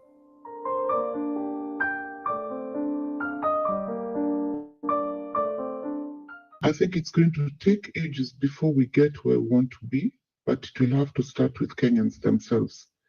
Years of injustices that include allocation of resources, education, among others, cannot be overlooked. Land is also a big problem where the mighty, including the first family, among others, have managed to allocate to themselves, leaving many societies homeless This is one major issue that actually divides us, or rather is used to divide us come election. There seems to be deep-rooted issues that the electorate are not able to sideline, thus affecting how we vote. Fact is, 1. Election was stolen in 2007 and Martha Karua swore in Kibaki. In a functioning system, both should have gone to jail. Ruto and Uhuru should never have been anywhere near leadership since 2013, but Kenyans thought differently. The entitlement major tribes have that if one of them is not in government, then nothing can go forward is also a problem. Come election, we always have problems. We have over 42 tribes in Kenya, but we have tribes that feel entitled. Most people, including politicians, don't go to the ballot for Kenya. They go to the ballot for my tribe. And that's a big portion of the electorate. Number 4, I feel Raila should exit politics and not be seen anywhere near it. The man has become power greedy. This is not about fighting anymore. If he was a statesman, he could do it at the comfort of his zone. Kenyans will go to the ballot in 2027 divided more than ever. The faces you'll see will just be recycled. Why? Unfortunately, we love mediocrity. That's why we turn serious issues into jokes and laugh about them. When you look at the serious issues affecting us, be it poverty, be it education, look at the Gen Z movement that's happening right now. If you look closely, the minute there's misunderstanding, it turns back and goes back to the tribal line. We need to mature, or rather evolve our mindset before talking about integrity. An average Kenyan is a liar, not honest when dealing with anyone, steals when given a chance, cheats when given a chance. Just try to give even the normal plumber a job. Nobody is honest. Go around, do some research. You'll find every second person tries to just steal from someone. This is a mindset that needs to stop. They love anything that shows, umetoka block. Riches are admired. Kenyans are overly materialistic and greedy. No amount of talk will change us. It's not new that all witnesses in the ICC case disappeared or died. People still decided to vote for Ruto. The church decided they were going to support Ruto because with the brown envelopes, they thought that they were going to have a share, or that's going to be the order of the day. If you ask me, the noise we hear on the internet is a very small fraction. We have a long job cut for us. You can say we are not there yet. It is going to take a long time to get there.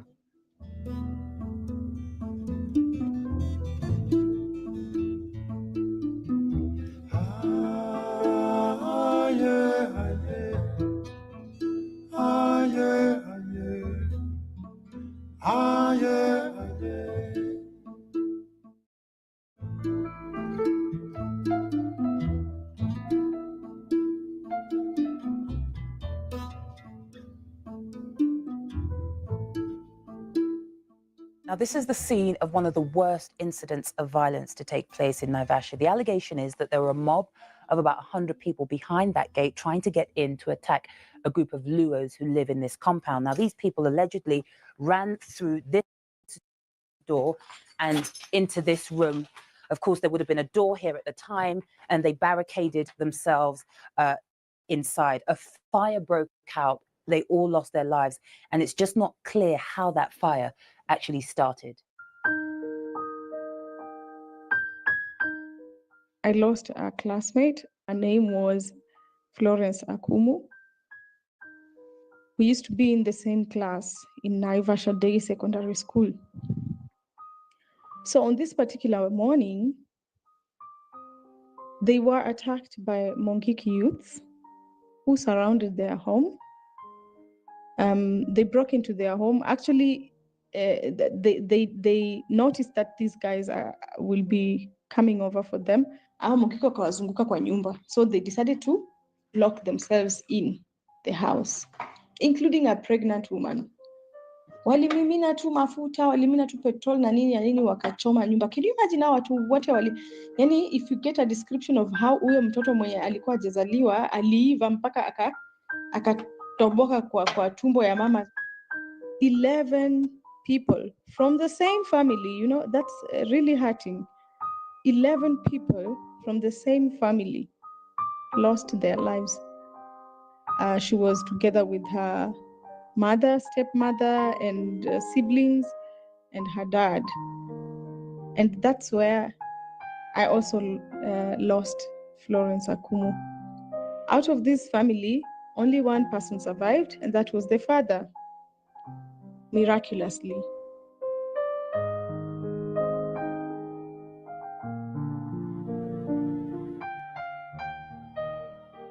In 2008, I lost my innocence and I stopped trusting politicians. It is the other side who are intransigent. We are prepared for a political solution so that this country can move forward. But the other side are scared because they know they stole the election and they do not want to sit on a table in which they are going to be told the truth. And we maintain that according to the official results, we have won this election fair and square. 2008, in one evening, found me in a club in the suburbs. And in that club was a man who would later become the CS for Interior, and another man who is related with the first family. And the dispute of the elections of 2007 was on its onset. And these guys high-fived each other, very senior citizens. And they high-fived each other and they laughed. And they said, you stole votes from the Rakanivi. And the other guy said, and you also stole votes. And they laughed. And as they were laughing, people had started killing each other in Naivasha. 2 days after that, I was in another establishment. And a man who would be associated with a militia group that I will not name was busy making phone calls. And he was mobilizing the militia that would kill a lot of innocent people in the Rift Valley. And from that moment, I knew I will never trust any politician.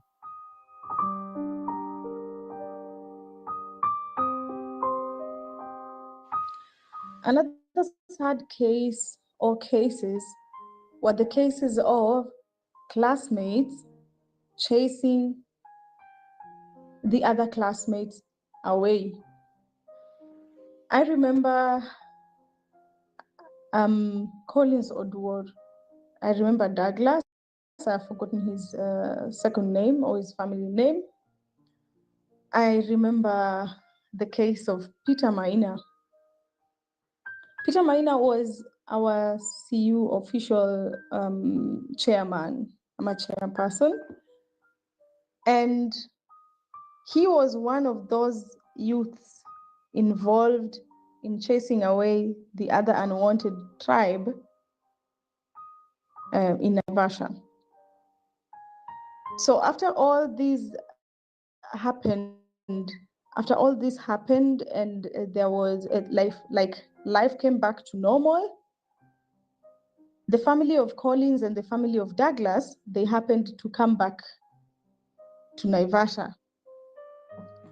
They came back, begin from zero, or to take up their jobs. I think, if I'm not wrong, the family of Collins Odwor was working in one of the flower farms. So you can imagine the mood. We are seated in class. There sits Peter Maina. There sits Collins Odwor. Here sits Douglas. And they know very well you were holding a machete na ulikuwa unanikimbiza. And I tried to plead with you because ninakujua and tunajuana, and they were actually very, oh my God, they were actually very good friends. Yeah. So you can imagine the trauma that remains in these souls, and then people have to pretend that everything is just normal, go ahead with learning,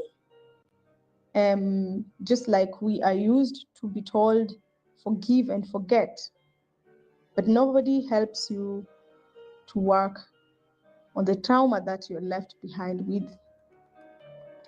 The kind of lifestyle they were living before. A lot of people I know from Naivasha who later after came back, ama wenye waliamua ku move to other towns, cities, to the villages na nini, so many of them have never ever recovered back the kind of lifestyle they had back then. Ama some of them have never recovered back the pieces of land they had bought back then, you know?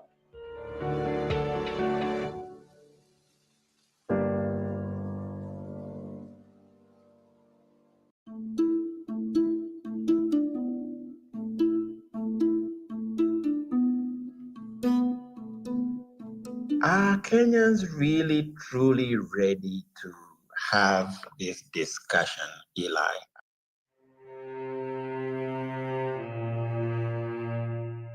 I keep contending that I wonder, because we manage to have very selective memory.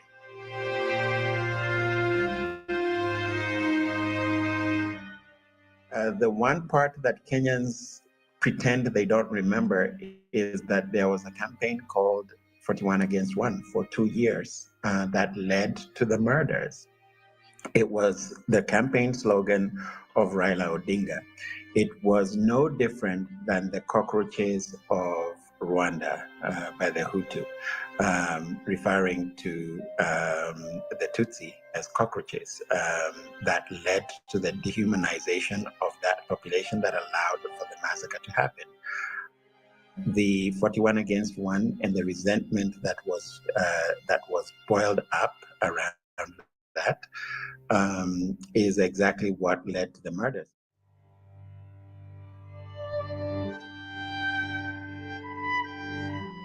My cousin was murdered then. He was shot with arrows and found in a ditch in a river. So it's really, really very emotional for me. And his children are now Gen Zs. They were young kids then. They do not have their father. All 5+ of them, they do not have their father. They are angry. They are traumatized. They know how their father passed. He did not look like himself when he was brought to us. Not only my cousin, of course, I have many relatives who, and of course there were many Kenyans who lost their lives. So we sort of touch on 2007, but we don't really go into the details. We don't really go into the fact that to this day, the very least tens of thousands of Kenyans that are still IDPs in this country that we are in, that we live in, that we love and call Kenya. We don't talk about those people.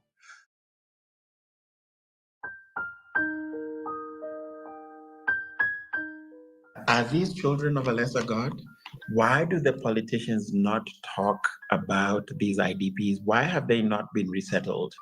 I have many, many relatives who lost their plots, not wealthy plantation owners, who lost plots, half-acre plots, 1 acre, 2 acres, 3 acres, 5 acres, 10 acres. We lost our farms, but that's that's just the tip of the iceberg. Of course, the deaths were the absolute worst aspect of it. Even the deaths, even the people who lost loved ones, there's been no justice, and it doesn't appear that any has been sought, other than what the ICC tried to do. And even that ICC case was extremely, extremely flawed, because the architect of 41 Against 1 was never tried, has never been tried, and Kenyans follow him as if he's some kind of a saint. And it's only now, during this movement, where I'm actually seeing people daring to recognize or to allow themselves to remember that he was part of it. And now I actually saw amazingly headlines talking about him dancing on the graves of Kenyans. He's been dancing on the graves of Kenyans for decades.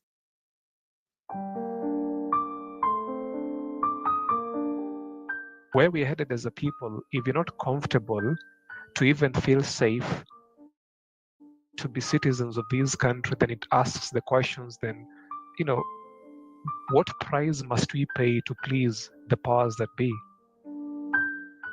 First of all, I'll start with Nyamisa. Why are you angry with Mr. Sang? My beef with this guy was the fact that after all those things that we went through, after we went through that trial, after all those witnesses died, he's living well. This is the same guy who was asking for people to contribute for him because he could not even afford a lawyer. He could not even afford a place to sleep akiwa huko Hague.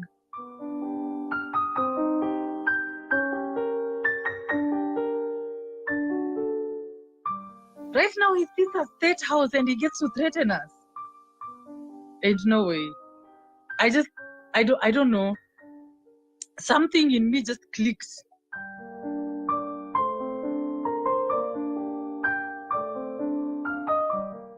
Let's use Rwanda as an example, who went through a very, very painful genocide where people were being killed because of race. They went through the process, and today they actually have people who are serving jail terms and people who are actually picked from their homes and told, you are going to prison because you did A, B, C, D. That never happened in Kenya. The same people who have brought all these problems cannot be the ones solving the problems because it has worked to their advantage. So we cannot at any moment wish that Raila can solve issues dealing with Kikuyus and Luos, or Uhuru, issues dealing with Kalenjins, or Ruto, issues pertaining Kikuyus. It cannot. Kalonzo, issues pertaining Kambas and other neighbors. These are political narratives that have been inherited from our forefathers, previous presidents, previous political leaders, and they must come to a halt. So it is the political players and it is these people, the principalities and powers that are using our poverty, that are using our historical injustices, that are using our grievances to fight against each other for their own benefits, right? And I think it's very right that you mentioned that we should not bring this issue of so-and-so against so-and-so in terms of ethnic balkanization. There is a whole question of electoral reforms, issues about the server, issues about polling stations, issue about rigging elections. The people of Naivasha are angry and suspicious, and so are turning on each other. Kalonzo's, the issue was they were never talking about those issues when their interest was to be the leader of opposition. Now they are crying foul and pretending to be opposition. When they had the chance to be in Bomas, they never raised those issues. The issue of Sava, Raila has not talked about it now. How could they, every single time I see these people tweet things, I just keep asking myself, how could you?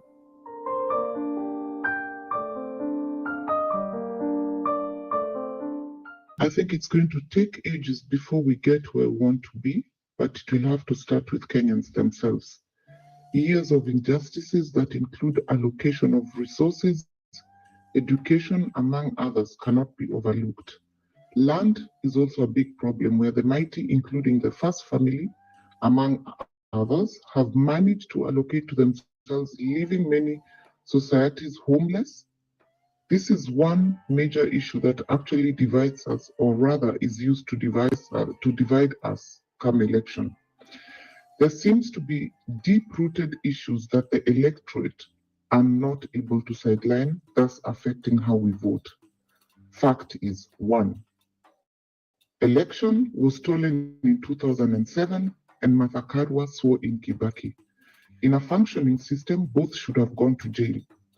Ruto and Uhuru should never have been anywhere near leadership since 2013, but Kenyans thought differently. The entitlement major tribes have that if one of them is not in government, then nothing can go forward is also a problem. Come election, we always have problems. We have over 42 tribes in Kenya, but we have tribes that feel entitled. Most people, including politicians, don't go to the ballot for Kenya. They go to the ballot for my tribe. And that's a big portion of the electorate. Number 4, I feel Raila should exit politics and not be seen anywhere near it. The man has become power greedy. This is not about fighting anymore. If he was a statesman, he could do it at the comfort of his zone. Kenyans will go to the ballot in 2027 divided more than ever. The faces you'll see will just be recycled. Why? Unfortunately, we love mediocrity. That's why we turn serious issues into jokes and laugh about them. When you look at the serious issues affecting us, be it poverty, be it education, look at the Gen Z movement that's happening right now. If you look closely, the minute there's misunderstanding, it turns back and goes back to the tribal line. We need to mature, or rather evolve our mindset before talking about integrity. An average Kenyan is a liar, not honest when dealing with anyone, steals when given a chance, cheats when given a chance. Just try to give even the normal plumber a job. Nobody is honest. Go around, do some research. You'll find every second person tries to just steal from someone. This is a mindset that needs to stop. They love anything that shows, umetoka block. Riches are admired. Kenyans are overly materialistic and greedy. No amount of talk will change us. It's not new that all witnesses in the ICC case disappeared or died. People still decided to vote for Ruto. The church decided they were going to support Ruto because with the brown envelopes, they thought that they were going to have a share, or that's going to be the order of the day.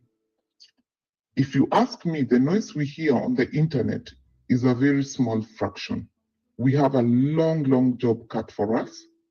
You can say we are not there yet.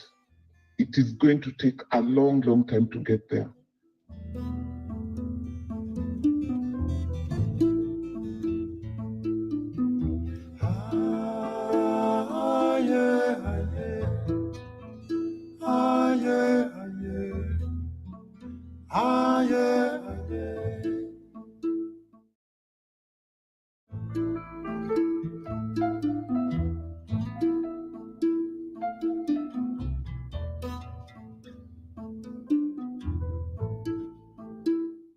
Now, this is the scene of one of the worst incidents of violence to take place in Naivasha. The allegation is that there were a mob of about 100 people behind that gate trying to get in to attack a group of Luos who live in this compound. Now, these people allegedly ran through this door and into this room.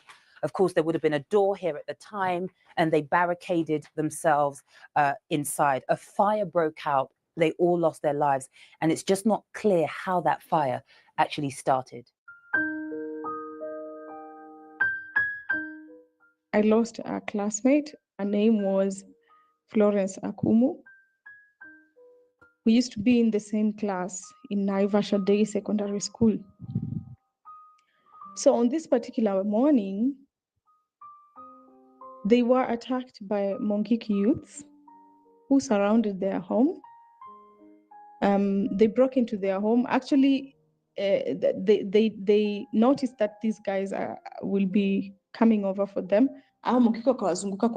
So they decided to lock themselves in the house, including a pregnant woman. Walimimina tu mafuta, walimimina tu petrol na nini wakachoma nyumba. Can you imagine how watu wote yani if you get a description of how huyo mtoto mwenye alikuwa hajazaliwa aliiva mpaka akatoboka kwa tumbo ya mama. 11 people from the same family. You know, that's really hurting. 11 people from the same family lost their lives. She was together with her mother, stepmother, and siblings, and her dad. And that's where I also lost Florence Akumu. Out of this family, only one person survived, and that was the father, miraculously.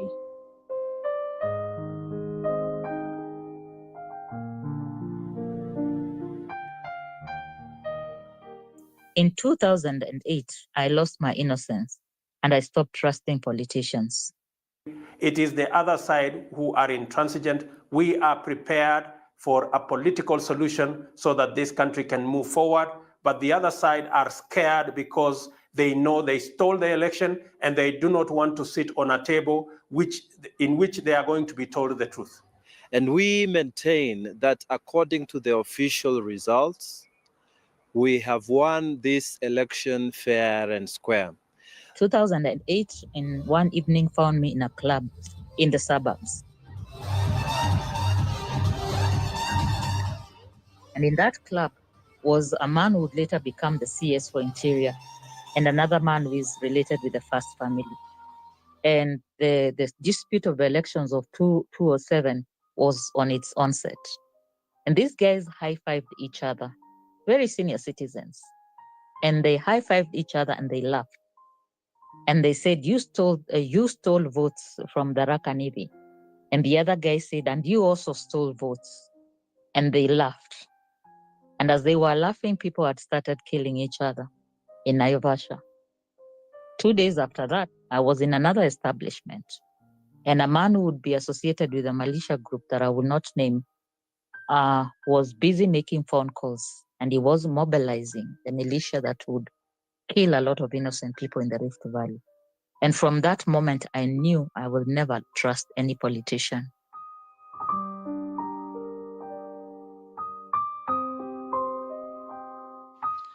Another sad case or cases were the cases of classmates chasing the other classmates away. I remember Collins Oduor. I remember Douglas. I've forgotten his second name or his family name. I remember the case of Peter Maina.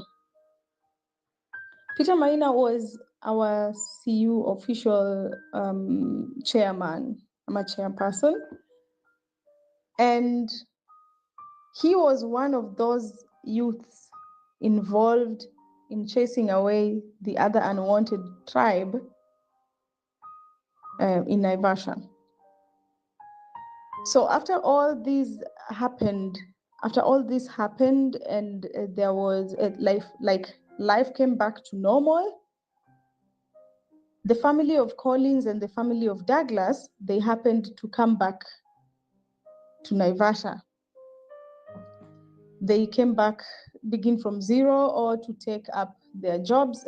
I think, if I'm not wrong, the family of Collins Oduor was working in one of the flower farms. So you can imagine the mood. We are seated in class. There sits Peter Maina. There sits Collins Oduor. Here sits Douglas. And they know very well, you were holding a machete. Na ulikuwa unanikimbiza. And I tried to plead with you because ninakujua and tunajuana. And they were actually oh my God, they were actually very good friends. Yeah. So you can imagine the trauma that remains in these souls. And then people have to pretend that everything is just normal. Go ahead with learning. Just like we are used to be told, forgive and forget. But nobody helps you to work on the trauma that you're left behind with. The kind of lifestyle they were living before, A lot of people I know from Naivasha who later after came back ama wenye waliamua move to other towns, cities, to the villages na nini, so many of them have never ever recovered back the kind of lifestyle they had back then. Ama some of them have never recovered back the pieces of land they had bought back then, you know?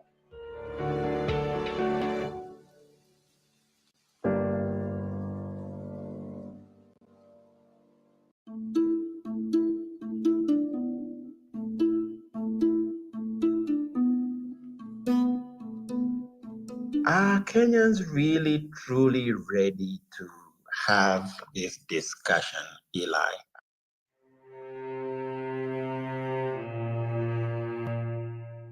Keep contending that I wonder, because we manage to have very selective memory.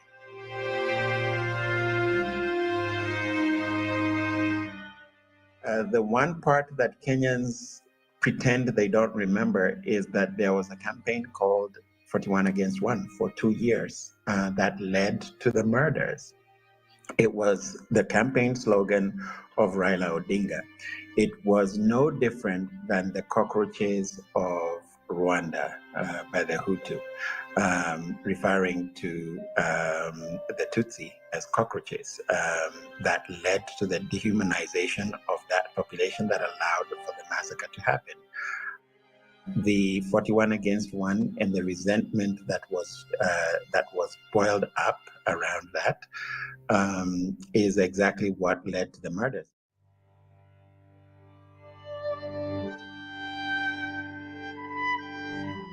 My cousin was murdered then.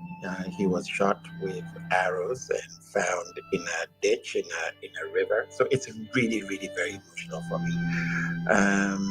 And his children are now Gen Zs. They were young kids then. They do not have their father. All 5+ of them, they do not have their father. They are angry. They are traumatized. They know how their father passed. He did not look like himself when he was brought to us. Not only my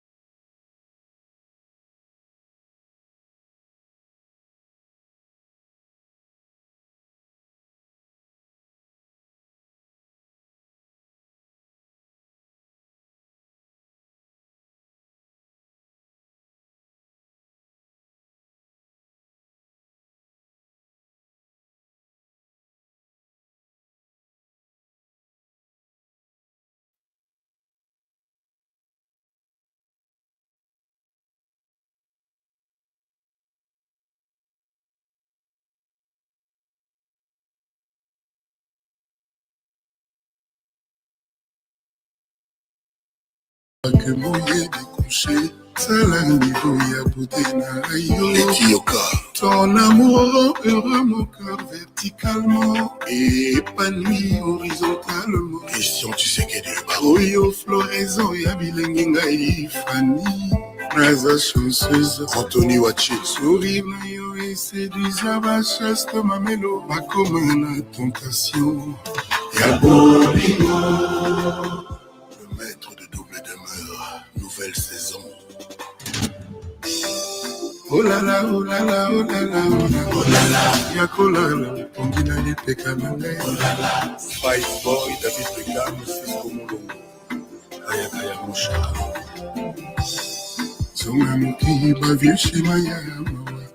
Et polluer mon témananga au pétola. Avec tes baisers sur toutes les parties de mon corps. Kotulisa tes doléances, nana bati, waria batin ponayo. Mathilde Sanduko. Olingo na yo eza richesse nanga. Oyo na testament na koko makaka kombo na ngai nai. Comme héritière malgré que ngai nemoué. Déborah Bongina, Général Mlenge. David Tondres na yo buffet motema na ngai. Oyo bapati ya nzoto yaka kosa servi. Nana yebi te grandeur ya nyoka kosa eva. Oyo nayebi kanga folle amoureuse de toi. Oh là là, oh là là, oh là là, oh là, oh là là. Chantal Lévert. Oh là là. Amour na yo, le soleil de l'hiver. Oh là là. Kalobi, oh là là, David Maman. Oh là là. Yaola Rampunginga, Lipeka Nanga. Oh là là. Aemela yo, Nalito Ifuka Jan. Oh là là. R.O. le monnaie, chouchou sans beaucoup. Côté qui cercueille, ce qui a l'outil de toi-même, il cercueille. Akomatisa orgueil. Filolongo. Casinote qui m'a pas ce qu'elle a lié, l'outil même, il cercueille. Akobenango, esprit de deuil. Gaïa amoureuse, y'a David, la loti alliance. Elika ekomi ya mariage, elika ya novance. Atako elungi ya moto yango na monite. Nakosala photoshop ya ndoto. Natia elungi ya David Mangaya. Journée yango tala ngai joie na joie. Ngai Fanny somia papa. Oh là là, oh là là, oh là là, oh là là. Bolingo na yo, lumière de mes nuits. Oh là là. Amour na yo, la chaleur de l'hiver. Oh là là. Naimi, oh là là, David Ndanga. Oh là là. Takola, mkongi na lipeka na ngai. Oh là là. Nalitoi na yemela yo Airway. Oh là là. Dominique Okemba. Blondine Malila. Ted Tendai. Hey. Ata mwana babotana Césarie. Chantal Loemba. Sofia Salima pe babetaki mata. Botelanga mokomprena kasi kobotola te bolingo. Bapekisaka moto trop d'alcool. Soki ozalaki masanga mbele komona ngai koma cognac. David Mangaya na ngai. Papa na Isaïa, le chef du village. Eliane Félix. Nakelia Mathilde Julie. Mon Dieu, c'est pas la galère, on va te ma kwanza, Sophie Kabelie. Olivier Bila, Joseph Berthier. Et bon, moi, moto, Pessina, Bolingo, Lengue, il espéra qu'il n'a vu n'aille. Oh là là, oh là là, oh là là, oh là. Oh là là. Ton amour, c'est la lumière de mes nuits. Oh là là. Ton amour, cheminé au hiver. Oh là là. Je chante, oh là là, mon amour David. Oh là là. Viens donc faire dodo au creux des mollets. Oh là là. Et que je chante au creux de ton oreille que je. Oh là là. Double King, le maître du double de moi. Oh là là.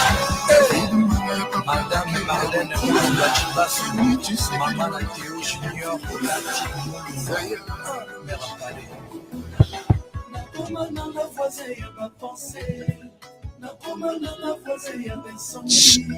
Hello.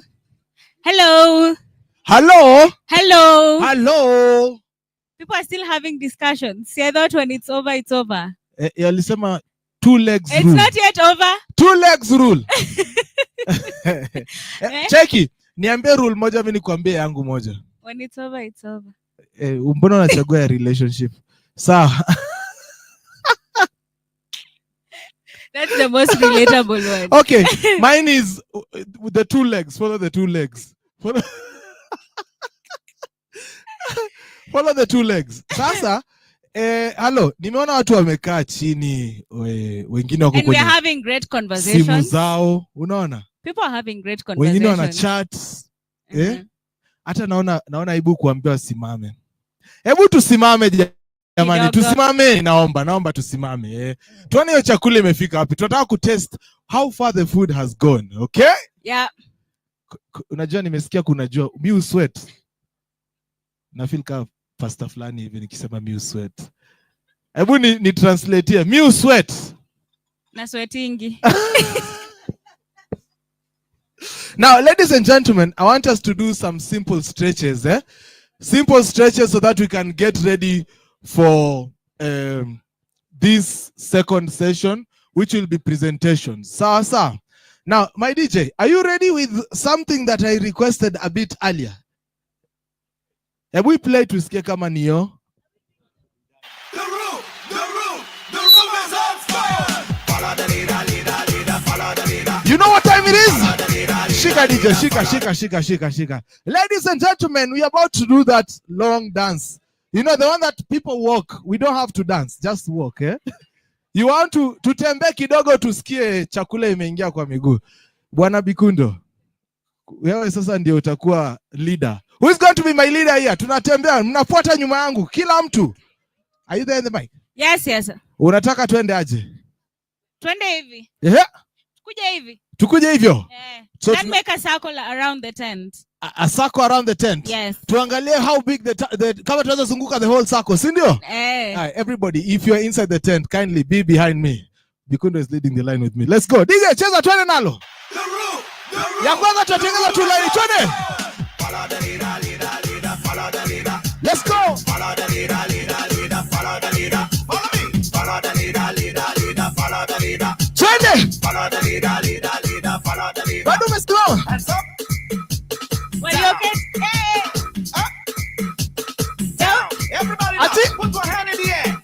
One hand in the air. Mkono moja tu hapa. Left to right. Watch this. Left. Right. Left. Right. Two more time. Left, right. Left, right. Left, right. Left, right. Haya, ngoja. DJ. Left, right. Ngoja. Hello? Mko ready? Mbona kuna watu kumbe tuwezi zunguka tent? Tuwezi jaza hii tent. Tunaweza. Okay. Sawa. Why not? Watu wamejao na wale kina Obeds wako pale. Hao watu wote. Kina Grace. Mkifuata hii laini na ni rahisi sana. Unaenda left and right. Alafu up and down. Up, down. Bas. Chakula mpaka tusage, si ndio? Twende kazi, DJ. DJ. Follow the leader. Twende. Follow the leader, follow the leader. Follow me. Follow the leader, follow the leader. Follow the leader, Twende. follow the leader. Active. Hands up. Active. Down. Up. Stop. Active. Down. Everybody Twende juu. put one hand in the air. One hand in the air. And we go. Enjoy yourself. Feel free. Active. Right. You're right. Left. Wapi right. Right. Two more time. Sorry. Left, right. Mkono. Right. Left, right. Right. Twende. Follow the leader, follow the leader. Hey. Follow the leader, follow the leader. Twende. Follow the leader, follow the leader. Follow the leader, follow the leader. Come on now, jump for the left. No. Jump for the right. Right. Jump for the left. Jump for the right. Siwaski. Everybody, jump for the left. Jump for the right. Jump for the left. Jump for the right. Now stop. Pick up coffee.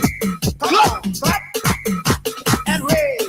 Wave. Clap and wave. Seven. Clap and wave. Everybody come. Follow the leader, follow the leader. Let's go. Follow the leader, follow the leader. Let's see the leader go. Follow the leader, follow the leader. Follow the leader, follow the leader. That's your corner. Now repeat after me. You're repeating after me. Everybody repeat after me. Watch me. Wave. I love soda. Siwaski. Hey. Siwaski bana. Say. I love soda. Now somebody, anybody, everybody scream. Ngoja. Shikilia hapo, msisonge. Hiyo ilikuwa exercise number 1. Exercise number gani? Nataka kama uko nyuma ya tent kuja mbele. nataka tusimame hii side na hiyo side. Chukua space.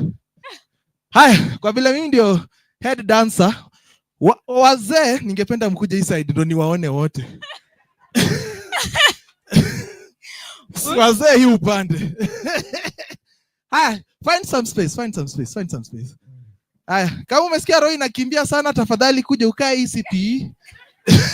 Si must. Sitaki tuanze kusikia mwanaume mmoja alizirai Kajiado baada ya kukimbia mara 3 uwanjani. Haya, tuko ready? DJ umpate ngomba. Ndio Uskido. Sasa Uskido ni rahisi sana. Kwa vile tumeacha watoto nyumbani, hawajui tuko wapi. Si ndio? Wanafikiria tuko serious. Si ndio? Watoto wanajua daddy ameenda conference. Sasa acha tufanye mchezo ya conference kidogo. DJ cheza. Wangapi wanajua hii dance? By show of hands. Haya. Nitawafunza. DJ shika, nitawafunza. Ni rahisi sana. Ni rahisi sana. Wewe utaangalia huko. Haya, angalia huko utaona kile ninafanya, sawa? Haya. Sasa utaanza na kujog, alafu unaweka mkono ya left, ya right, kiuno, alafu unaanza unaenda mbele, nyuma, alafu nya. Umeona? DJ tuijaribu. Inakuanga poa na example. Jog. Ukisikia umechoka unakaa. Sawa. Are you ready? Jog! Hapa tu. Are you ready? Chukua space.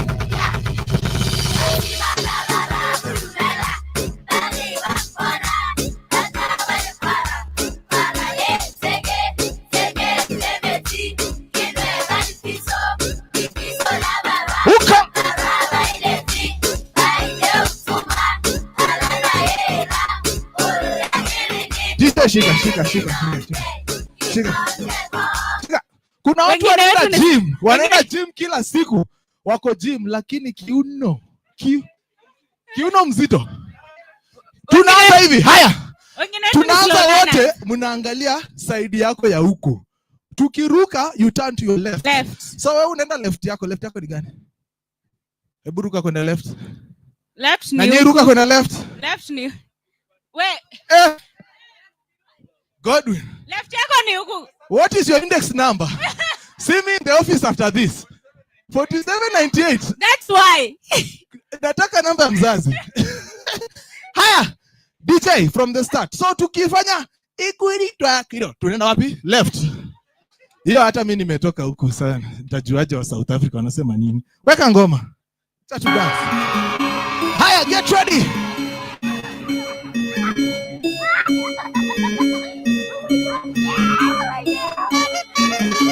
Are you ready? Jog on the spot.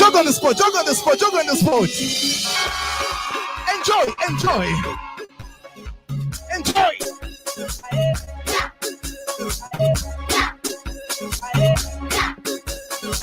Haya. Hapa.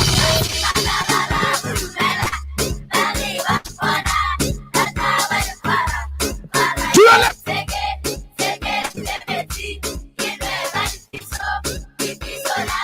Twende.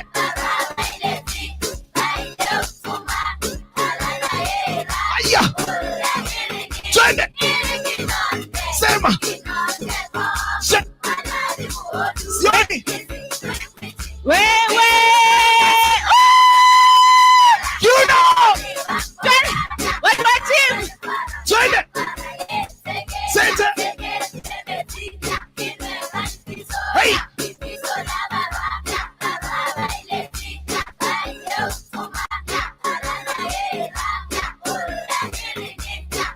Mnakaa sana, twende.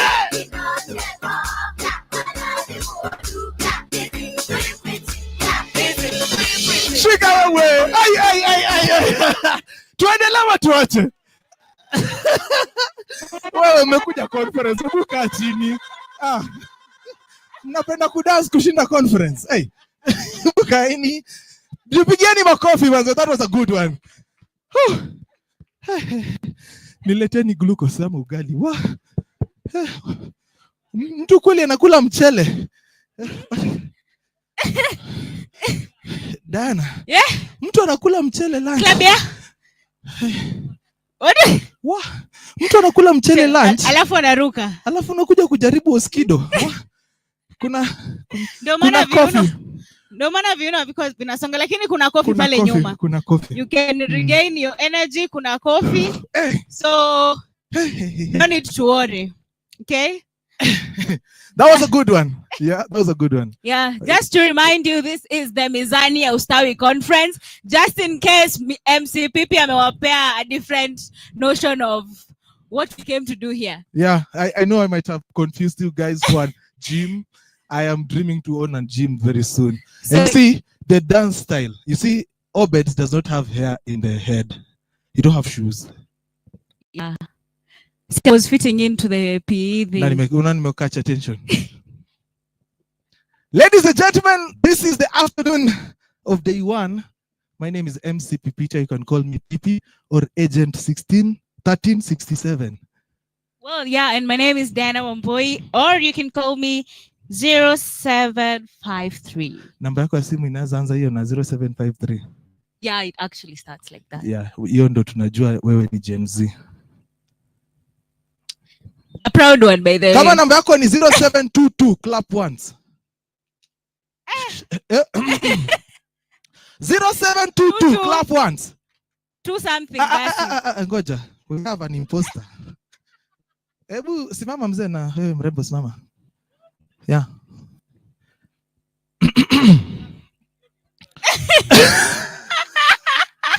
Why is it that it was in original ile nyingine? Yake ilijisariwa na idea mzazi. Lakini unajua kitu moja jina ya pesa ni gani? Hiyo sasa ndio unaanza kusikia inaleta William. Hiyo ni babangu. Unajanga mtu akitumia, nilikuanga na namba ya aunti yangu nikiwa for second year. So nilikuanga naongeleanga kwa duka hivi. Italeta Victoria. Nani mwana Victoria? Sema pole pole. Anyway, thank you so much for being patient with us. I know we are behind schedule by around 25 minutes, but God is still in control. Naona mwalimu na bell pale hivi. I know he's about to take over the mic. Haya, sasa tutupatie ile inaitwa pipi applause. 5. Mshasahau. Hey.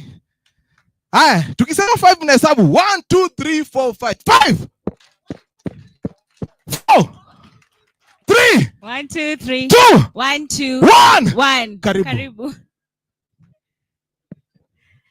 Thank you very much.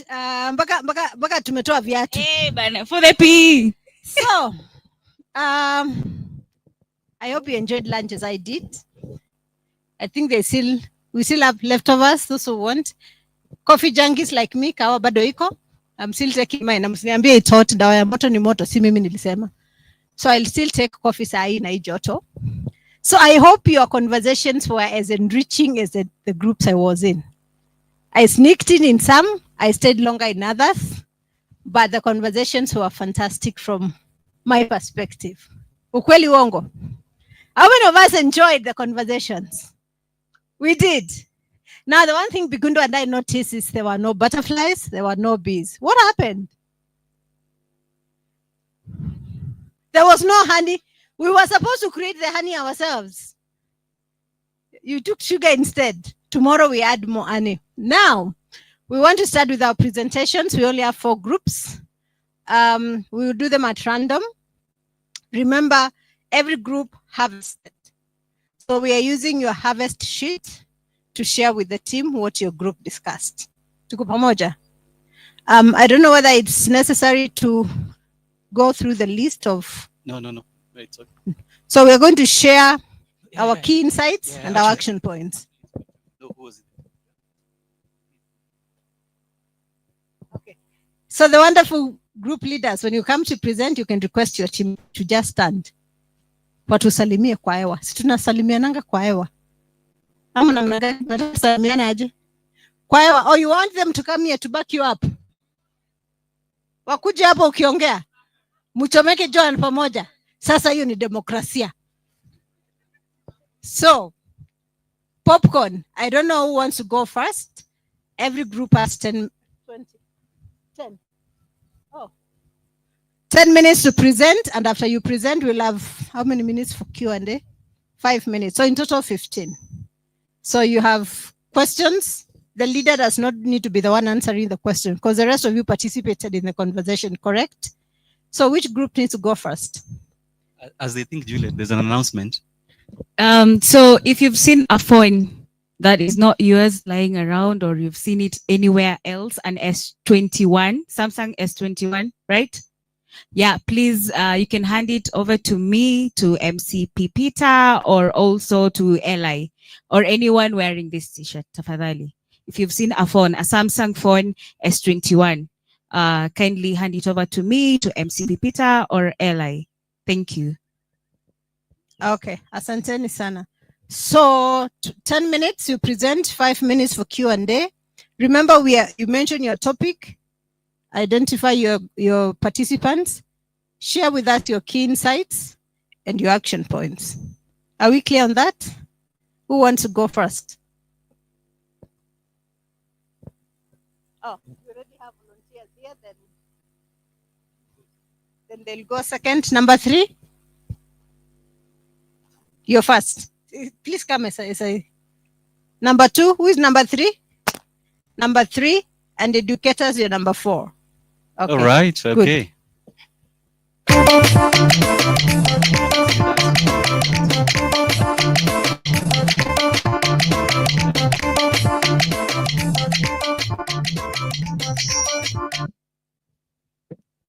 Hi everyone. Good afternoon. Good afternoon. You've danced everything, all the energy.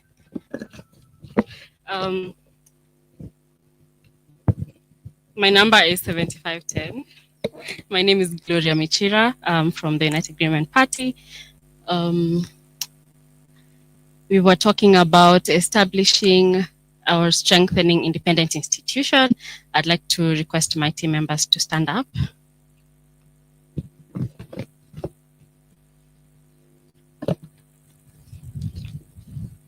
So this was my team. Yeah, asanteni sana. They're the ones who will be responding to all your questions. Okay. So I'll just give a brief overview. While we're having our discussion, someone asked what are these independent institutions that we are talking about. Independent institutions were established under the new Constitution of Kenya, Constitution of Kenya of 2010, to perform oversight roles, supporting policy making and regulatory functions. Yeah. Why do we need independent institutions? So that we can have a governance system that functions properly for the benefit of the people of Kenya. That's the best way that I can.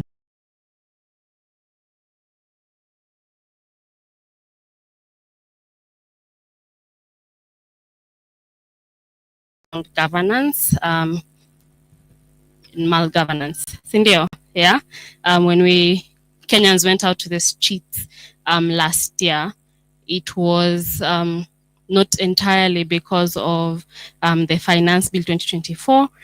That was just what triggered people to go to the streets. That's right, yeah. But the issues that we are facing as a country are issues of governance, of constitutionalism, of institutions that are not functioning as they should. Yeah. So some of the challenges that we discussed in our group are that institutions do not function properly because of financial and structural challenges that weaken their effectiveness. Yeah, we find that some of these institutions are not, for example, the Judicial Service Commission is not properly financed or adequately financed. Sivyo? That's not true? Yeah? So we're in the same country. Yeah, so then how do we expect them to perform their role?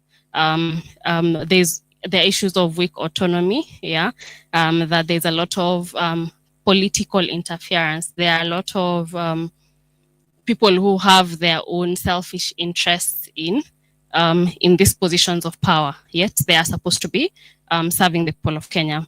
And then we have an issue of weak civic or weak citizen engagement, in matters regarding the governance of our country, which we are seeing a change in now.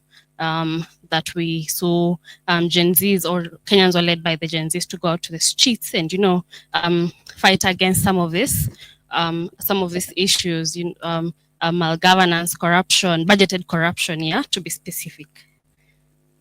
So those are some of the examples that we discussed in our group that are resulting in weak institutions, or lack of independence in our institutions. What are the solutions that were proposed? That we need legal reforms. This would mean largely to reduce political influence. We need robust civic engagement. To perform our role as citizens, as the electorate of this country.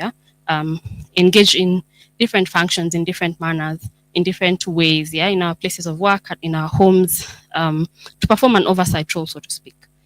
And then adequate financing or funding of these institutions. Okay, so do you want me to go through who is supposed to do what? So our action points or next steps were one, as I've said, to push for civic engagement. We agreed that this is a collective effort. You can't really have one individual to push for these things on their own or by themselves. But this was tasked to 044 or committed to do this, and then calling out violations of the Constitution of Kenya, which was raised a lot by 055. And then they need to elect leaders on basis of policy and not individualism or parties that don't really stand for something or anything. This was tasked to 6057. And then they need to leverage art, media, and culture because our messaging then influences a lot what goes out there and what people absorb, which was tasked to 7064. That's all. Thank you.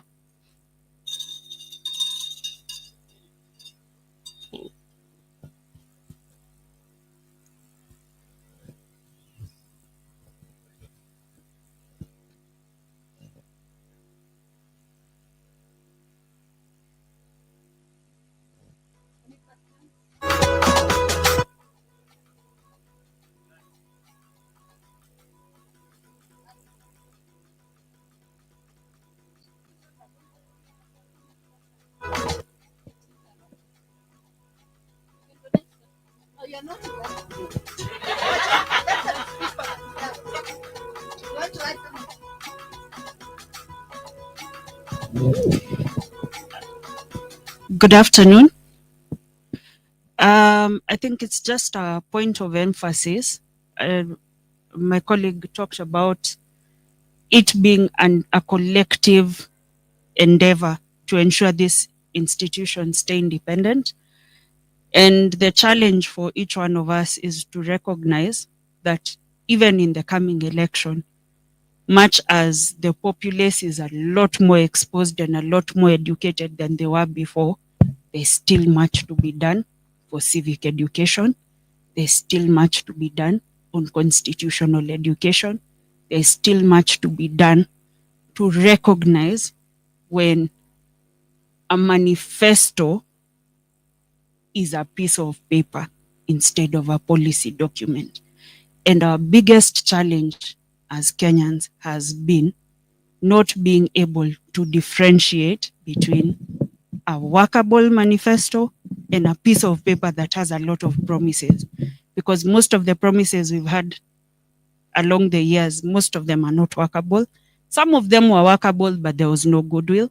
So even as we are here, it is up to each one of us to make sure those around you understand what is a manifesto, why is it important, what are these points that we are trying to put across, is this as a promise given something that is achievable, because some things, they look very nice on paper, but they are not realistically achievable. And even the politician who is positing it knows it's not achievable. So, and finally, to step away from politics of personality. This has been another big challenge for our country, because if you're not in the right party, it doesn't matter what policies you stand for, you can find yourself outside. So, and finally, in terms of independence of institutions, it's to remember that you're your own watchdog. Sometimes you won't have civil society. Sometimes you won't have Law Society of Kenya. You won't have any of those organizations stepping up. Sometimes they are overwhelmed as well. So wherever you are your own watchdog. It is also up to you as a citizen to understand your rights and to speak up for them. Thank you. Let's appreciate her. Yeah, 2 minutes.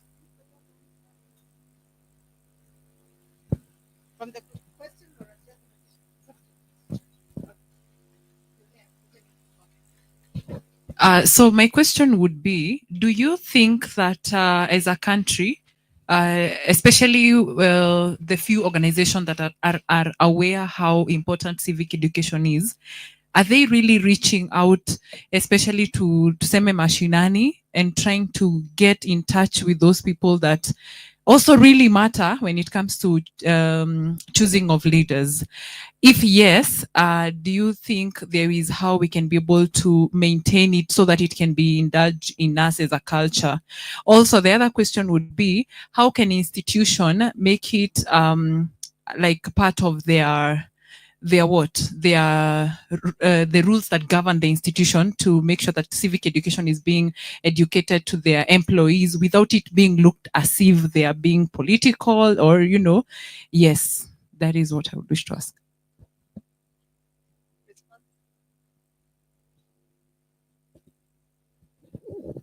When it comes to civic education, there'll always be more to be done.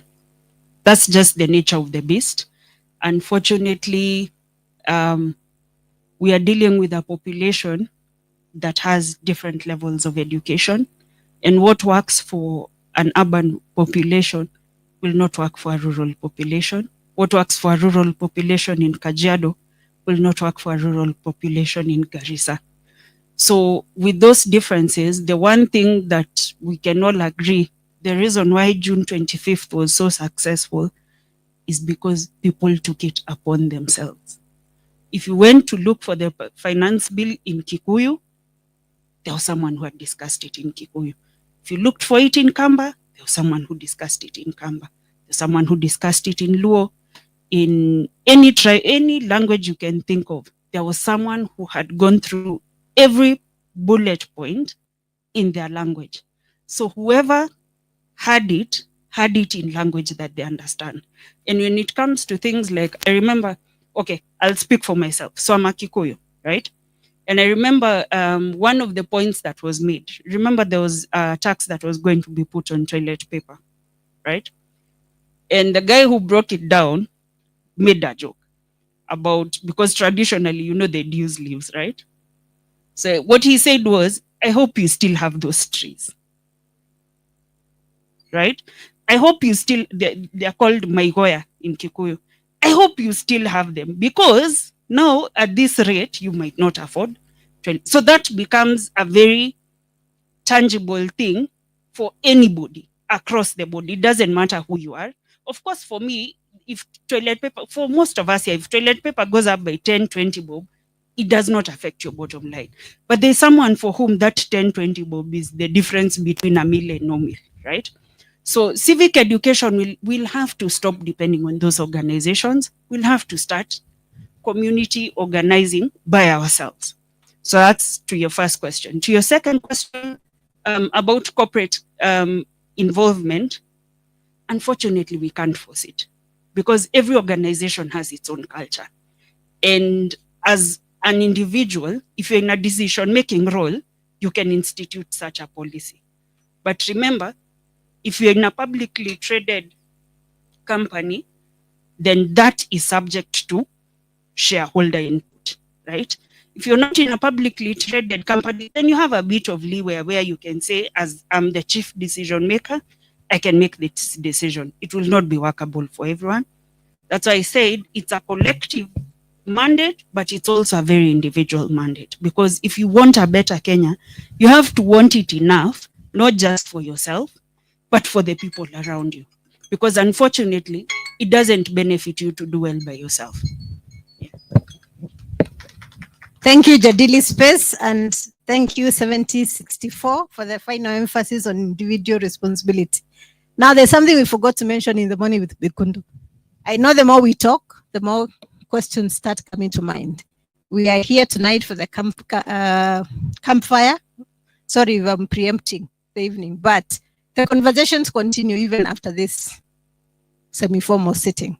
So I'm going to invite the next group.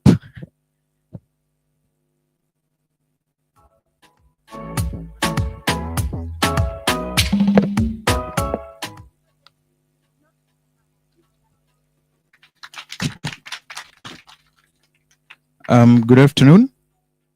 For the members of my group, kindly come in front so that we make it faster during the question answer session. With the exception of course, Nick.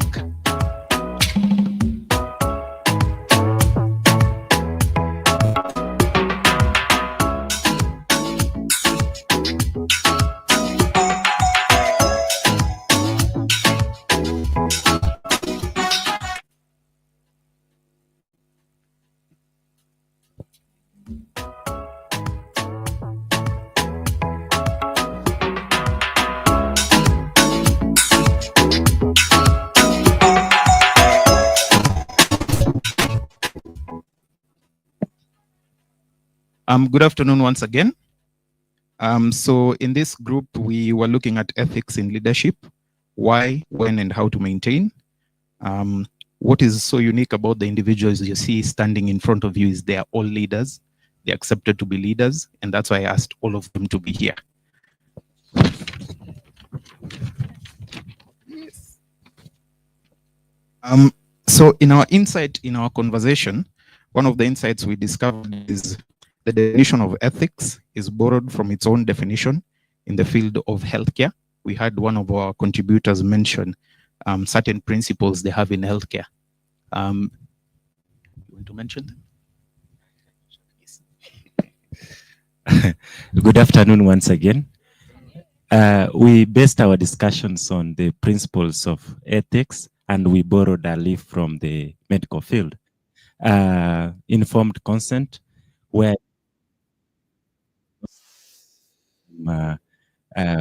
you ask them or you inform them of the benefits of whichever treatment you are giving them. And then you also look at the risks which can emanate from your intervention. And as leaders, that's how we should really, when we are reaching out to our ground, that's how we should break down their problem or the challenge in leadership.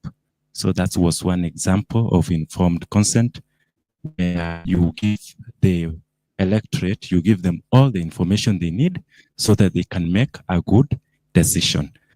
Just quickly, we mentioned of justice as a principle of ethics, where you ensure fairness. We also looked at confidentiality, in which case we have to maintain a high level of confidentiality between me, a doctor, and maybe the patient. And that's the same thing which, when you look down at the electorate and the leaders, that's the kind of relationship we should develop so that people don't live there feeling that the information will be shared or they'll be victimized in one way or another. There's one I'm leaving behind. Do no harm. Yes, sometimes, yes, a situation can be bad, but then it doesn't necessarily mean that you are going to intervene. You can do your best to the level which allows, but know your limits. Know your limits so that if it's a referral process, you can always refer it upwards or downwards?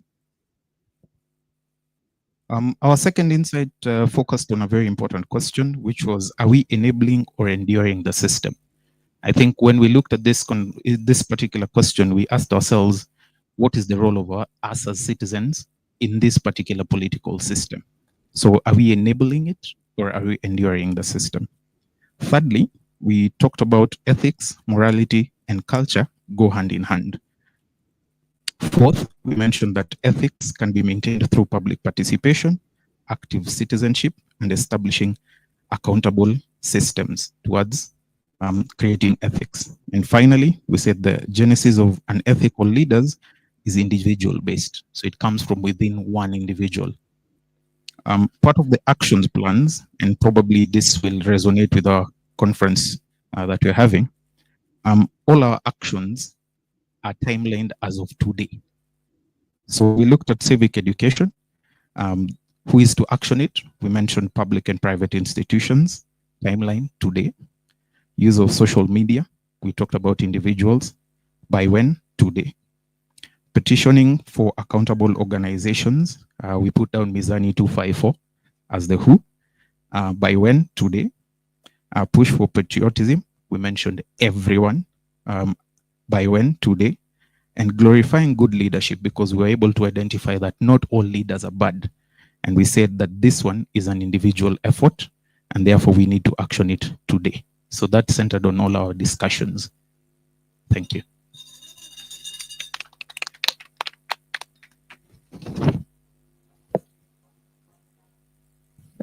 Questions?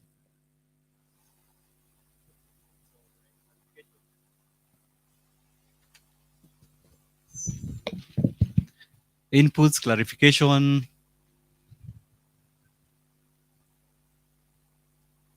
That was clear. All right, let's appreciate them. Let's appreciate them. Okay. Just one final thing. It's important to appreciate that we play a major role in what ethical leaders are, because it starts with who you are. Because if you are ethical, then other things can happen. You be a good leader. You'll be able to have patriotism. You'd be able to support and do the right things.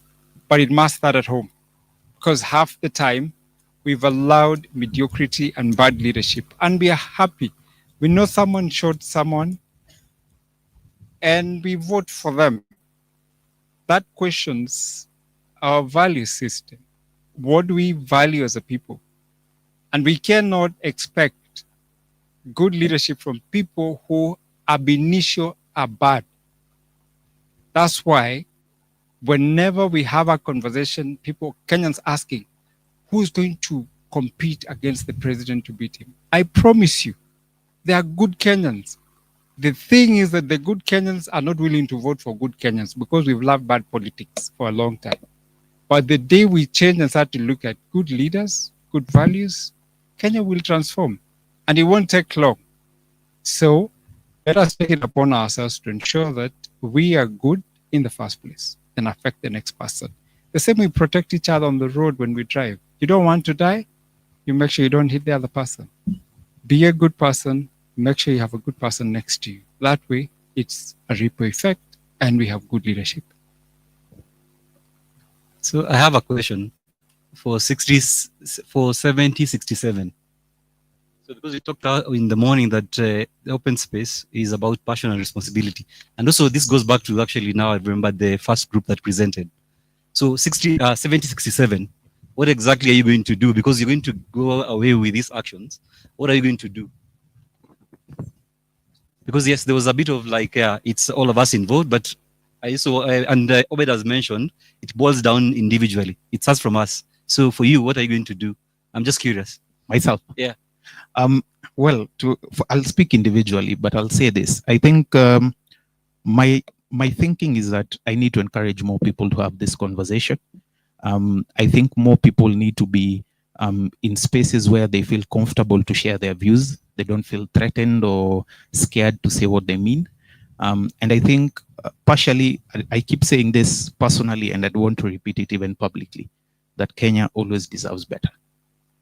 All right, thank you. Let's appreciate them. All right, who's next? Who's next? Who's next? Dadisi. Thank you, Ustawi. Dadisi.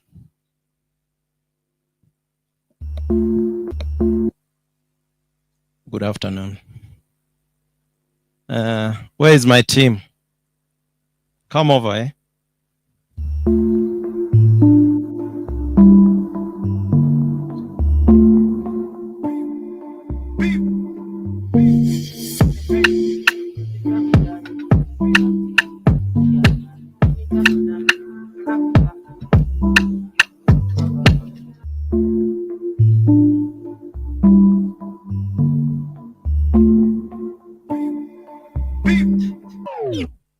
Good afternoon. This is Dadisi. Our topic was rule of law and constitutionalism. Why I picked this topic is because it's one of our core values in United Green Movement, and it is a very interesting topic. And we'll be discussing, and we've discussed a few things. First and foremost, I think I'll tell you the names of members. Is Anthony, is Edwin, Dixon, Joan, Nancy, Gabriel, Mavic, and Stella, and I'm Martin Kilili. Rule of law. We've discussed a few things. So I won't do it like my friend Kasongo. I think I've delegated each member to play a part, or at least 3 or 4 members to play a part. So I'll start with the insights. I think Joan will do that. Good afternoon. So I'm index 0028. And under the rule of law, from our discussion, we had discussed that we found out that what is hindering from practicing constitution in Kenya is actually the power that the executive have, and also it is being transmitted to the members of parliament. So most of our intervention and main insights were to see how can, as us as citizens and as Kenyans, how can we catch or stream down the powers of the president. One of the main insight was the executive has a lot of power despite the strides made, and we have a very good constitution that can, if we follow it strictly, it can enable every citizen to enjoy being in Kenya. The other insight was the funding model for the independence institution is flawed. The independent institutions, they are allocated funding, and we find that whoever who is electing or who is appointing the independent institution heads is the executive. So that means every decision that they are making, they have to consult from the executive. There is also too much complexity and integration of oversight bodies. You find that a normal citizen doesn't know how EACC goes about, how ODPP goes about. So you find that this complexity, where the normal citizen can't break it down, also hinders them to understand how our constitutionalism is. And this is the main issue that hinders the normal citizen to get it. So for the next bit, I think we are going to discuss how the independent bodies are and how the citizen can get to understand, and we hope we'll share this information with the rest. Good afternoon. I think I've done enough dancing for today, so let's get serious. I want to use the shortest terms of possible to describe something that we discovered on our discussion. Now I want us to start by communication. So communication is a simple model of a sender. I'm going to use very bad handwriting. I have one. Sender and a receiver, right? I want you guys to engage me because it's a very easy thing. So for a complete communication cycle, we have to have a message right here in the middle, right? and the sender has to send a message, and the receiver has to acknowledge receipt and reply, and the sender gets the message for you to have a complete cycle, right? Feedback. So that is what we call a complete communication cycle. So you wonder why I'm bringing all this into governance. I want us to talk about how our money is as a country. So we have a pot here. That's our pot. This is Kenya's money. All right. Now, this is money that has been collected through a few things. Number one, tax. Okay. This is how Kenya makes money, through taxes. Sindio? Mpaka hapo tumeelewana. Hapo chini ya taxes, there is something called consolidated fund. Wangapi hawajui consolidated fund? If you know consolidated, clap once. That is our bank account, right? And part of the money that we collect through this pay bill, 222222, goes here. Part. Okay. Part. Let's keep it at that for now. We'll get there. So that is the start. But who controls this pot? Kenya is a what we call a representative democracy. So in a representative democracy, we don't make decisions. It's our leaders who make the decisions, right? So how do our leaders make decisions of our money? Through parliament, right? What we call budget. We're going to leave a small space down here. I'm going to explain what that is. Yeah? So our leaders create our budget, and also that is where we have what we have as what we call allocation of budget. That is where we plan where to use our money. Here, our leaders. But we already established that our leaders are somehow unscrupulous. So we come with something we call oversight. So under oversight, we have bodies that check the leaders through their actions and how they use our money. So we have EACC. What else do we have? IPOA. What else do we have? Auditor General. Who else? Controller of budget. Who else? Ombudsman. Who else? KNHCR. Okay? So what do these guys do? Well, we are discussing, and those ones are on this other part, the implementers. So we have this one. Are you seeing how hard it is for you, a leader, to understand how your money is moving? So these people are the ones who decide now. Your leader here has given you CDF, NG, CDF projects. So this one have put into the budget. The oversight will check. ESCC will make sure that it's not used corrupt. IPOA will make sure that the police don't beat.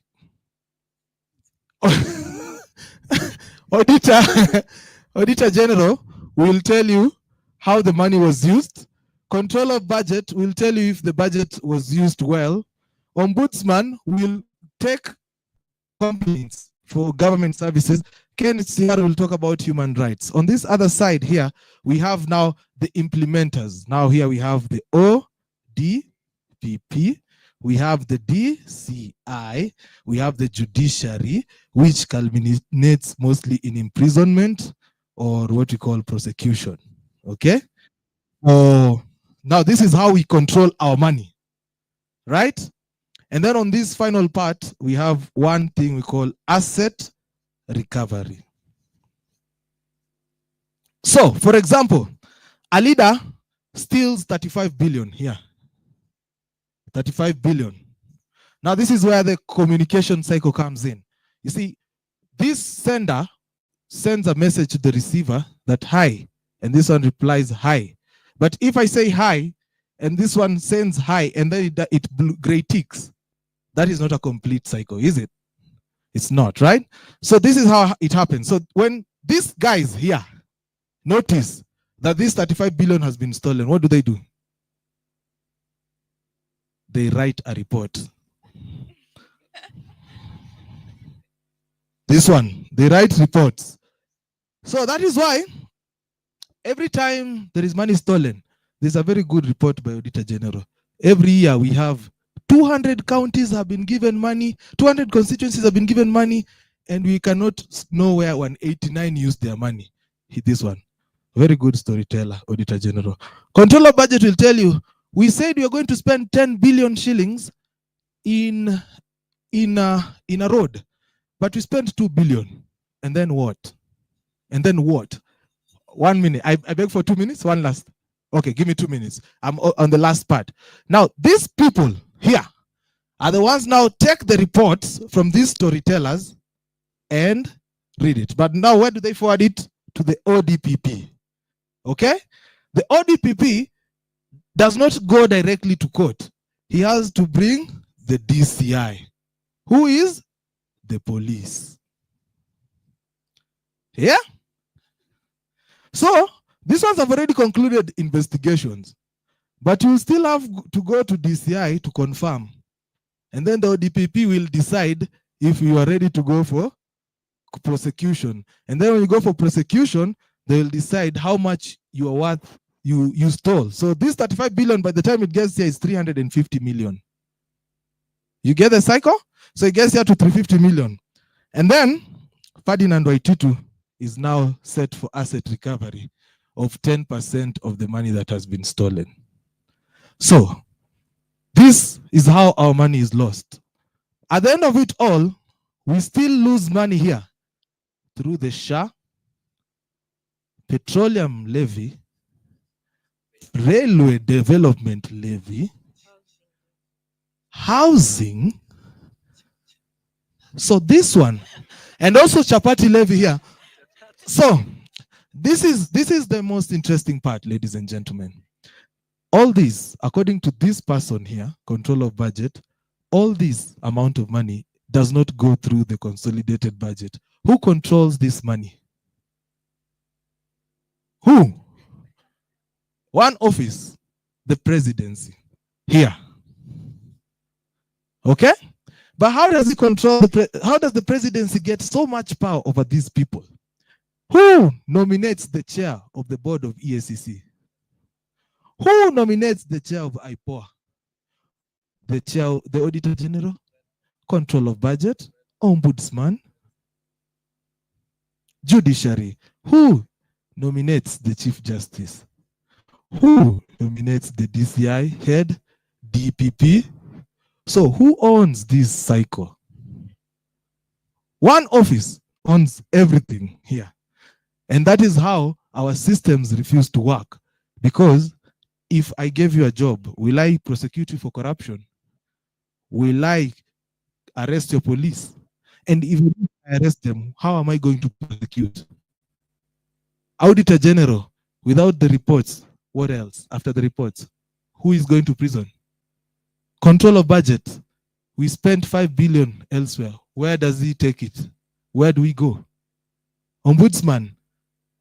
Where is the Witness Protection Act? KNSCR. They don't care. So we have a whole oversight of report writers, which the implementers don't care.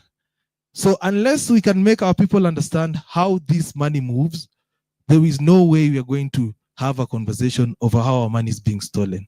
We cannot have one institution controlling 85% of all our country's income. By November last year, KRA had collected 2 trillion shillings. 85% of that is controlled by one. And that is why when I am on top of a car, I can tell you I spend 3 billion in a day. Thank you, guys.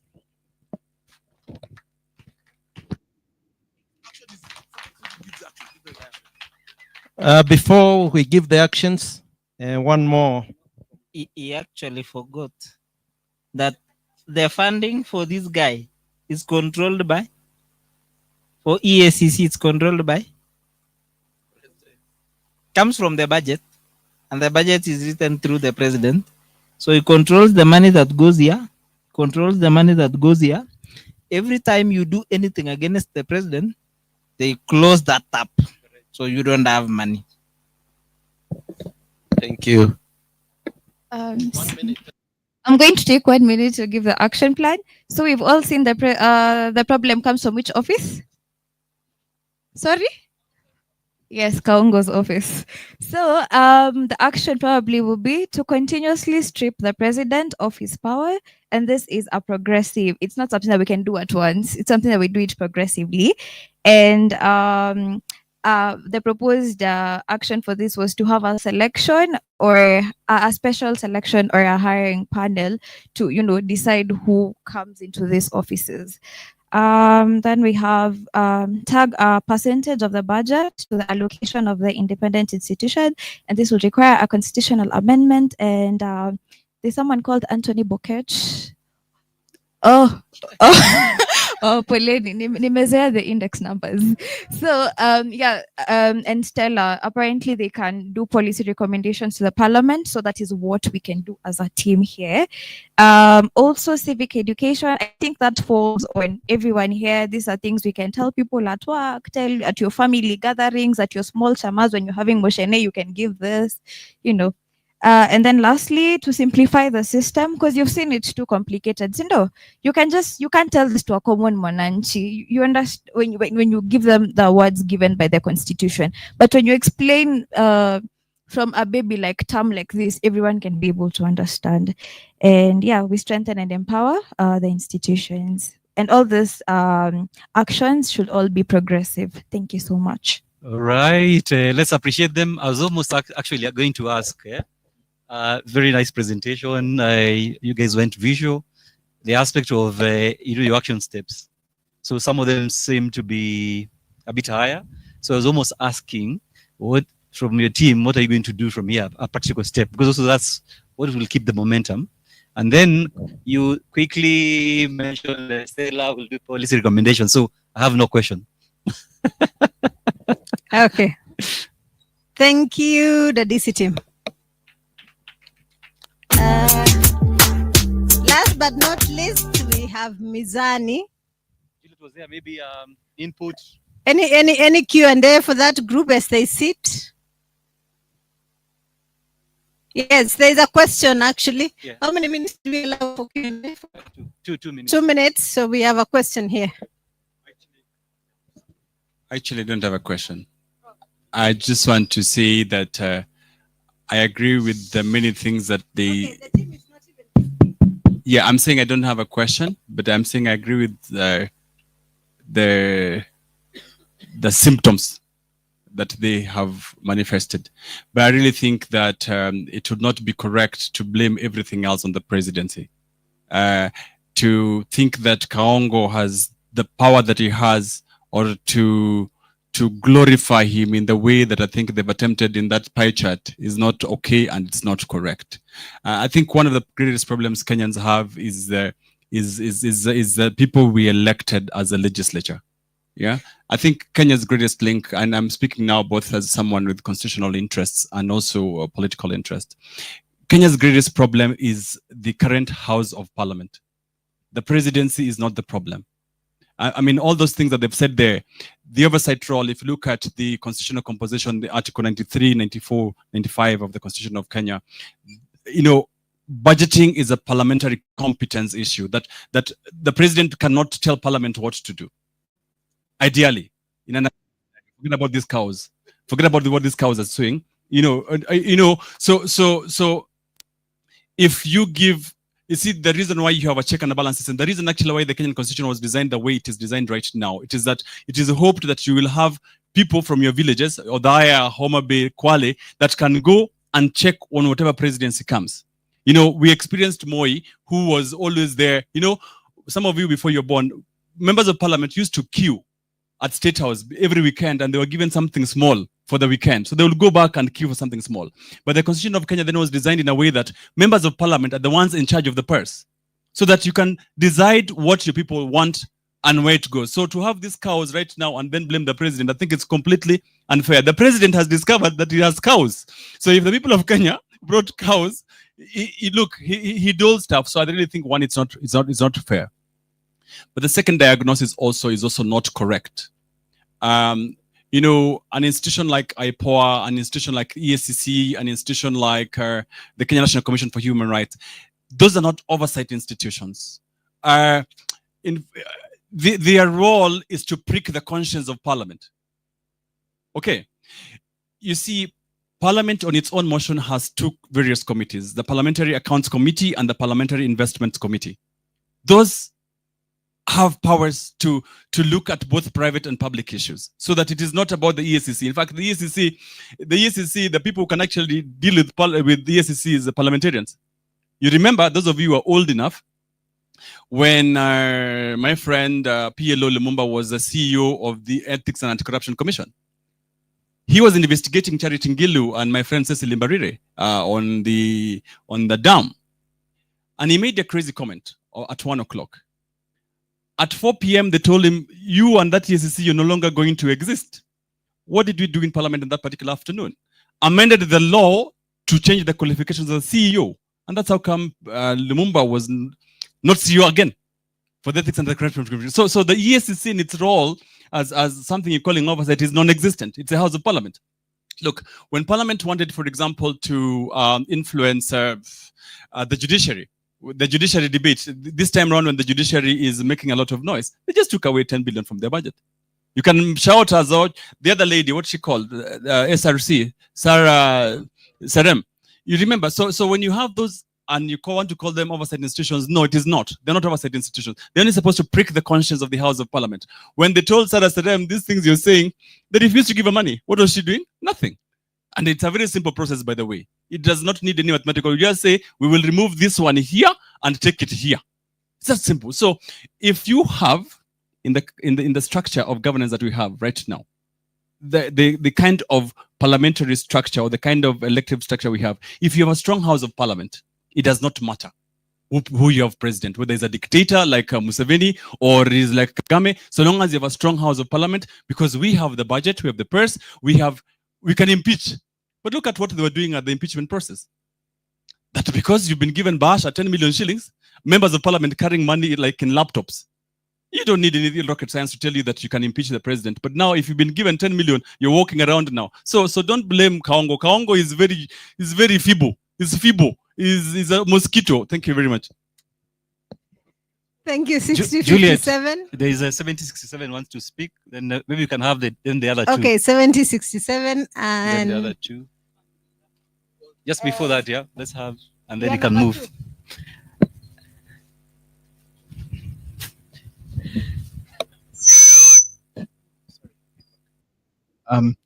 Thank you for the feedback, Neto. I partially agree with you in the sense that Parliament is the problem. However, what the group did was diagnose what we have. What we have is a joke of a system. Because, yes, you might say Kaongo is not the problem, but he's taking advantage of the problem. So, in himself, he's showing no leadership qualities. That's why I always say there's nothing presidential about him. Because in what we are discussing right now, you've talked about an ideal situation. I think the whole lot of us agree today we don't have an ideal political system. We do not have an ideal governance system. So when they give a pictorial of what is happening, they're just saying you have one individual who's controlling the one arm of government that is supposed to do all these things on our behalves. So he's taking advantage of a weak system and making them look like a joke, and in turn is insulting us as Kenyan people. So for me, I agree with you partially that he's not the problem. And I would like to say that he is the symbol of all the problems we've had in history. And right now, he's our biggest pain. And so if the institutions are to work, we also don't need somebody like him who will take advantage.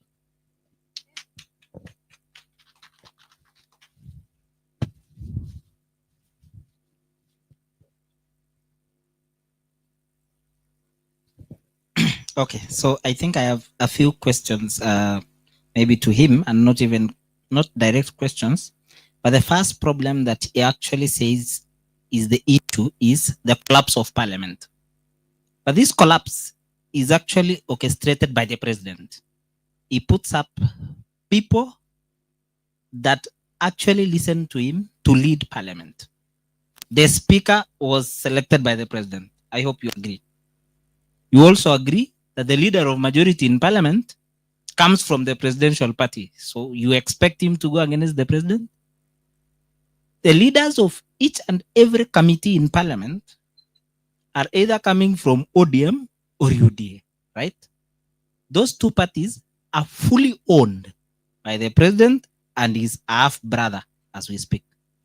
So if you talk about parliament being the oversight that you want, it doesn't happen because it's already held by the president. Na imeshikwa vizuri. So now let's talk about budgetary allocations for EACC and the rest. Does parliament actually write budgets? It doesn't.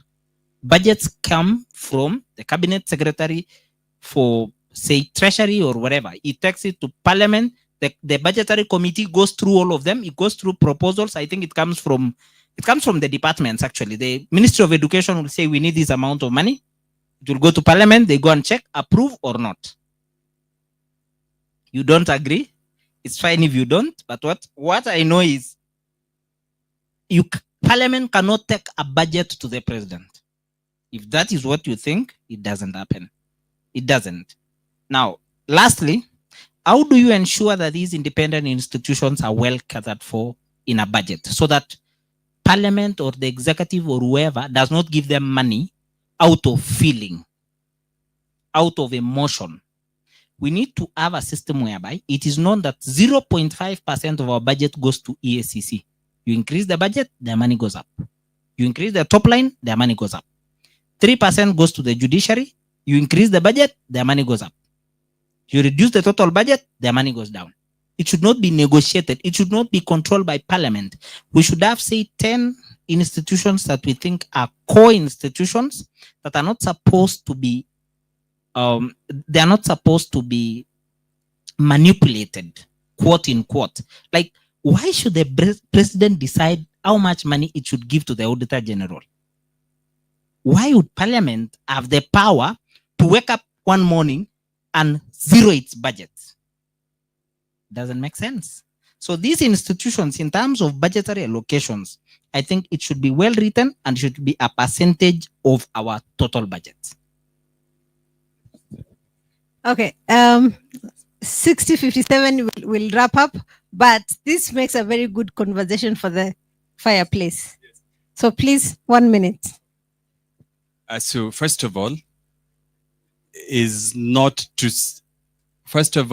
to say, when I said that President Ruto is not the problem, I did not say he's not a problem. So we must then distinguish these two. He's a problem. He's a manifestation of a serious problem, but he's not the problem. I mean, he's not the problem.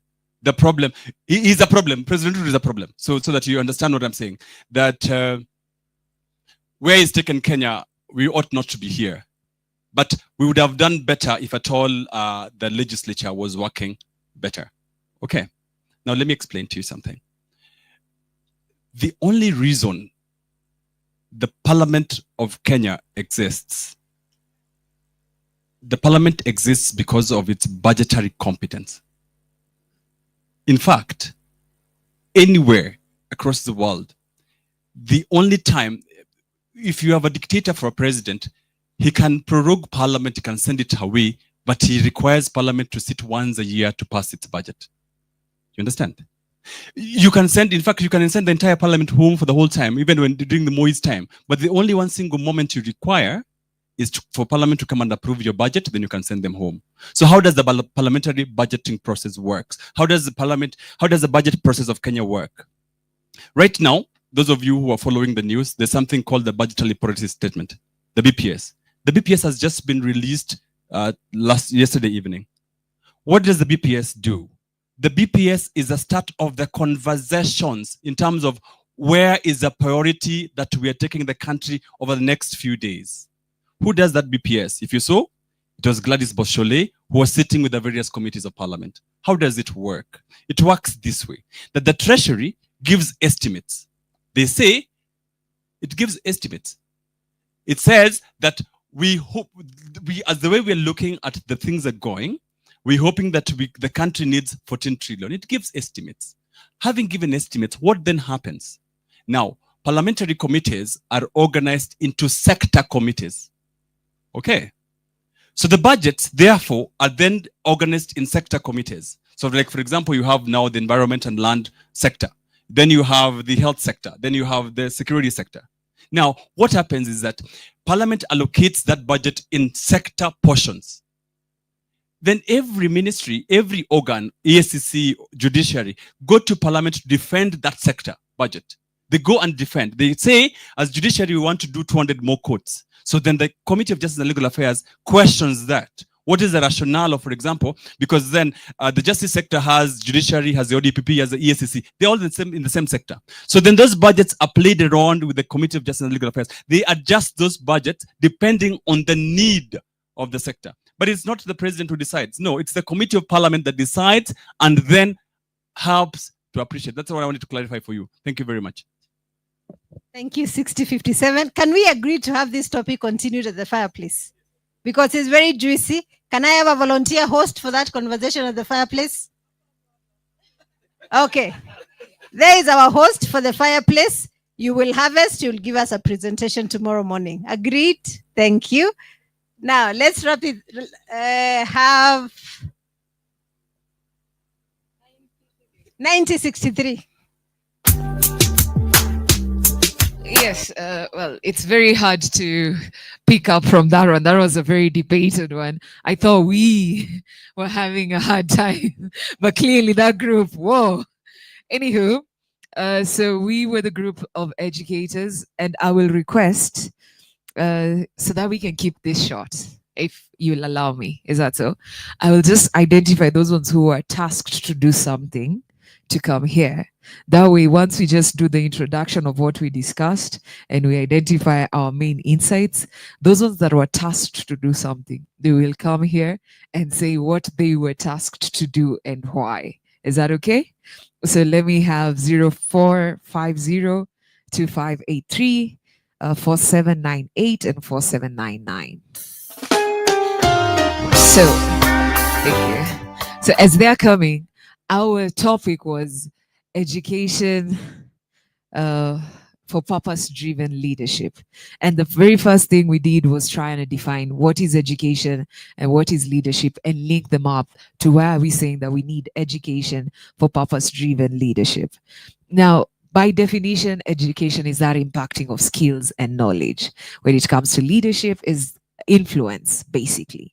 But then how do we bring about this? And we were looking at, in one way or the other, we have three different aspects where we have the family level, we have the formal education or the informal education level, and we have the social level. And when we look at that, we identified that for a leader, there has to be that tenacity, strength, character, and sacrifice. I'm hoping these are some of the things we can see with our leaders going forward. But then now we were able to just discuss and say that we are living in a society where leaders are made through education. Now, what happens if that leader did not go through education? Does that mean we are not having a good leader? Right? That emphasis on paper so much. And then we said another insight we were looking at is that we need to empower our leaders through education from the lowest level. So we identified the it's called the foundational numeracy and literacy level.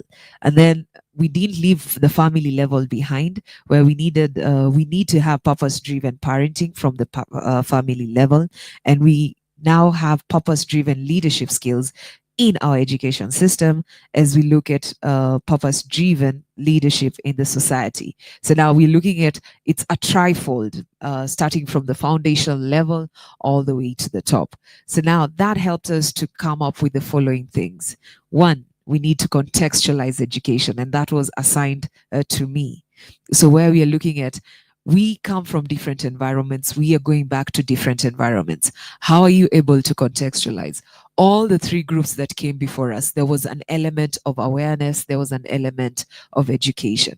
How do you break down that? Like the example that was given, the bill, it was broken down in different languages. So how do we contextualize education in a way that even that young person there, the old person there who doesn't understand English is able to understand the context? The next one.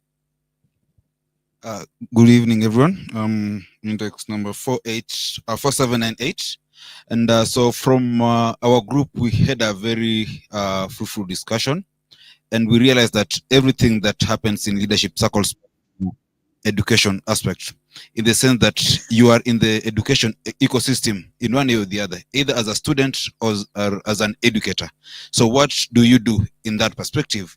As a student or as a learner, what do you pick up from whatever lessons you learn, and how then do you pass that to the next generation or to the next person in the society, whether they're young or someone is young or your age mates or even older? How do we then pass the same? So I was because we didn't want this conversation to stop here, and what we looked at, it has to continue from today. So our action step is to start the conversation today, and to continue that, we've already come up with a WhatsApp group for the group members, whereby we'll be having weekly discussions around education for purpose-driven leadership.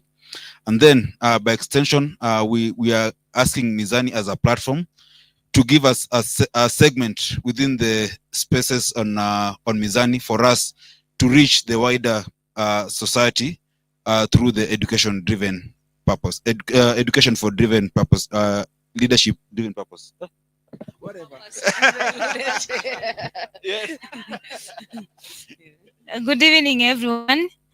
So number 2583, and we had a fruitful discussion tying education to leadership, and more so purpose-driven leadership. And what came out from our discussion was that we need to not actually think, but we need to do action. We need to action the issue of creating awareness and educating young leaders from a young age on leadership skills, on the 21st century skills. And that came up even in most of the blueprints that we have, including the Africa 2063, the Millennium Development Goals, the Vision 2030. All those leadership skills are mentioned. But then how do we incorporate all this into our curriculums, in our education systems? We discussed, and we are happy that it is coming up in the current CBC system, but we need to do more, just like in the levels that we have seen, from the family level to the formal education level, then to the society level. We need to be more relevant in terms of training and teaching on the leadership skills from a young age, even from the family level. That's what we came up with, and we also now decided to follow up on the conversation in the WhatsApp group and do more discussion and start on these 21st century training skills for the young people. And we started from level, and we also incorporate things like self-awareness, conflict transformation, which is very rampant nowadays, and which is a skill that every leader should have, and issues to do with diversity, inclusion, and equity, which is coming up a lot more in our societies today, in our interactions. So thank you very much. Yes, good afternoon. My index number is 4799. My name is Isaac Maonga. So we looked at various issues, but my area was more to do with effective communication. It's an area I think we need to start earlier, from even basics at home level, family level, society level, leadership, where you are given leadership roles. And I think we realize that most of our leaders, either they don't understand their roles, or if they understand, they don't know how to communicate it. But again, you cannot be a leader if you don't have you cannot be able to effectively communicate your agenda to the people you're leading. So basically, we realize that most of people, we've abused them to be leaders while they are not. Either they are managers or they are people who have been brought there by money and they do not understand their roles. So what we want to the views is that to change that narrative where we have people who have gone to places of guidance and leadership who are not understanding their roles because they don't have the what you call value system. The ethics are not there, the integrity is not there. So in that sense, they lose what we call a key component called effective communication. Effective communication is where you're able to communicate your points clearly. And once you've communicated those points, they're able to be implemented properly. And then in the process, you're able to achieve the ultimate goal, which is the efficiency or reduction of wastage in the country. So we are going to continue with the same conversation in our WhatsApp group and be able to share more on that platform. Hi, everybody. Are you educated? How many of us are educated? Hello? How many of us are educated? Okay, how many of us are learned?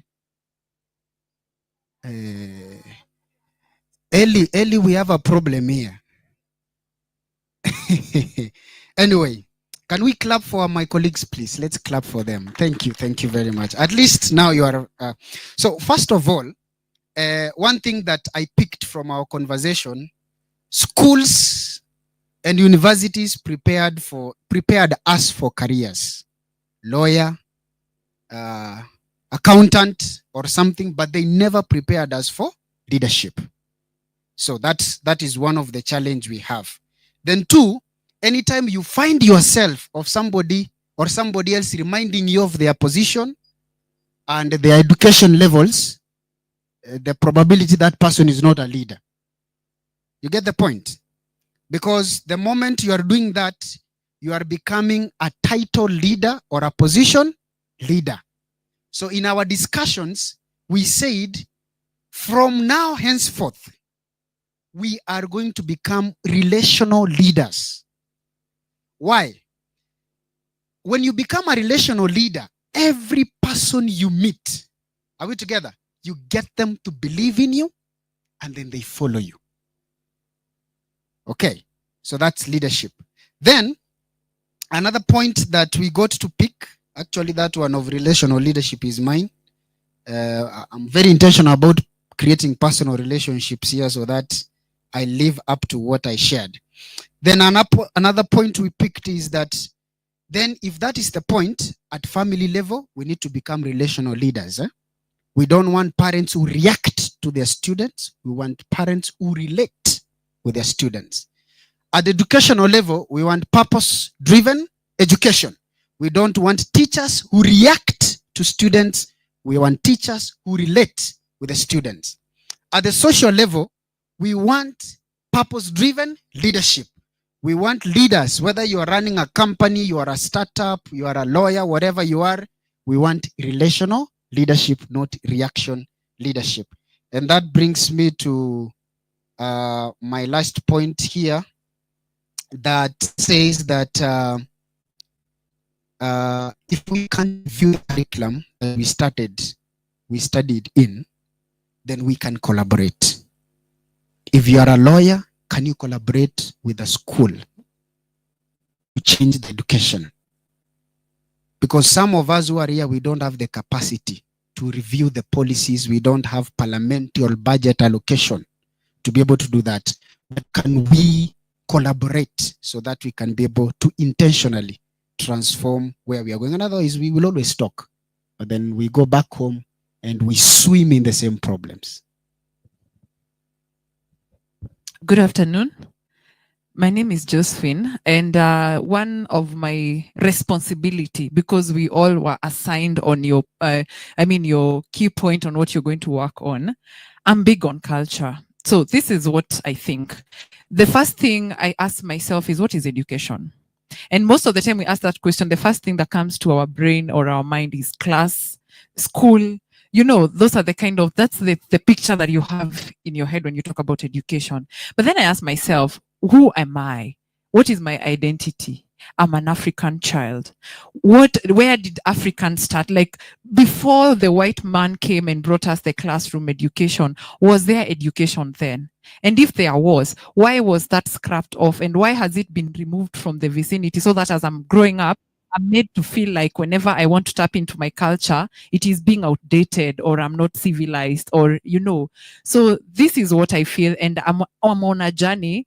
So first of all, I'm an actress and I don't mean to identify myself as a positional leader. So I'm an actress and the main purpose of my journey is to want to tap into what happened back then. What are the cultures? What can we learn from those things that have been scrapped off? Then how can we bring them on to the current society and generation and make them know that there is still more to be learned from what was scrapped off. So I am big on culture, and because of that, I am looking forward to educate my society in general on the importance of bringing back our cultures. Of course, picking up the important ones and the helpful culture, you know, practices that can also help us be great leaders as Africans. Thank you.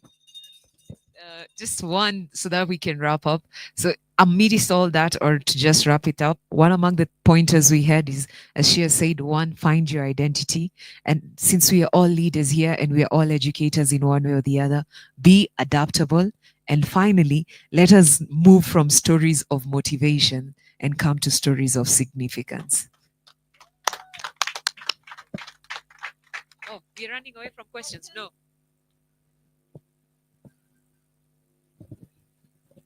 Good evening.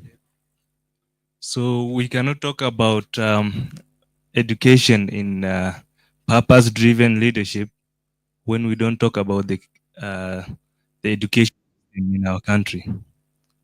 So how is Kenya's education system cultivating this purpose-driven leadership? The first question. The second, if it isn't, what can we do about that? Thank you.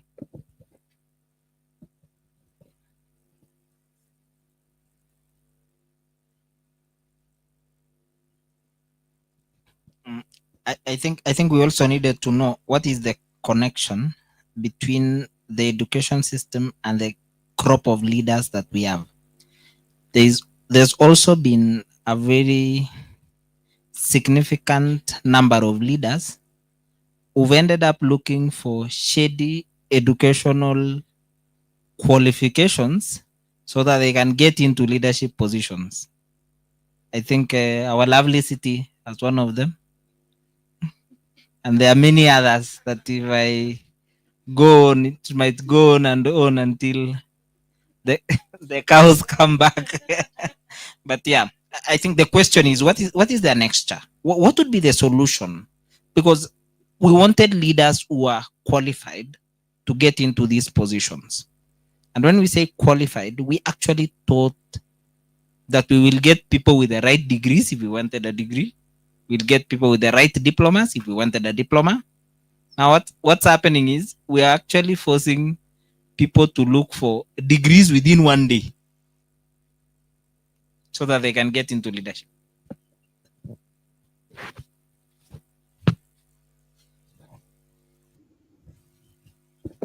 I will try and make it brief. So now to answer your question when it comes to the education system.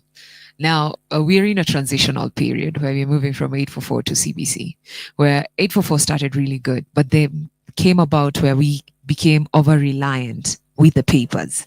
And now it was all about certificates. And obviously we had some leaders who came up and were like, now we need to move from that and bring about competency-based curriculum. Now, the one thing we'll say, most things in Kenya, in Africa, good on paper. But when it comes to implementation, that's where it's like we draw a line somewhere. But then the one thing is, as an educator, since I'm a classroom teacher, she's also a classroom teacher. Right now, we are looking at value-based, skill-based education, where when I come to the classroom, I'm not the meddler in the middle, but I'm a guide on the side. So now it's not me being on the center, it's the learner being on the center.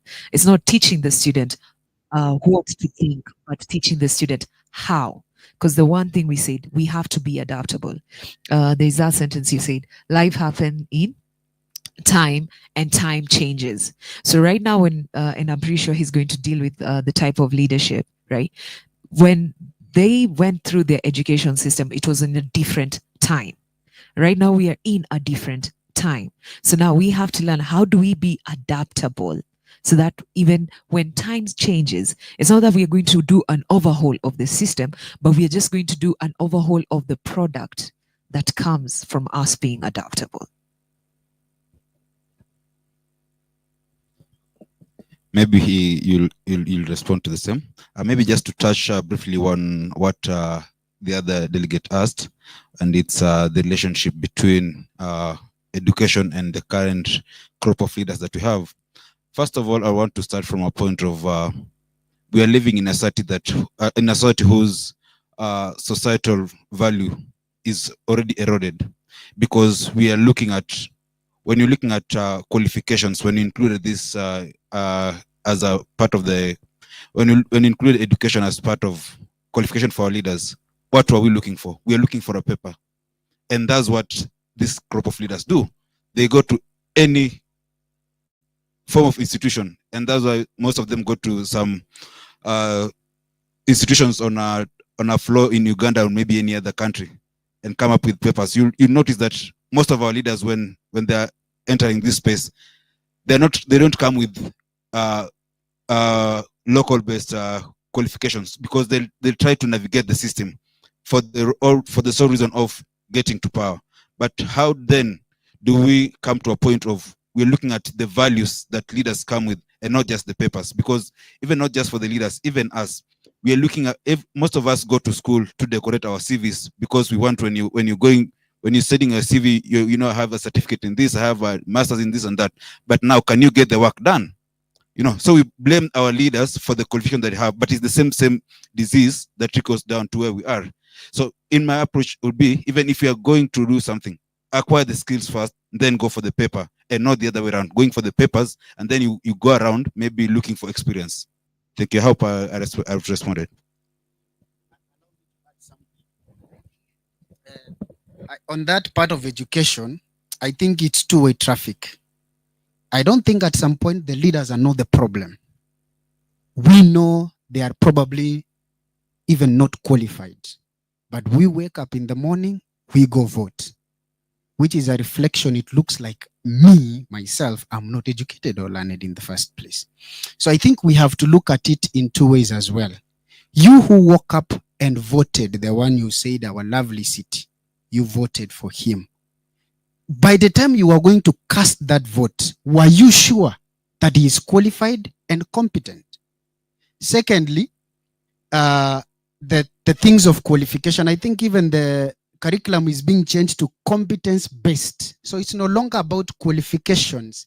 It's also about competence, the ability to do, and the independence to make own decision, be accountable, and take responsibility. Those things, there is no paper inside them, but we don't actually go for them. So leadership has less of attachment to education, but more about the ability to make decisions, take responsibility, be accountable, and take people from point A to point B. And I feel then we need to, first place, if we can't change the curriculum, we need to collaborate with the already existing curriculum and add value to it, to your second question. The other part, can we elect leaders who can have a Midas touch? I am sure in the past, there are leaders who are no longer leaders, but every ministry they touched, they left a mark. Can we go and start voting leaders who have a Midas touch? That every ministry they touch, it turns into gold. So if we feel education is important, let's put leaders who can have a Midas touch in it. If presidency is important to us, let us elect a leader who can have a Midas touch to the executive. Otherwise, we are coming here next year to discuss the same thing again. Thank you. Thank you, Mizani Space. We already have opened the spaces for conversation, and I love where this is going. And you'll agree with me, we can talk until the sun goes down and we'll still have something to talk about. So if you allow us, can we close this space for now to be continued? Are you okay with that? Thank you. So we are going to close the space for now, but that is not the end of the conversations. I think that education conversation could be conversation number 2 for the fireplace. Do we agree? Or we just need one that will take us to bed? That can be another one for the fireplace. So let's think about it. Now, before Bikundo comes and 013, before 0013 comes to close for us and do the checkout, we opened a space in the morning. We want to close that space so that we can wrap up the day and then look forward to tomorrow. We've had a lot of conversations on the 4 spaces that we were in, different presentations. So I want us to just check ourselves how attentive we were, how connected and engaged are we in what we are doing today. You've been given sticky notes. Everybody has a sticky note?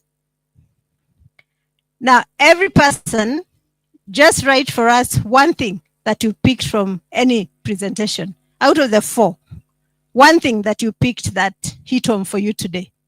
That is part 1. Once you write yours, you're sitting around a table.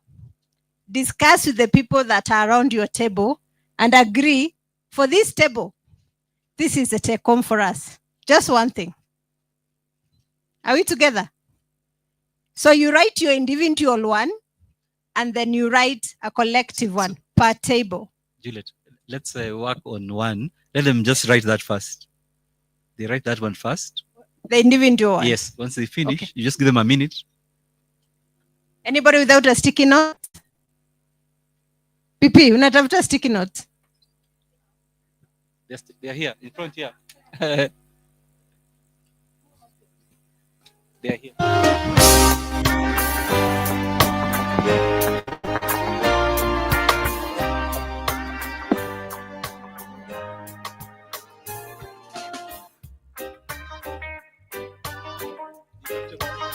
Just one thing that stood out for you.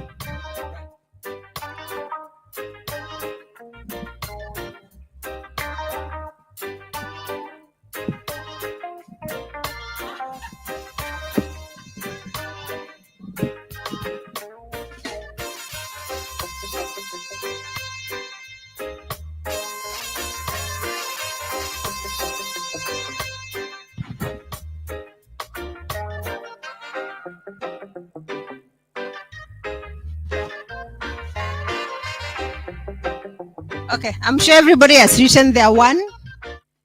Now round 2 is per table. What stood out for you? Share what you wrote, what stood out for you as an individual, then discuss around that table. What is the one that stands out for all of you?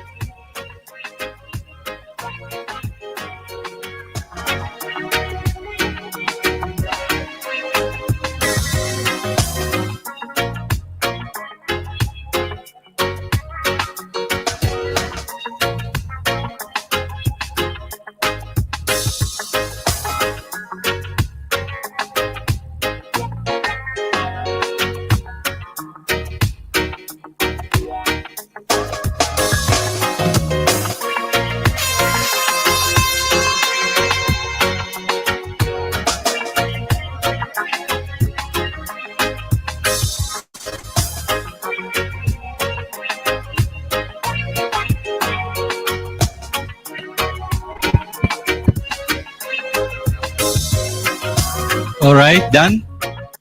Done? 1 minute or two? 2 minutes then. Okay.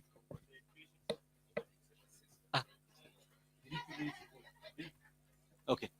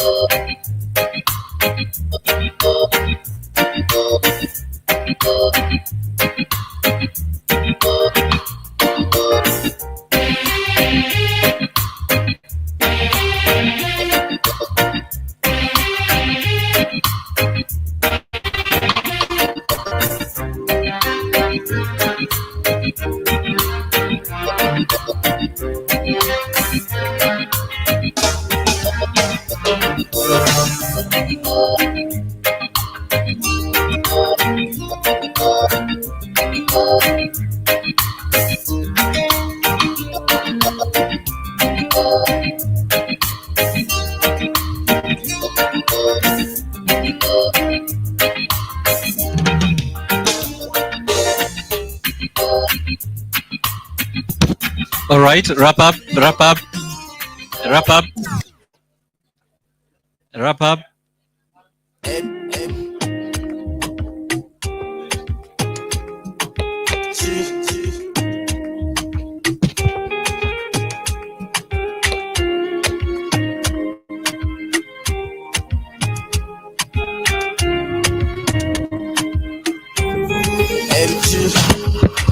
All right, stop.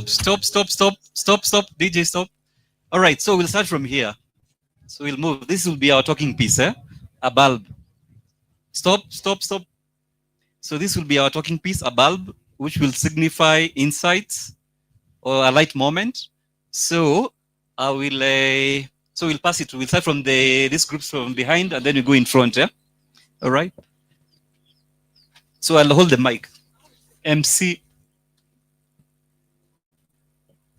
Okay, thank you. So our take home as a group is that. Wait. Let's be one of accord, one meeting. Okay. I said thank you. So our take home as a group is that leadership is all about defining your purpose, which first begins with values. You need to establish your values so that you can be able to know what is your purpose as an individual. And it's from your purpose as an individual that you will be able to have purpose for your members as a leader. And it's through the purpose that you can now build a vision for your people.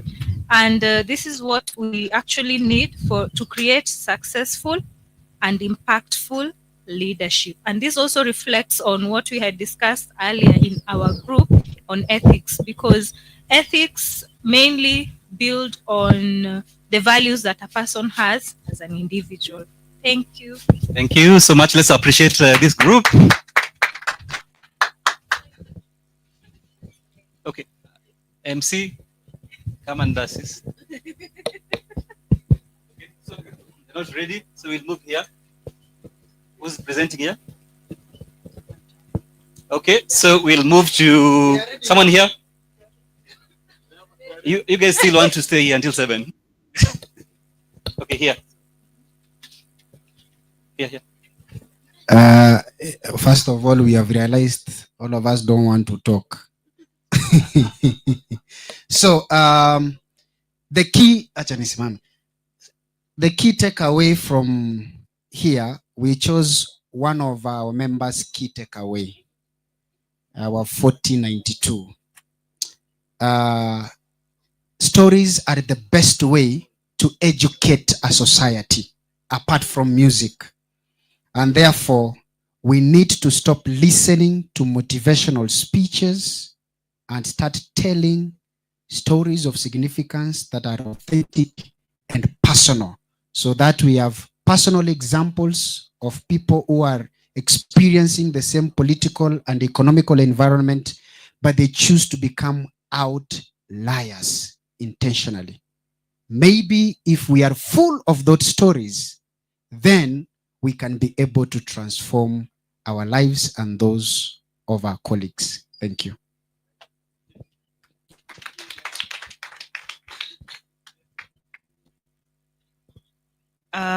I think for us, our key takeaway is education will end up being the keystone for driving purpose-driven leadership, because whether it's civic education or education for the younger generations, either way, education shall end up being one of the keystones.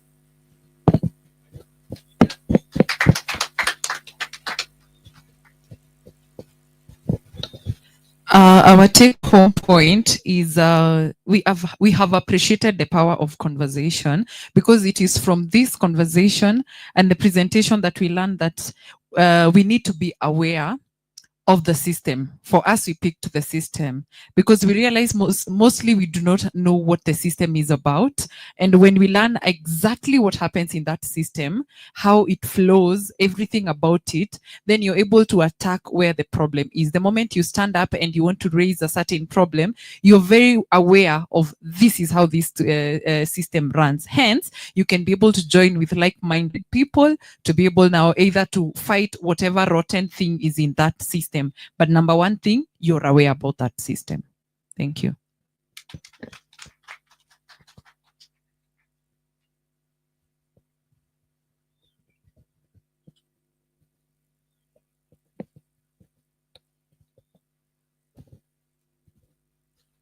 Education has a very strong correlation with leadership, but it is not everything when in the case of leadership. Because we have people like Mulu Mutisia, Kariuki Chotara, and Bargatun who are not educated but led their communities. Thank you.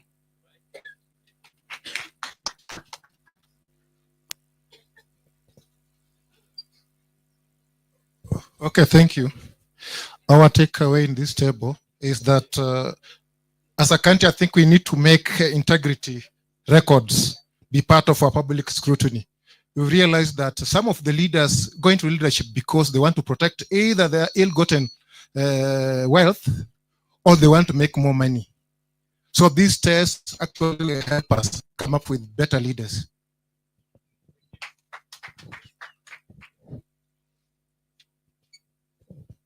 So we, in our group, we were just the two of us. We have discussed that leadership is a personal responsibility. So in every situation, whether you are a leader in a position or you are just leading in your place of influence, it begins from you. And then we have also seen that right now, because life is we are on a journey, and the only constant thing is change. And we have this proverb that says that when the hunter learned how to shoot without missing, then Eneke the bird learned how to to fly without perching. So for the 21st century skills, we have discussed that there is the need for transition or we have observed even from our discussions that there is need for transition from this certificate-based leadership to competency-based leadership that is based on values and purpose-driven leadership. Thank you. Okay. So for us, I think we've honest man. I have bullies around me. It's very serious. So I think we've said there is a lack of civic education, because I think the amount of knowledge that's been, what can I say? That's the amount of knowledge that we've gotten here, and the wisdom and the sharing of information that's happening. Ask yourself, how many Kenyans have this type of information? So the biggest question and the takeout from this conversation is, how do we ensure that the enlightenment that is in this group can actually go to the smallest person in our society, to the deepest village in our country? I think that is the output. And we actually think less than 10% of Kenyans are these enlightened. Wakipewa tu kama 200 ni hivyo. Kuna mtu ameuliza how we voted him in the city. I want to tell him, even if I didn't vote him, somebody else did. It's a democracy. It is the one that gets the highest number of votes. Whether you like him, whether you do whatever, immediately those crooks, quote unquote, get to the ballot. That's it. They just want to get that name to the ballot. We'll have crooks. We voted governors who are carrying our money through the NYS using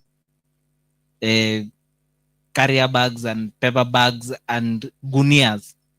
We voted them. We voted crooks because they don't have papers. So I think civic education, maybe if they knew better, they wouldn't have voted for them.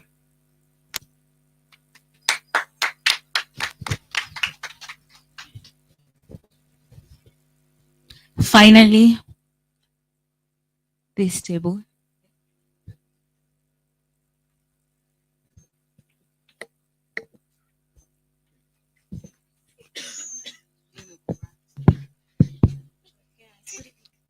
Good evening, everyone. Our takeaway for the team was, I can't see it, but our takeaway for the team was leadership is all about ethics. And so when you have a leader who is ethical, the problems we have in this country would definitely be solved. Yep. All right. Thank you, everyone. I hope you enjoyed the open space. She forgot one. So she read what you had not agreed on. Okay. All right. Okay. Go ahead. Okay. Great. So the other one was that Kenya has problems and those problems need to be fixed. All right. So thank you, everyone. Let's appreciate each other for a wonderful day. I hope you enjoyed the open space, and it opened, I know, deeper conversations, and you'll be able to pick it up. And also you can use this experience in wherever you're going, yeah? So the idea is basically what I said in the morning. It's about passion and responsibility. From the bottom of my heart, I want to commend the groups that, or the spaces that actually took action, immediate action. So like the education group, it's really amazing what you did. Like already you picked up the problem and you're running with it. It's a starting point. That's the idea of open space. It's not to postpone the problem, and it's not to give the problem to someone else to solve it, but to break it down to where you can be able to start from and build momentum, right? So that's the idea. So I hope by tomorrow we'll also go deeper into the different topics, and we're going to individualize the action plans that we need to take. Yes, I hope that we're going to do that tomorrow. So, and then, yeah, there's something I wanted to say that it was just being processed in my mind. I hope tomorrow that I'll see or hear from some of you who have not spoken. So that's the beauty also, again, to hear different voices, right? Because the idea of open space is to hear everyone speak, yeah? And to give everyone time so that you can hear their voice, what they are thinking, what is their process. And you might not agree with them, but you just have to listen to them and build something together. So I hope tomorrow I'll hear different people presenting. And without further ado, I want to close this open space and invite the MCs to take over from there. Thank you so much.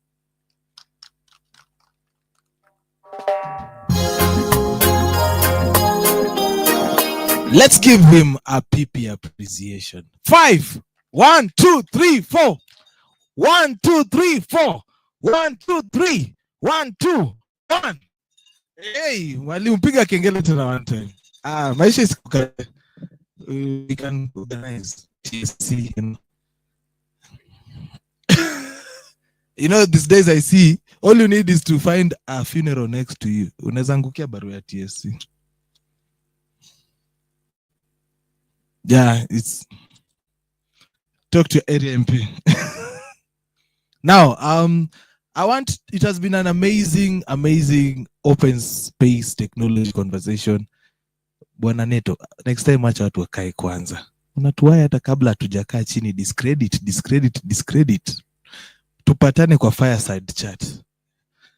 Actually, I had planned to sleep, but because of the open space technology, the way we have left it open, the one who is in charge of the bonfire, make it go.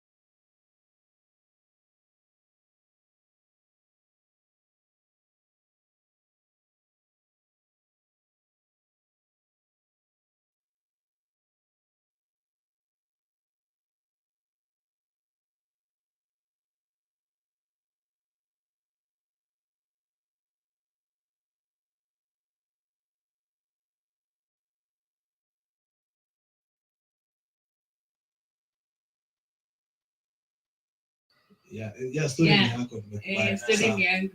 So, So who's coming next?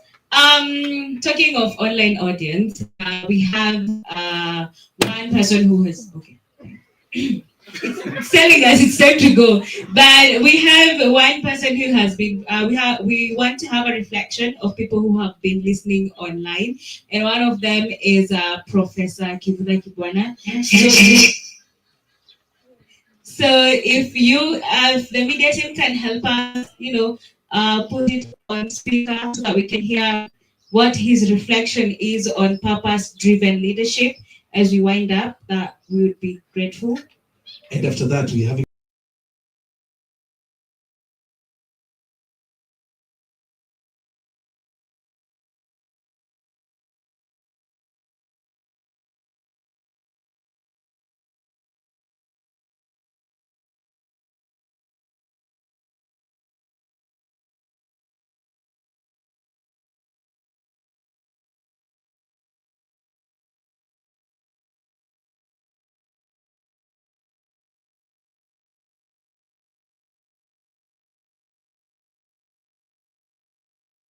we come together. You can scan the QR code for Mizani 254. You can go to their website. Also, the link will also be posted there. Make sure you use the photos, tag Mizani 254. The hashtag is purpose leaded. Purpose? Hey! You're tired? The hashtag is purpose driven leadership 20. Umechoka? Kuchora kwa chat si rahisi. So the hashtag is purpose driven leadership 2025. So Media team, are you ready? Okay. Go ahead. We come together and unite and insist on values. Ladies and gentlemen, another year, another opportunity to make a difference. Welcome to this year's Mizani Ustawi Annual Conference as we focus on the purpose-driven leadership from the 13th through the 14th of March 2025 at Bunda Safaris and Camps. We'll be discussing, engaging, debating, and coming up with the resolutions towards improving our leadership and coming up with practical solutions on the leadership gaps. See you on the 13th of March.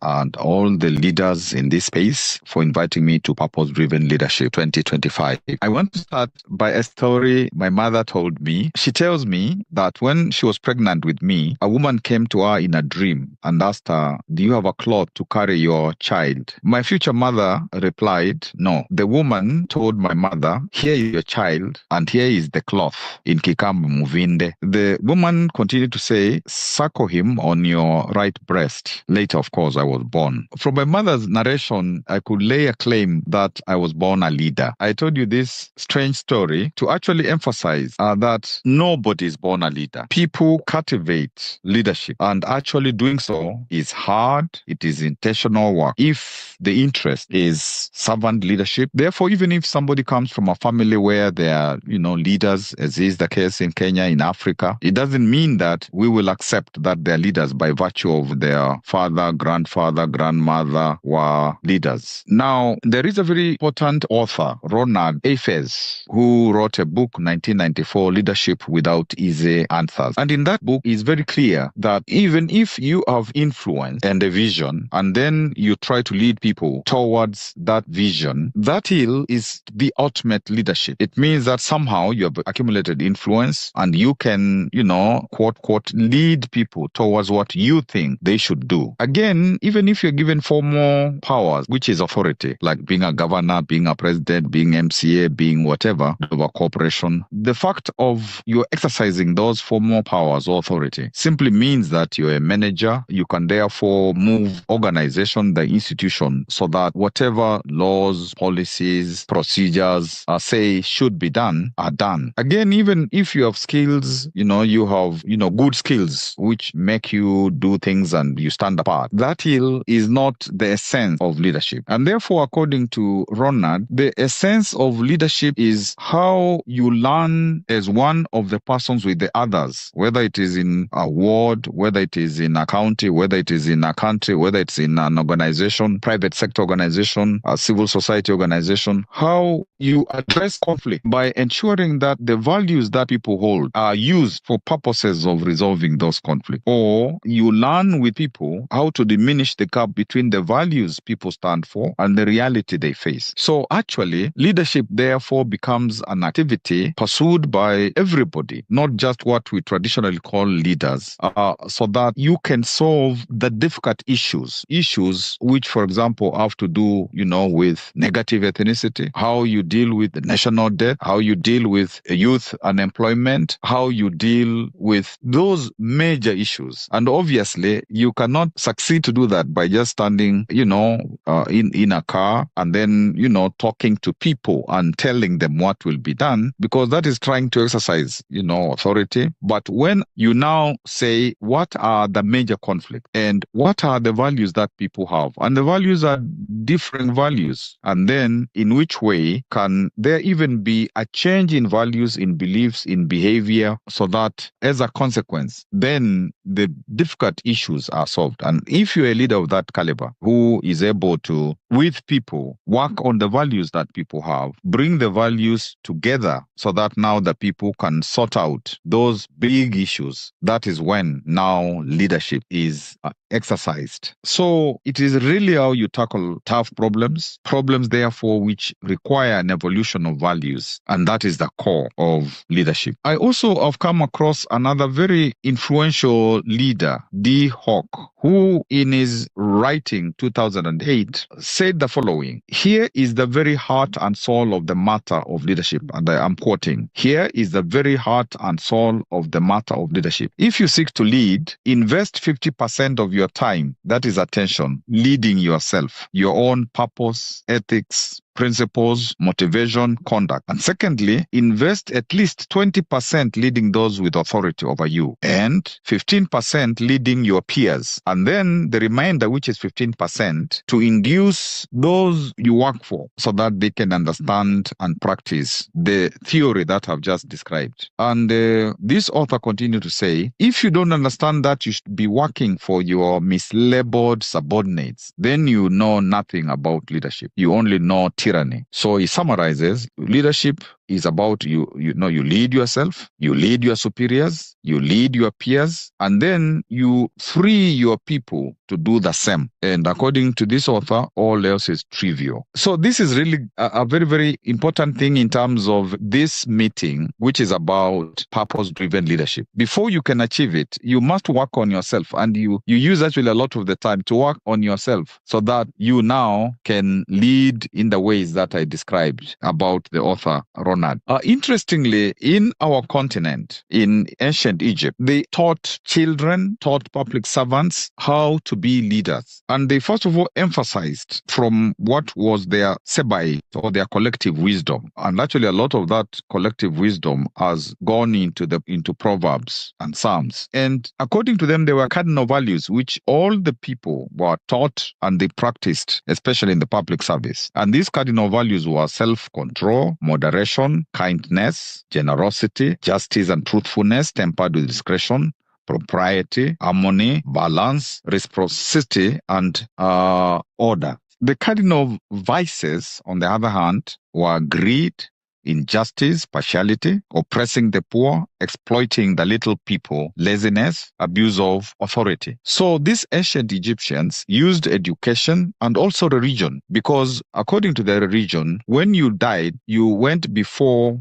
assessors, over 40 of them, I believe. And then they would ask you, did you do the correct things in terms of the values? And many questions, that they asked you. And actually, the 10 commandments and those issues that in ancient Egypt you were asked before the assessors, there is striking similarity. And again, they use the law. So through law, religion, and education, they were able to develop people, leaders from childhood, to the extent that for 4,000 years, actually more than 4,000 years, they sustained their civilization, and they sustained the longest serving state in the world. Alexander Harvard, in his book Virtuous Leadership, An Agenda for Personal Excellence, also emphasizes how values are important in leadership. And he talks about the values of humility, that is the habit of service, serving others instead of your own ego. He talks about prudence, which helps people to make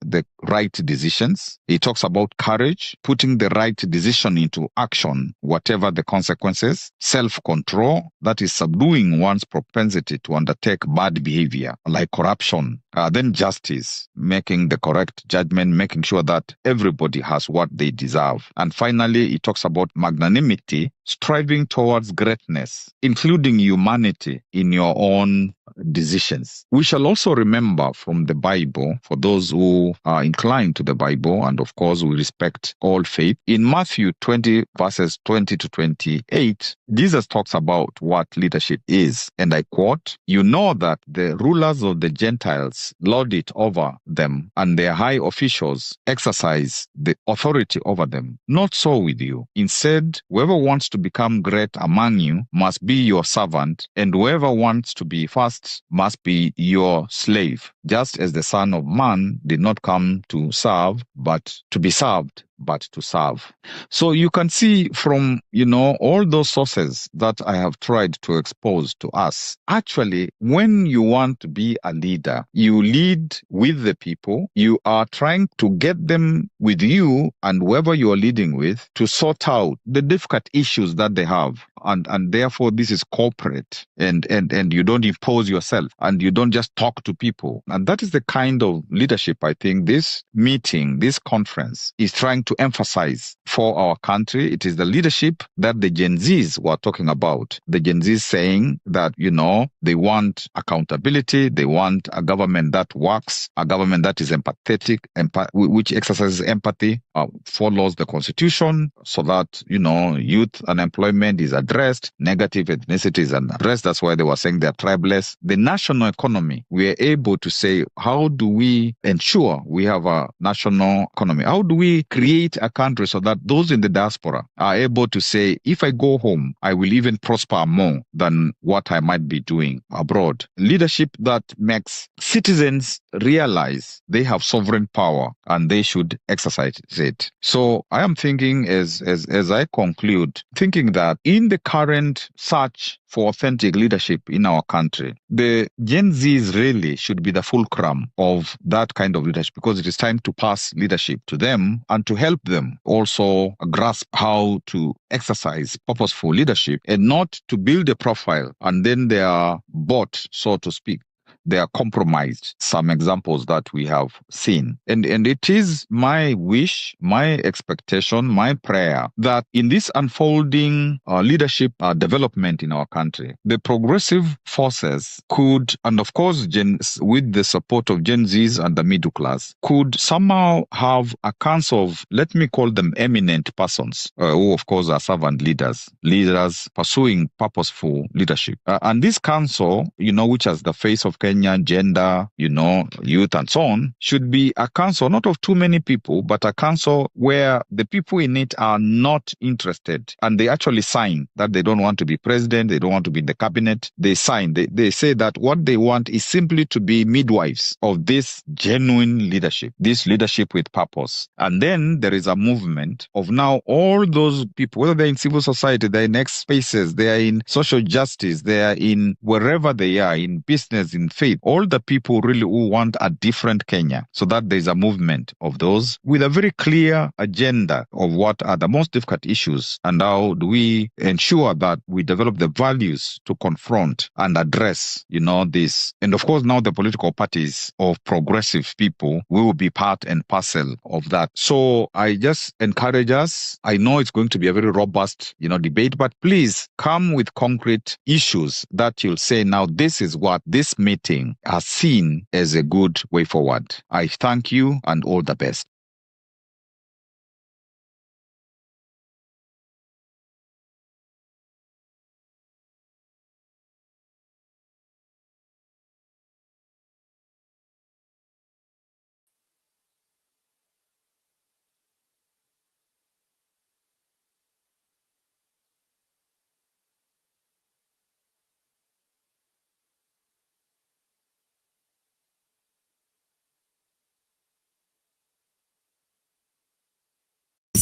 Summarize what I've had. And the good thing is that what some of the things that he has said are the things that we have talked about today, right?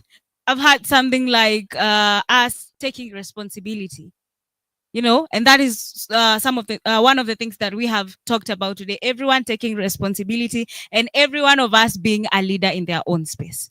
Yeah, he's also something else that has stood out for me is how you said that we should invest at least 50% in leading yourself, because you can't be a leader if you can't lead yourself. Some values of leadership require you to be honest, and honesty starts with being honest with before even you're honest with other people. And another thing that I had, and I was like, oh, that we talked about that in our space, was leaders are not born, they are cultivated. So I believe what he has said is actually a reflection of what we've talked about today. And it's such a very, a good speech to end this day. But before we end the day, I'd like to invite Stella Swakei, who has been the woman behind this event. A round of applause for her as she comes to give us her vote of thanks. Makofi tafadhali. Wengine tuko kwa simu, but thank you. Hi everyone. Nipigieni makofi. Yeah, so I'm really glad that I have seen all of you. Most of you I called and nudged, and I've actually seen you and you made it. So I really want to take this opportunity to give my heartfelt gratitude for everyone who made the first day of the 2025 conference a success. And I hope you don't feel shortchanged, because I promised you a different approach and you have seen it in terms of the open space technology. We didn't want to have the traditional way of speeches and then everyone is on their phone and then you come and go home and say I was on a conference and you don't actually remember what was said or what you take out from that. But now I'm glad, because we go home with ownership of the things that we want to see change. Because I have come across many people and many events whereby we keep saying, we should do this, we have to do this. And I'll just give an example of an event I went to 2 weeks ago, and it was a women event called She Power Summit. And someone asked, why not He Power? And there was a huge debate on why the man or the boy child has been subdued in some way, and we have nowadays glorification of the female gender, of the girl child and everything. Even at the workplace, we get to hire people, and that is allegedly, we give more preference to women and say we are hiring women. We want to hire for this department and we are giving and we encourage women to apply. That's what they say. So I asked the guys or the men that we were with who were asking me, why not He Power? And I asked them, where are the men in this case? The men who will now fight for the boy child, because the girl child has been fought for by many people. And one lady who was a chief guest told us that every woman in the government, be it a woman rep, be it an MP, has a foundation for either children or for women. But when you look at the parliament, it's actually not balanced. They have already breached the law on constitution of what the one-third gender role, but still we don't get to see men fighting for the boy child. But anyways, I don't want to take the conversation to that boy child. I just wanted to say that most of the times the responsibility is with us. And that's why as Mizani, we chose the approach of open space technology, whereby we get to do the things ourselves, recommend the policies or the actions that we think may work, because we are the people who actually get to face and get to feel the environment that we are in. So that said, I want you to show me by the show of hands who are happy by the first day of the conference. I want to see who is not happy so that I... Oh God. Yeah, someone said if there's no garlic, they didn't eat. But anyways, I really thank you, and I hope you enjoy the rest of the evening and even tomorrow as we proceed with we progress with the conference. And remember, we have a gala tomorrow. We will have lots of fun, and I hope you enjoy your stay. Thank you very much. Let's give her a round of applause. Now, ladies and gentlemen, I told you my work is to perform open space, and I can say today we have performed. Can you clap for yourselves, Bana? Hey. Now, as usual, Waswahili, I have a friend of mine called Ismail Luta. He says, wahenga na wahenguzi hawakutupaka mafuta kwenye mgongo wa nini? Wachupa. Walipolonga kilicho na mwanzo kikosi mwisho. Na mwisho ndio wa siku ya kwanza kwenye kongamano letu la uongozi wa ustawi. Yeah? What is purpose in Kiswahili? Purpose sasa hiyo. Papasi. Papasi. Lengo. Uongozi wa malengo. Uongozi wenye malengo. Na ni kwa sababu hiyo, I would like to say thank you so much to everybody who tuned in from home, social media, who has been following from 10 a.m. when we started the show and the conference and the dances, the open space technology facilitators. Too. Yeah? I hope they danced at home. Yeah, they had to dance. You see, everybody danced. So, do you know, there are people who are going to sleep in a tent today for the first time.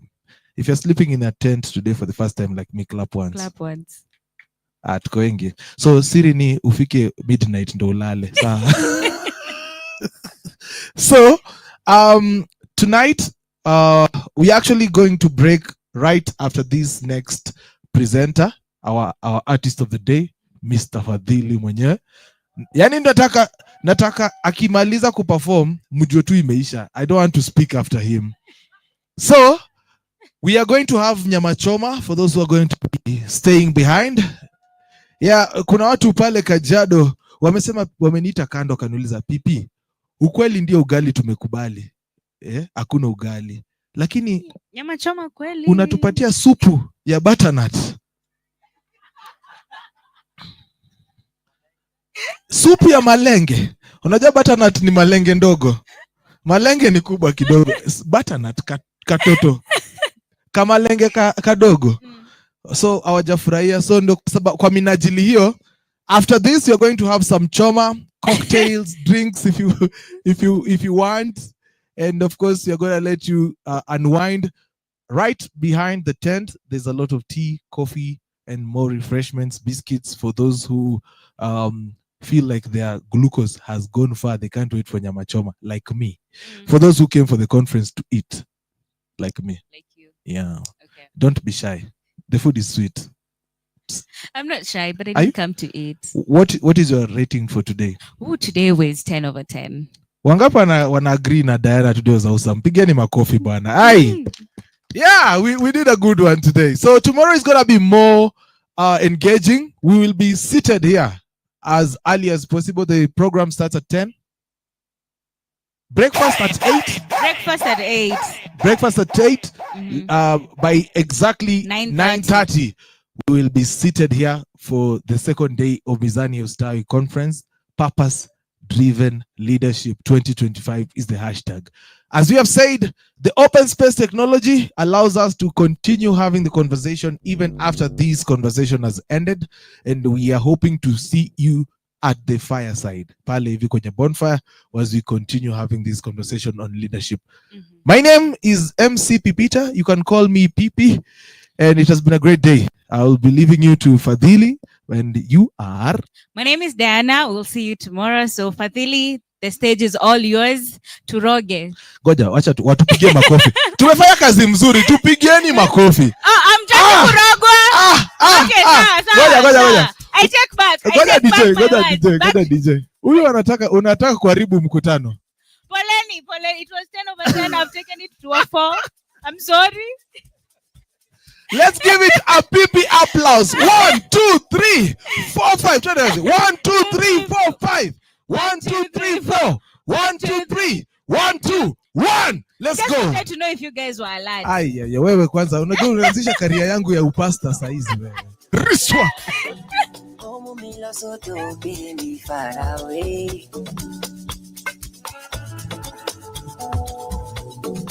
Mojo ya me lovers, sniff you like cocaine.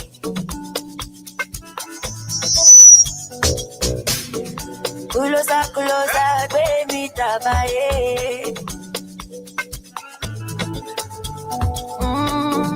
You're like the fit my shoe, oh my Cinderella. Unanani kwa mini kumaya dole. Kitendo kinazungumza kwa satize. The way that you moving normally tako single pay. I'm moving astray because of your way. I beg you give me one poster, that's in my coaster to redeem and base. Cause if I give you one shot, you go really want touch, you go really want pace. Lamborghini Land Cruiser, for Zumba, the way. I return up our Zeus, give you times 2, you go steady confess. Say, take me away. Take me away. Take me away. Take me away. Take me away.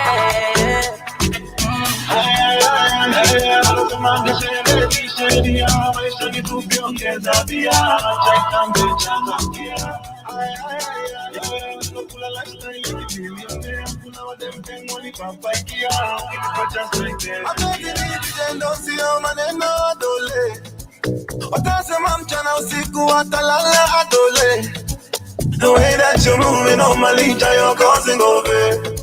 I'm moving astray because of your way. Kuna nani kwa mini kumaya dole. Kitendo kinazungumza kwa satize. The way that you moving normally causing over. I'm moving astray because of your way. I beg you give me one poster, that's in my coaster to redeem and base.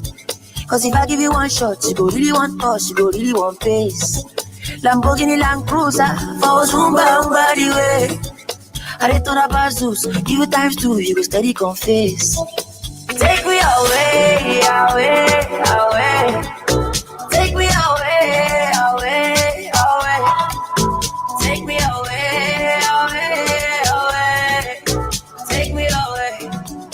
Take me away.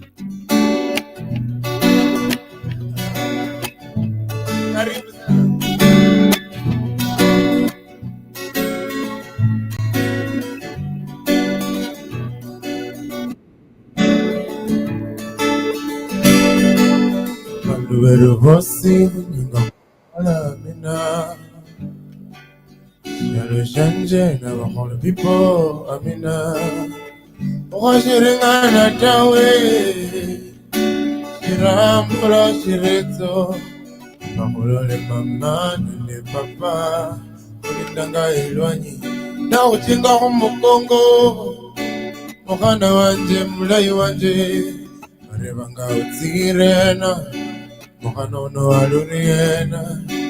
Shivala Josinda Chenda, Mula Nyola Biosi, Mula Mikosi, Revanga Utsirena, Mohano Aluriena, Shivala Josinda Chenda, Mula Nyola Biosi, Mula Mikosi.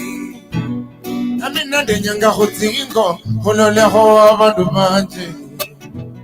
Amina Umanya Holindigo, and your Mukule Moyo Wanje. Amina de Nyanga Hutsingo, Holole Hoa Vandumanje. Amina Umanya Holindigo, and your Mukule Moyo Wanje. Amina de Nyanga Hutsingo, Holole Hoa Vandumanje. Amina Umanya Holindigo, and your Mukule Moyo Wanje. Amina de Nyanga Hutsingo, Holole Hoa Vandumanje. Amina Umanya Holindigo, Moyo Wanje. Yerera, Mama, Yerera, Mama, Yerera, Mama, Yerera, Mama, Yerera, Mama, Yerera, Mama, Yerera, Mama, Amina.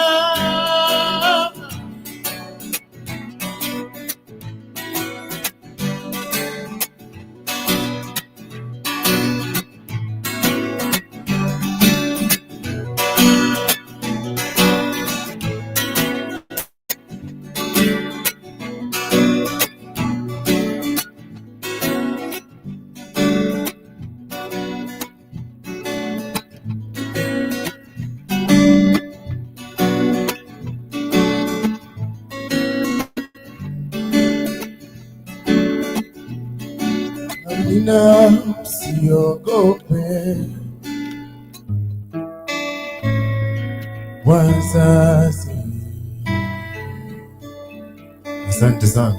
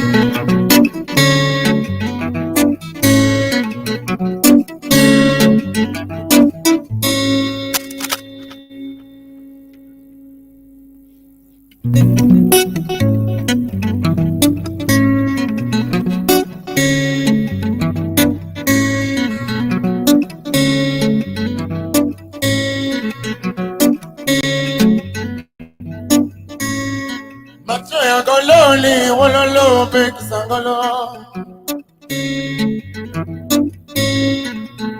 Sauti nyororo, badilisha kihoro.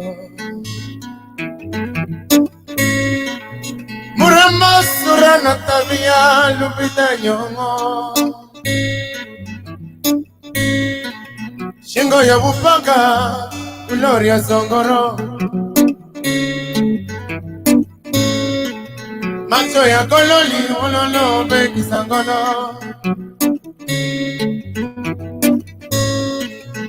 Sauti nyororo, badilisha kihoro. Ni murembo sura na tabia, lipita nyongo. Shingo ya bupanga, gloria zongoro. Munonipeleka, munonipa.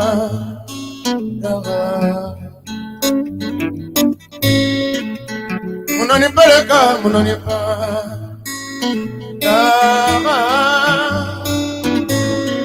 Watoto wa Kenya mnapenda kutesa.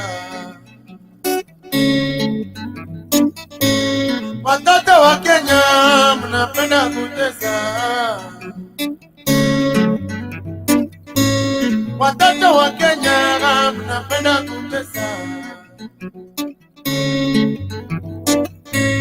Watoto wa Kenya mnapenda kutesa.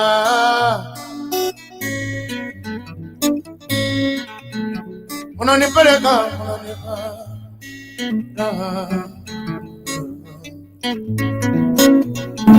Munonipeleka, munonipa. Akiangai mtoto ya wakamba, beti mutejalo. Night nurse, my pain is getting worse. Talia oyando. This girl lost with honey. Victoria Kimani. Take me to church, lift my you with my own beat. Not choice of Monday. Unanipeleka, unanipa.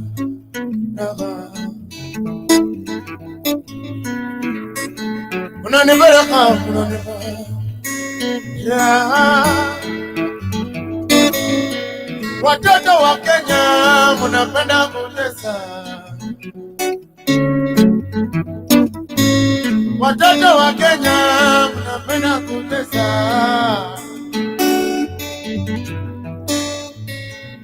Wa Kenya mnapenda kutesa. Tesa. Watoto wa Kenya mnapenda kutesa.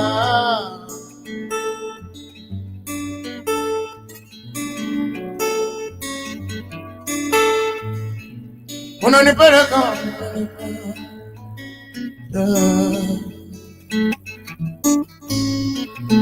unanipeleka, unanipeleka.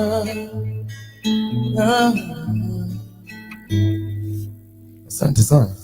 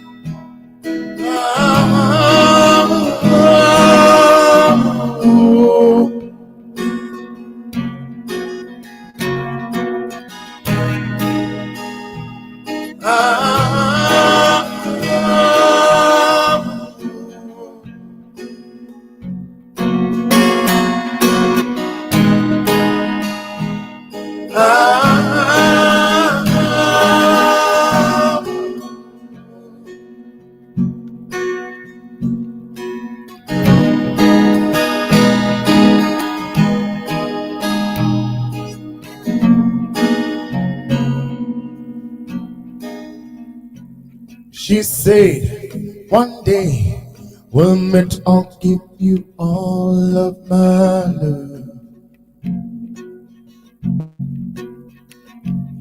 I said, why wait? You're here, I'm here, we could make it work right now. I said, can I offer you a drink? Can I walk you down the street? Can I have a word or three? Are you seeing somebody? Can I offer you a drink? Can I walk you down the street? Can I have a word or three? Are you seeing somebody? She starts to smile, she blushes, starts to walk, not walking, come in my direction, causing a commotion. Starts to smile, she's blushing, starts to walk, not walking, come in my direction, causing a commotion. My African queen, my African queen,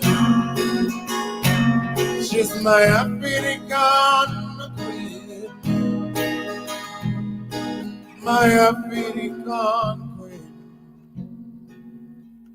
I said, what you doing tomorrow? She said, I think around 3 I'm free. I said, do you wanna hang with me? She said, I don't really know, we'll see. I said, coffee's my cup of tea. She said, I like mine, no sugar, no cream. I said, hi, my name is Bertie. She said, you can call me Mona Lisa. I said, can I offer you a drink? Can I walk you down the street? Can I have a word or three? Are you seeing somebody? Can I offer you a drink? Can I walk you down the street? Can I have a word or three? Are you seeing somebody? Starts to smile, she blushes, starts to walk, out walking, come in my direction, causing a commotion.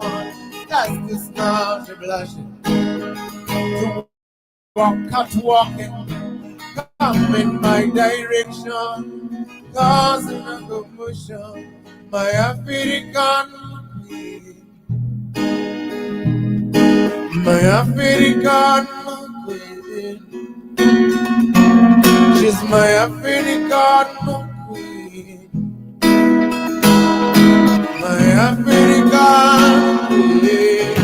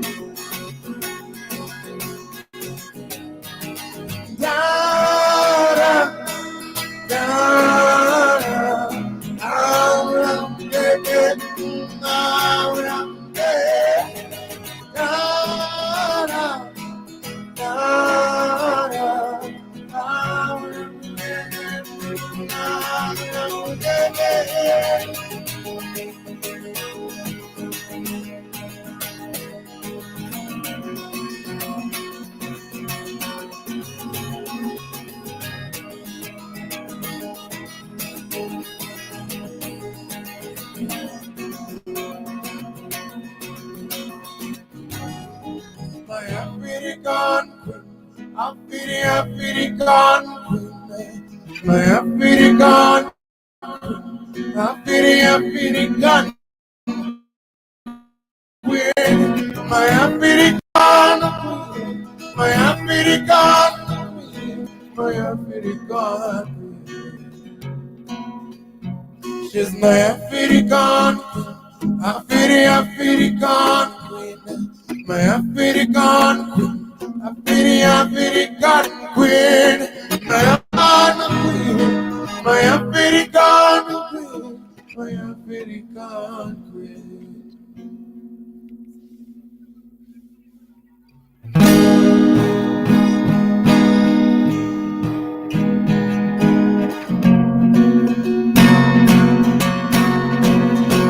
Hey, she's my African queen. African queen. My African queen. African queen. My African queen. African queen. She's my African queen. My African queen. African queen. She's my African queen. African queen. My African queen. My African queen. My African queen.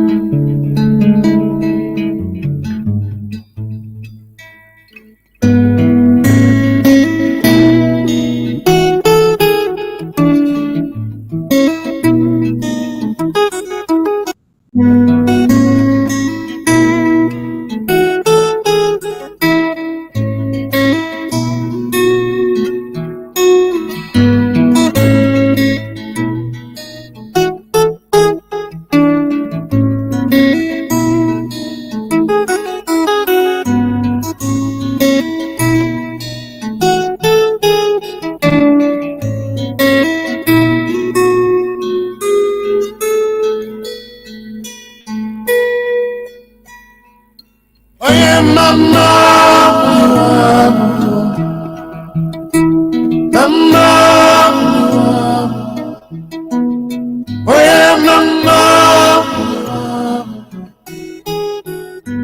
mama, oh yeah, mama, mama,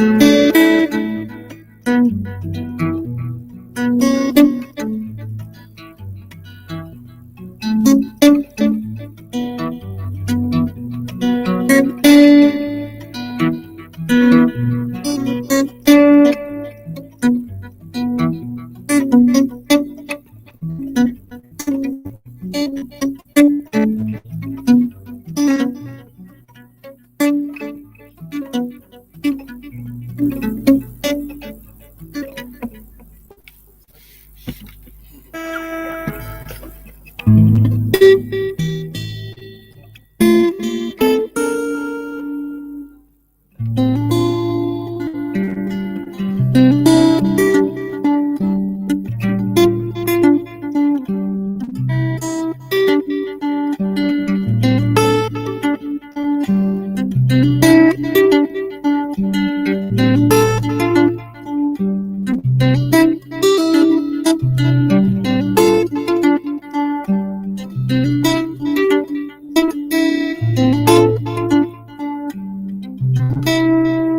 went to Dar es Salaam to meet some music man and took some businessman. No silly intentions, man. Met Miss Valentine, came with the businessman.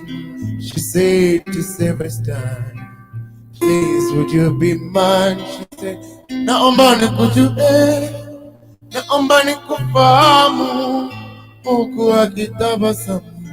She promised me dum dum. She said,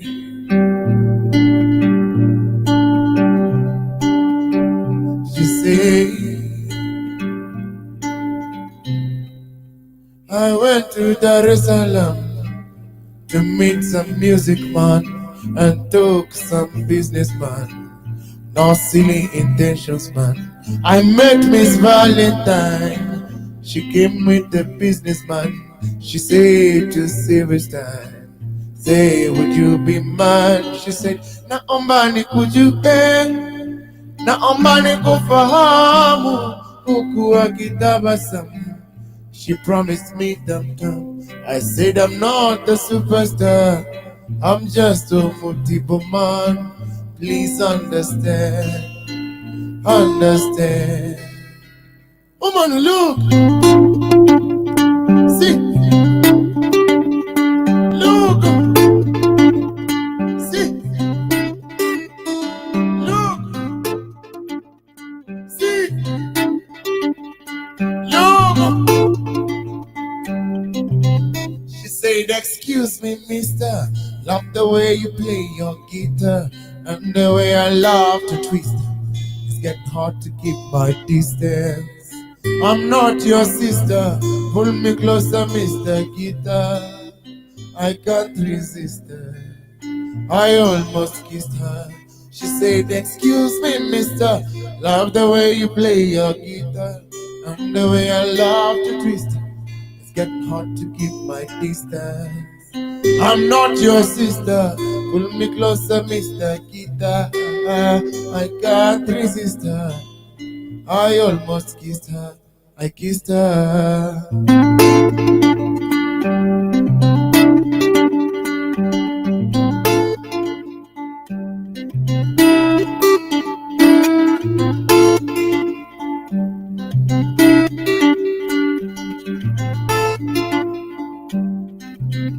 I said, Madam, I'm flattered.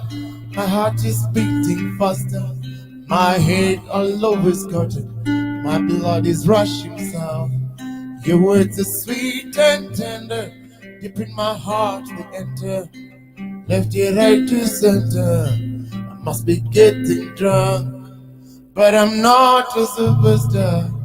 I'm just a multiple man. Understand, understand. I'm not a superstar. I'm just a multiple man. Please understand, understand. Woman, look, see, look, see, look, see, look. She said, excuse me, mister. Love the way you play your guitar and the way I love your twist. It's getting hard to keep my distance. I'm not your sister. Pull me closer, Mr. Guitar. I can't resist her. I almost kissed her. Asanteni sana. See you guys tomorrow.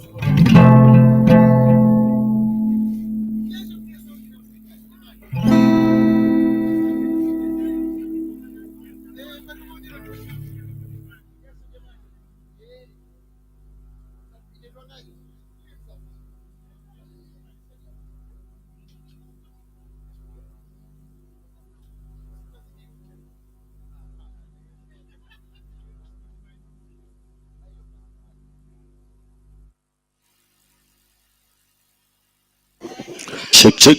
1, 2. 1, 2. Check mic. 1, 2, 1, 2. 1, 2, 1, 2, 1, 2. 1, 2, 1, 2. 1, 2, 1, 2.